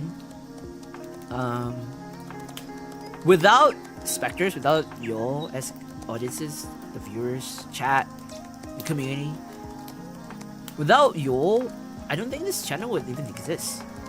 Cause if it's just me, myself, I don't think it even exists. I don't even know what I'm making it for. And I don't think I wouldn't have the courage to even release or start my journey to do song covers. I don't even think It's Gonna Live would have existed. I don't even think I would be able to make all this VTuber friends that I've made. Like I don't even think I would have met Red Midnight. I don't think I would have met Alice, Rain, you know, Stylus, Tatsu, Civil Alice, Civil Win, you know, Zil Vin Zil. I don't even think I would have met like Light Mario, Zero. I don't even think I would have met any of y'all, because like without without this whole journey, I don't think I would have even got out of my bubble of being a very introvert person and just keeping to myself. I'll just be in my comfort zone. I would never have reached out to people. In fact, ironically so, the way Alice and I got to know each other was through a raid. And we clicked through a Valorant collab. And that's how the grandpa-granddaughter whole relationship happened. Which is very funny. Because none of us, to be honest, honestly, both of us never expected that it would stay for this long. And neither one of us expected that we were continuing to be a VTuber for this long. So it's like, it's really funny, cause we met and knew each other around the time where we were planning to graduate. So it's like somehow, some way, fate kind of made us like, oh, these two people will click, so why not put them together through a YouTube raid or get to know each other, and somehow things happened. You know, it's really funny. It's ironic and really just funny. And I think it's been like what, 2 years? Is it been 2 years already? Is it 2 years? Yeah, I think it's 2 years already. But it felt like it's more than 2 years. Is it a year or two? I don't remember anymore. But it felt more than, I felt like I'd known Alice more than 2 years. Is it a year or two? I think this is the second year. I think it's the second year. I'm trying to remember. I think it's the second year, but yeah. But I felt like I've known Alice longer than that. So it's like, yeah. It's very funny. Cause, like I said, both of us never really thought we'll have been this close or stayed as a VTuber for this long. These days in our DMs, I'm the one that's spamming her with like cat videos from Twitter. She just react to them. She barely DM me, to be honest. She don't really text me. I'm the one texting her unless necessary. She would text me these days. But that's how we work as introverts, to be honest. But that's also because she has cats, and I know she loves cats. I like cats. I like animals too. So I don't have pets, so my Twitter is just full of like cats, seals, dogs. Recently, owls, dogs. Recently, there's also raccoons. I don't know why there's raccoons. So yeah, like recently my Twitter is just full of like all these animals. Even like snow leopards as well. So it's like yeah, raccoons. I don't know why there's raccoons as well. So yeah, yeah, there's owls as well. So it's like when I see all these cute animals pictures or like videos, I'll just share it. Cause there's some a lot of the cat videos I'll just share it to like Alice because it reminds me of Alice, or sometimes I was like, Alice, this is you, or it's like, does your cat do this? Because Alice have like a couple of cats. She has a couple of cats at home. She takes care of them. So I'm like, I'll ask her like, does your cat do this? Does your cat do that? Is this your cat? And stuff like that. So it's like, yeah. And I also share it to Vince. I will share like duck videos to Vince, and sometimes dogs video, like a cat video as well. Cause to me, Vince is like a dog and a duck. And then he admits that he's a hybrid of a dog and a duck.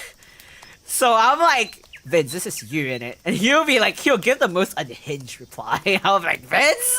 Oh. And all he'll think about is food. He'll be like, they look tasty. I'm like, you're gonna eat your own kind? Because you're like, it's like, oh, the ducks. They look tasty. I'm like, you're gonna eat your own kind? But yeah, this is just like some of our interactions with audience. It's just cute and something. It's crazy. It is. Let me scroll back up a bit. When you lose the want or energy to socialize as a whole, and before you know it, you realize to shut out people for a week and not even know it, something like that, right? Yeah. Well, actually for me, it was like 2 weeks to a month at that time. It's not the extreme case. The extreme case I had was half a year. No, the most extreme case was like...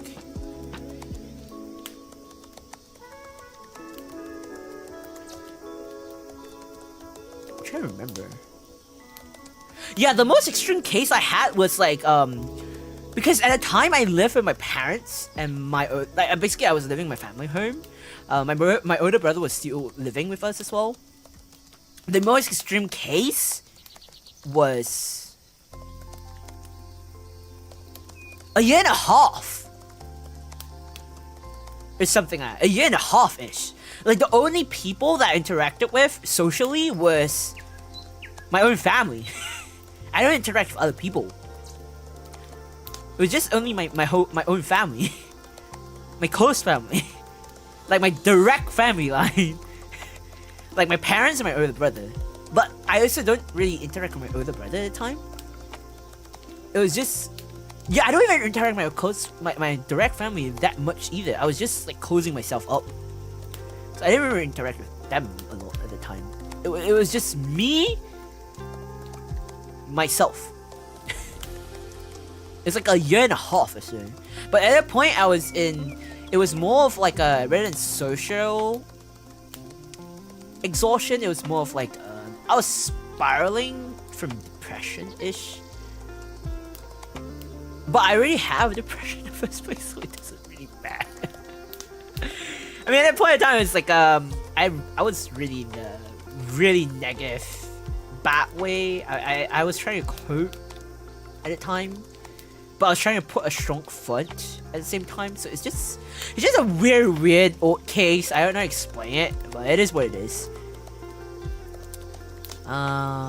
Just know, if I could sponsor you, I actually would in a heartbeat.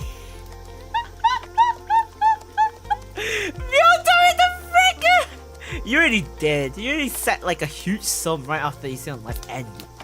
I was like, what the frick, VTuber? I was gonna say, yeah, sorry for the late welcome back home, but Otsu and welcome back home. Now you can actually cool down.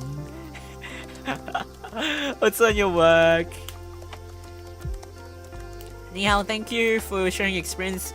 I mean, if you all like to, I could talk about it a lot more. If only like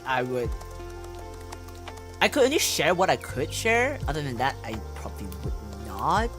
Because there are some stuff that I can't share because of NDA. But other than that, I pretty much could share it. I will share whatever that I could. Otherwise, those that I'm restricted by NDA, I would not share. Because it's NDA. I don't know what I even did. Since the one who is a workaholic that has made a lot. His self-doubt persisting on top of that. I'll make sure you don't downplay your achievement, Mr. Overdose Man. I don't know, I feel like Overdose is gonna go past soon. Overdose is gonna go past. I feel like the only reason why people call me Mr. Overdose Man, or like people are calling me Overdose, or like the most iconic cover is like Overdose right now, is because that is the most heard cover because I've not released a cover since like what? March. That's like what, 4 months? I've not released a proper cover from 4 months. Since March. I'm not including connecting, by the way, because connecting is part of Eastern Live. That's not considered. But I never really released a proper cover since March. That's insane. That's like one of the longest time period I've not released a proper cover. Well, not really the longest, but it's been a while since I've not released a cover for that long. Or anything for that long. Right?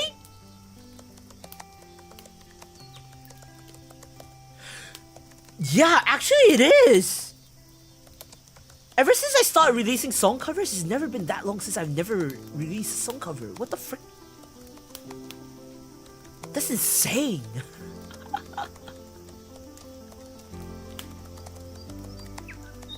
I know that feeling. It's like getting ready to present what I prepared in front of a class where my teacher like it. Exactly. They got Korea as a raccoon cafe.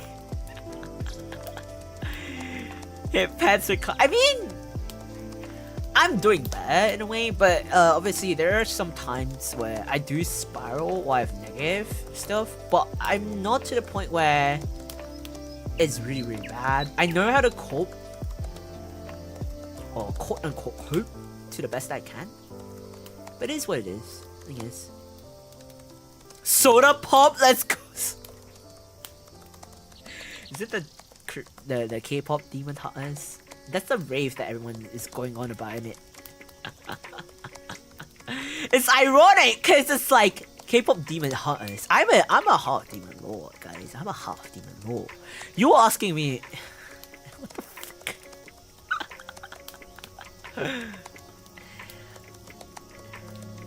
Anyway, I've been streaming for like almost 8 hours and 30 minutes already. What the f? That's insane. That's actually insane. Okay, I've been streaming for that long.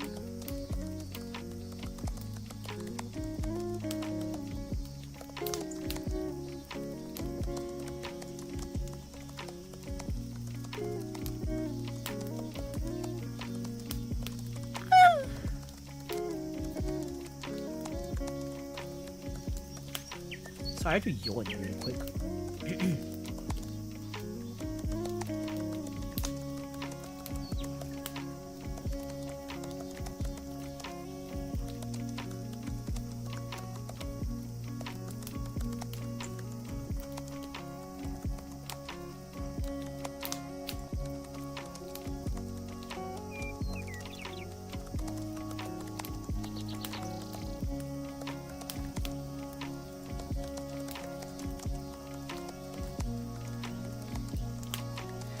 Bun, hello, welcome to the stream, welcome. I hope you have a lovely day, have you. Welcome to the stream, welcome.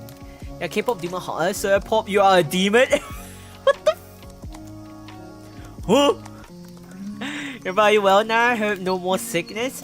I mean, I'm doing okay today. I literally streamed for 8 hours and 26 minutes. That kind of like made up for the weekends not streaming, right? Kinda? Maybe? Also, Bun, could you ask the other Discord mods, like those, especially like Greg and the others, about the repo mods that we need to look out for? Because I know that repo has an update or something that I'm not sure of. I know Miguel, the chicken, and Greg plays a lot of Reaper, and they're probably more familiar with the mods for Reaper. Could you ask them about it? Cause I think based on the vote, we might get Reaper community game night on Saturday. Cause I'm not sure what Reaper mods we'll have. All we need. Demon sang soda pop. I know what that song is. That song makes no sense for me. I don't really like that song, to be honest. I don't know if it's weird or not, but I don't really like that song because it makes no sense to me.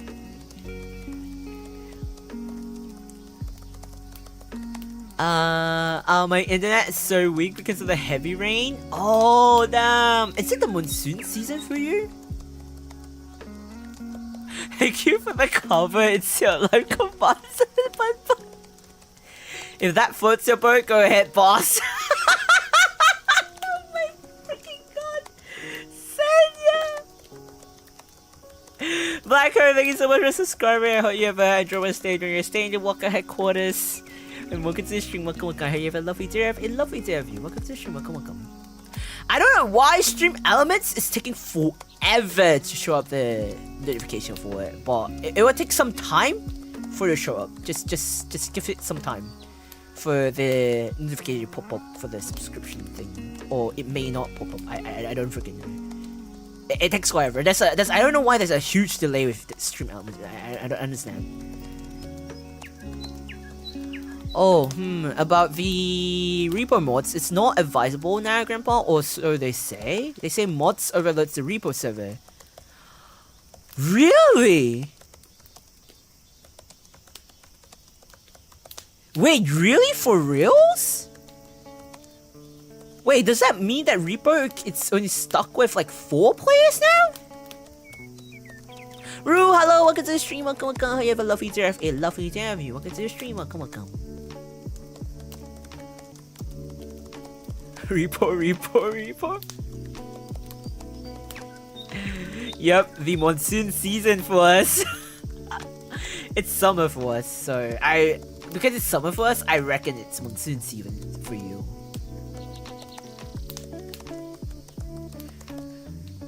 Typical Streamlabs. It's not the Streamlabs that's having issues. It's actually Stream Elements that's having the issues. Like I was talking with Alice about this the other day.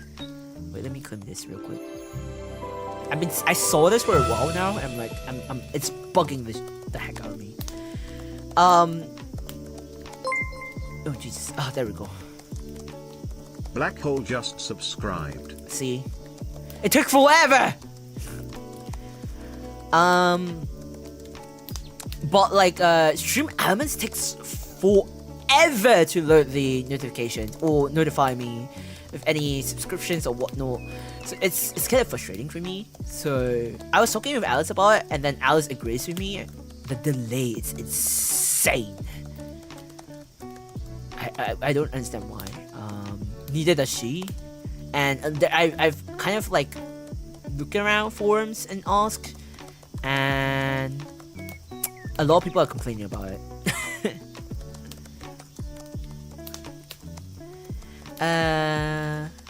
You can still use mods, but I don't know the consequences. I'll ask the chicken for the mod list if you still want, Grandpa. I think it'll be good to have one because I remember the mods have allows us to have more players because the default is 4 players in Repo, and then it also allow us to revive.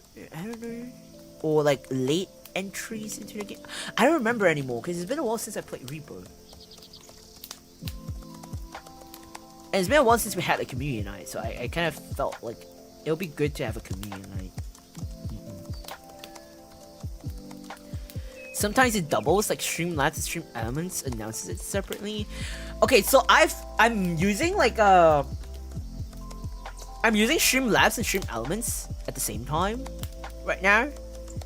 And Streamlabs, it's instantaneously, or it registers faster than Stream Elements. I've been using Stream Elements for like I've been using it for quite a while now, like simultaneously, and it's still having the issue where there's a delay or there's a bug towards it. So it's just so frustrating. I can't fix it. I've tried contacting Stream Elements about it. They just give me the same old answer. I went to the forums, I went to look around, see the same thing. There are a lot of people complaining about it, a lot of people are frustrated about it as well. So unless they kind of fixed it, I don't know.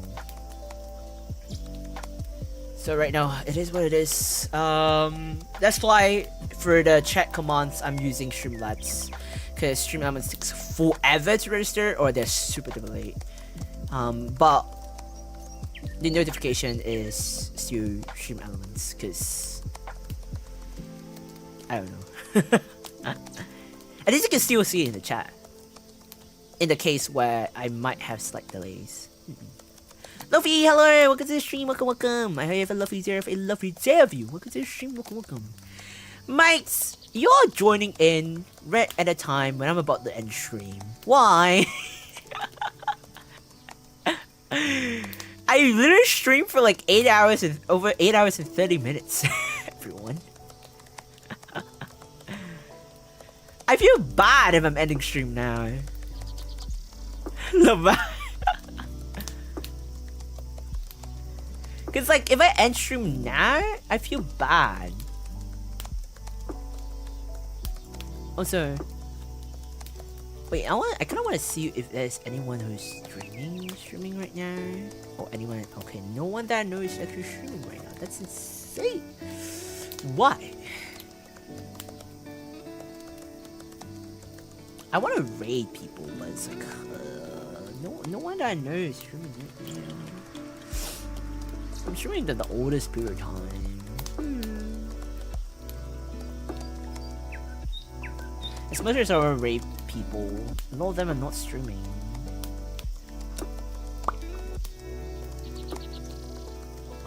And it's also because it's Monday. Most streamers are not streaming on Mondays. Kind of annoying.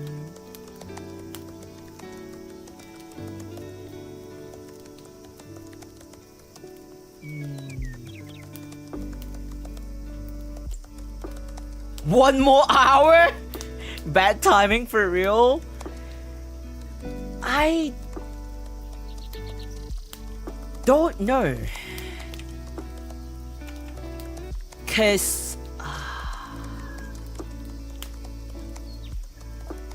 like for me, I don't normally stream day stream. It's just today is one of the rare occasions that I'm streaming on day stream, and then today's one of the days since I'm streaming a day stream. Yup.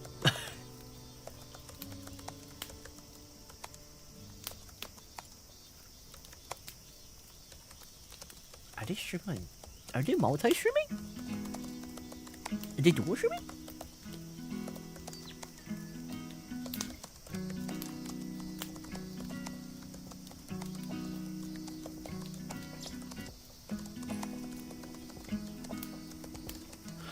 They all. I was like, I have no idea who this is.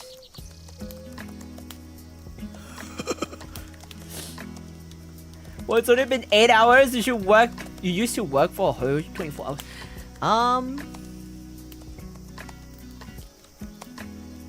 I don't know if you want. If you want, okay. If I want to continue streaming. Up to the limit of like 12 hours, I think you guys are gonna be like pissed. More than like happy that I'm awake, still streaming at this time.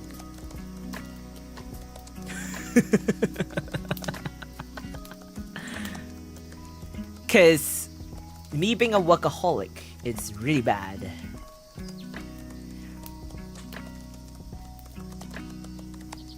Announcement, Zatsu? Senya! We literally had hours! I literally spoke for like 2 whole hours straight. Or more than that. Just kidding, Grandpa. You just got well, Grass.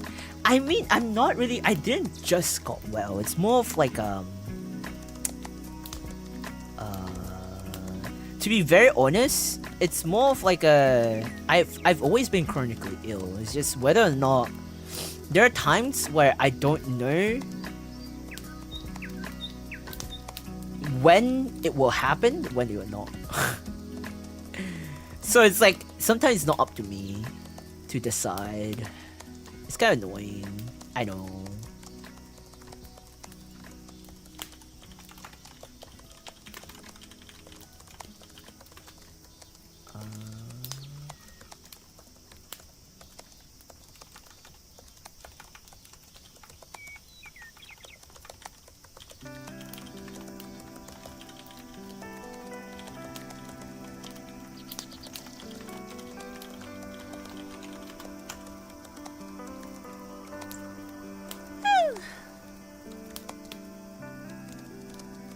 Oh shit.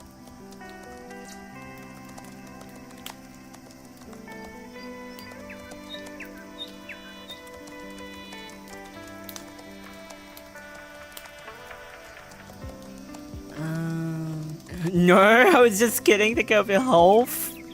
Heh. I arrived to work, saw Kai streaming, looked, and came back to heal from the devils. It's 8 p.m. at your place right now? It is. It actually is. I saw a stream at like 11:30 or 11:25-ish a.m. slightly earlier. No, around there. I saw around like the time, like 11:30 a.m.-ish. And I've been streaming since then. Technically speaking, I've been streaming almost like office hour.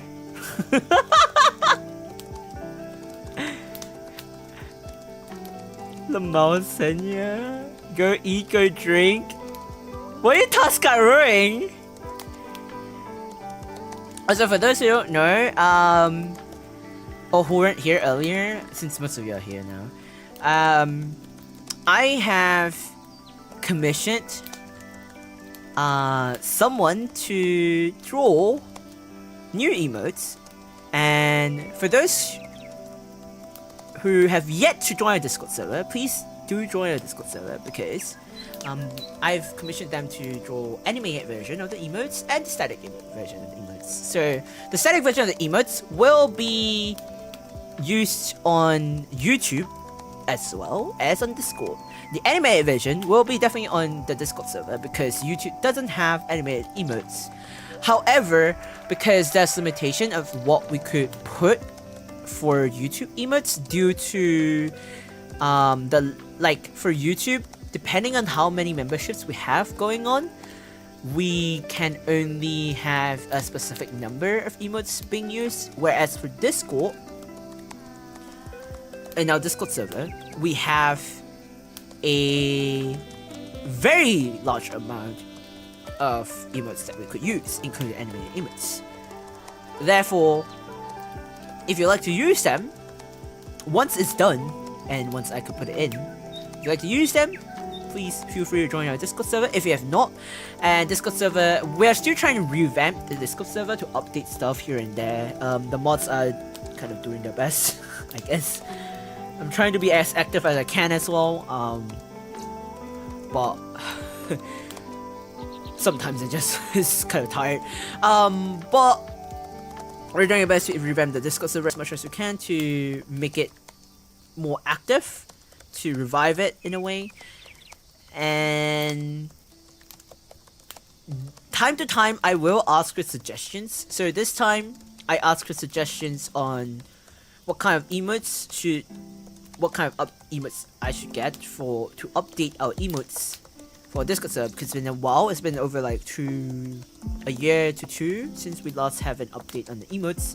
And our current, for those who don't know, our current emotes that we have on the YouTube memberships as well as the Discord server were based on our 1.0 model.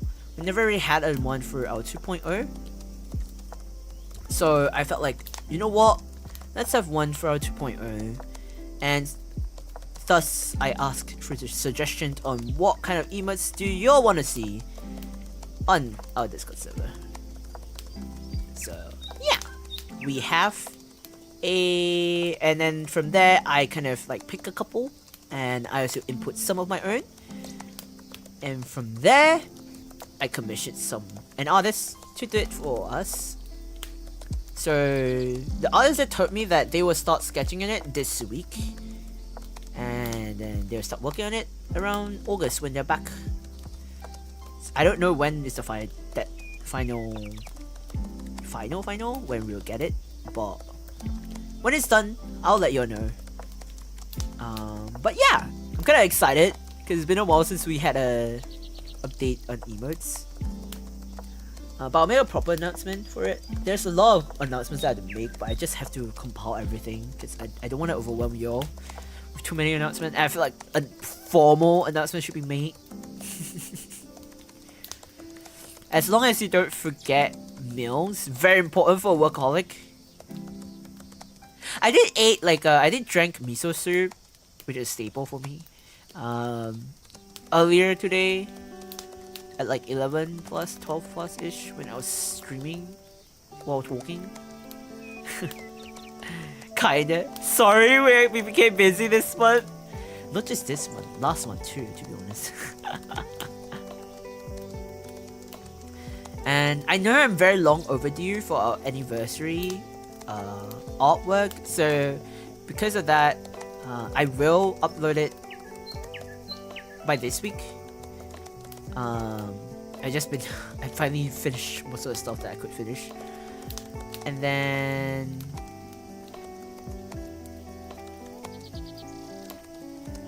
I'm also currently working on adding the streamer bot. So once I've added streamer bot, even like after this stream ends, when this stream ends, I will have streamer bot start setting up. So hopefully, fingers crossed, when I have streamer bots set up. I mean, I'm actually continuously working on streamer bots because earlier, like throughout this whole stream itself, I was doing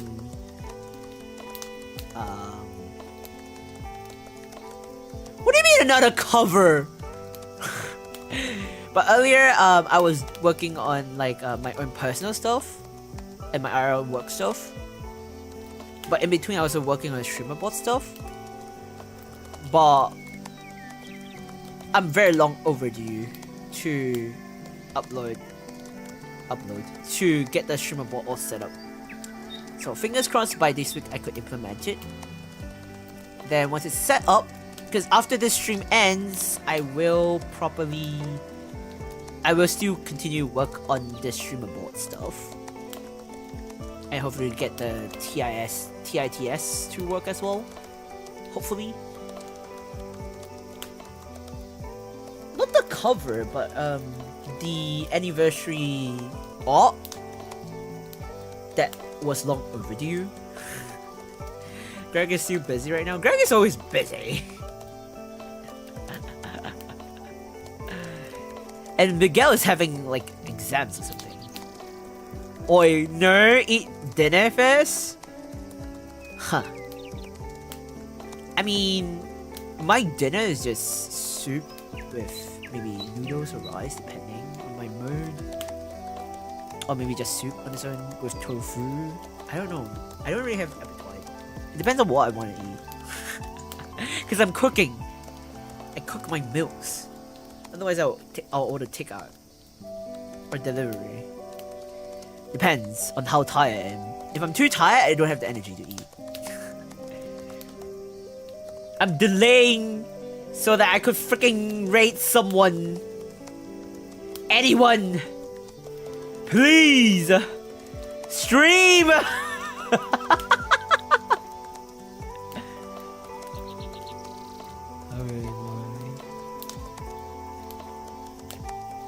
Wait, I just realized I was just doing a repo collab. Sorry, not repo collab. Repo community night on Sunday.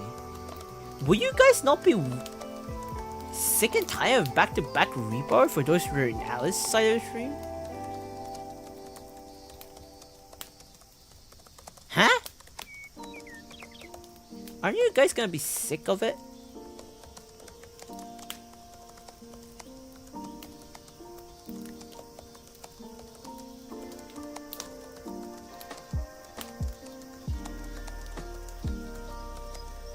I mean, I don't know about you guys.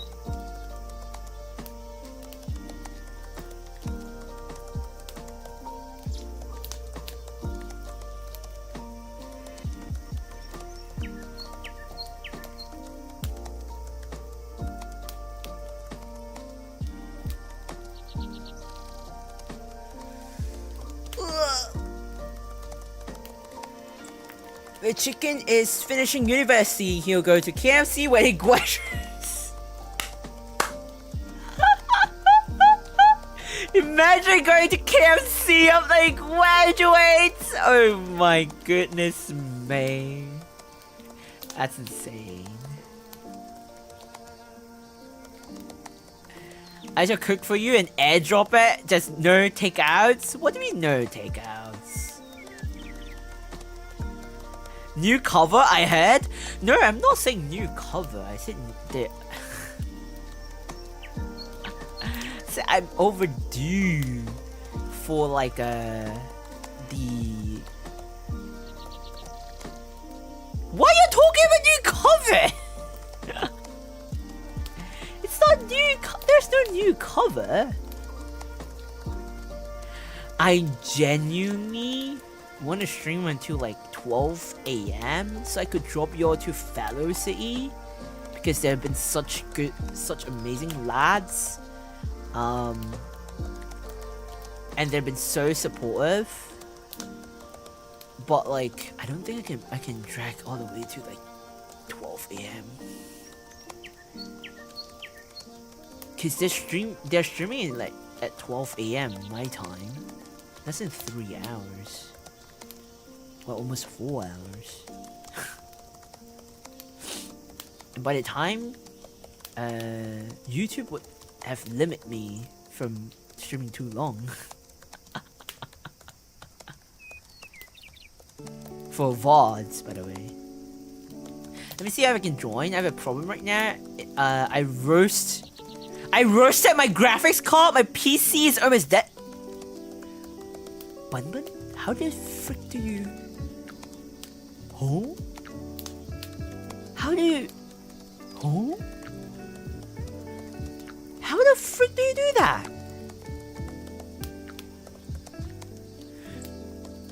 Okay, peeps, please give me someone to raid. I really want to raid someone. Do you want to drop off to a karaoke? I see someone sing karaoke.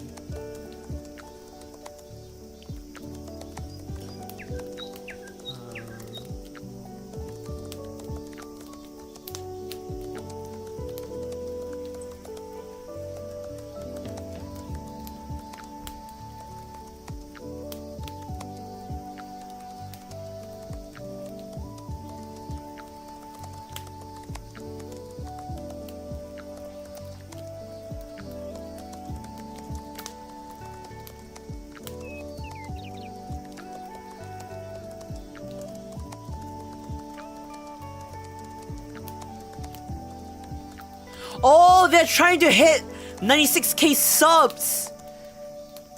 Okay, everyone, please try to help them to get 96k subs. They're very, very close. They are less than 100 subs away.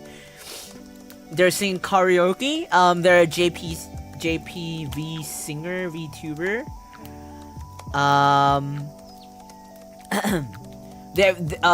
Their name is Kanagi Tenri. I don't know how many of you know them, but they're very, very good.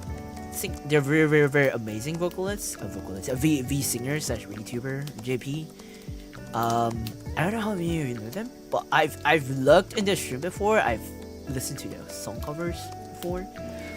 Their vocals are so freaking good. Please do check them out if you're interested.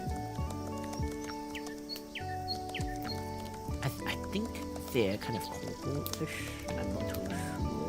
Sometimes I feel like they're corpo, sometimes I feel like they don't. Anyway, they're trying to hit 96k subs. They're less than 100 subs away. They're currently doing a karaoke.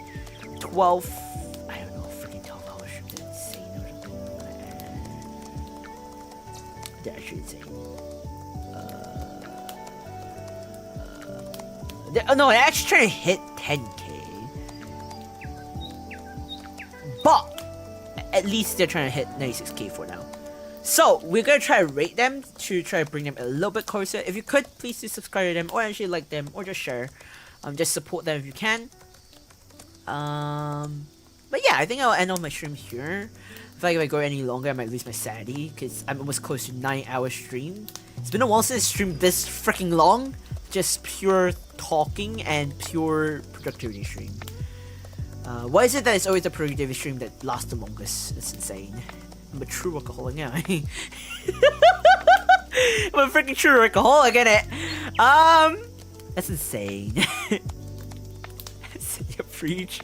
I play the her Assassin's Creed non-stop. I get Ban! You brought it upon yourself! Drop me wherever you need. Just make sure it's not the dumpster. Oh my god. The whole series, I mean, what? Time to plunder. Okay, Otsukai. Otsu everybody. Otsu Spectres. Thank you so much for hanging out with me. For those who lurks, I know there's a lot of people who are lurking. I hope it was a productive stream for y'all. I hope you were all productive. For those who need it to be productive. I hope for those who need a chill session, it was chill for y'all. And I guess if it's productive for you, it's good, I guess. But please just stay to the very end as we're gonna raid Kanagi Tenri-san. They're doing karaoke as they're trying to hit 96k sub. They're less than 100 subs away. Their main goal is to hit 10k. They're very extremely close, to be honest. But at the very least, they're trying to hit 96k for now. With that, I'm gonna end our stream here. I'll also try to get the stream schedule out. Currently, my manager, my Moniz, is currently down with the flu. She's extremely sick, so she said that she's gonna start working and stuff tomorrow. But I don't want to bother her too much, so I might do it myself. We'll see. But at most, you have to wait until the stream schedule might be the stream schedule. I can't speak. The stream schedule might be out tomorrow instead. Latest the stream schedule already out tomorrow. Otherwise by tonight. The earliest will be tonight. Otherwise by tomorrow latest. But yeah, I don't think I'll be streaming tomorrow unless I'm doing an impromptu stream. Who knows? But yeah, hopefully it's productive. It's a productive stream for some of you, or it's a very enjoyable liking stream for some of you as well. Thank you so much for coming. If it's morning or afternoon for you, I hope you have a lovely day, or have a lovely day of you. If you're nighttime and you head out to bed, have a good night's sleep, a good night rest. Thank you so much for coming and for hanging out with me for almost 9 hours straight. Holy sh! Freaking workaholic. Hopefully I can see you in the next stream and the future stream ahead. Once again, please stay to the very end as we're gonna raid Tenri-san. Kanagi Tenri-san. I can't freaking speak or read anymore. I'll do my best to get things out as soon as possible. Things that are long overdue and stuff like that. So yeah, I'll see you on the next stream and your future stream ahead. What's Spectres? What's Guy? What's everybody? And yippee! I'm losing my freaking mind, guys. I'm actually losing my mind. Holy smokes, I'm losing my mind!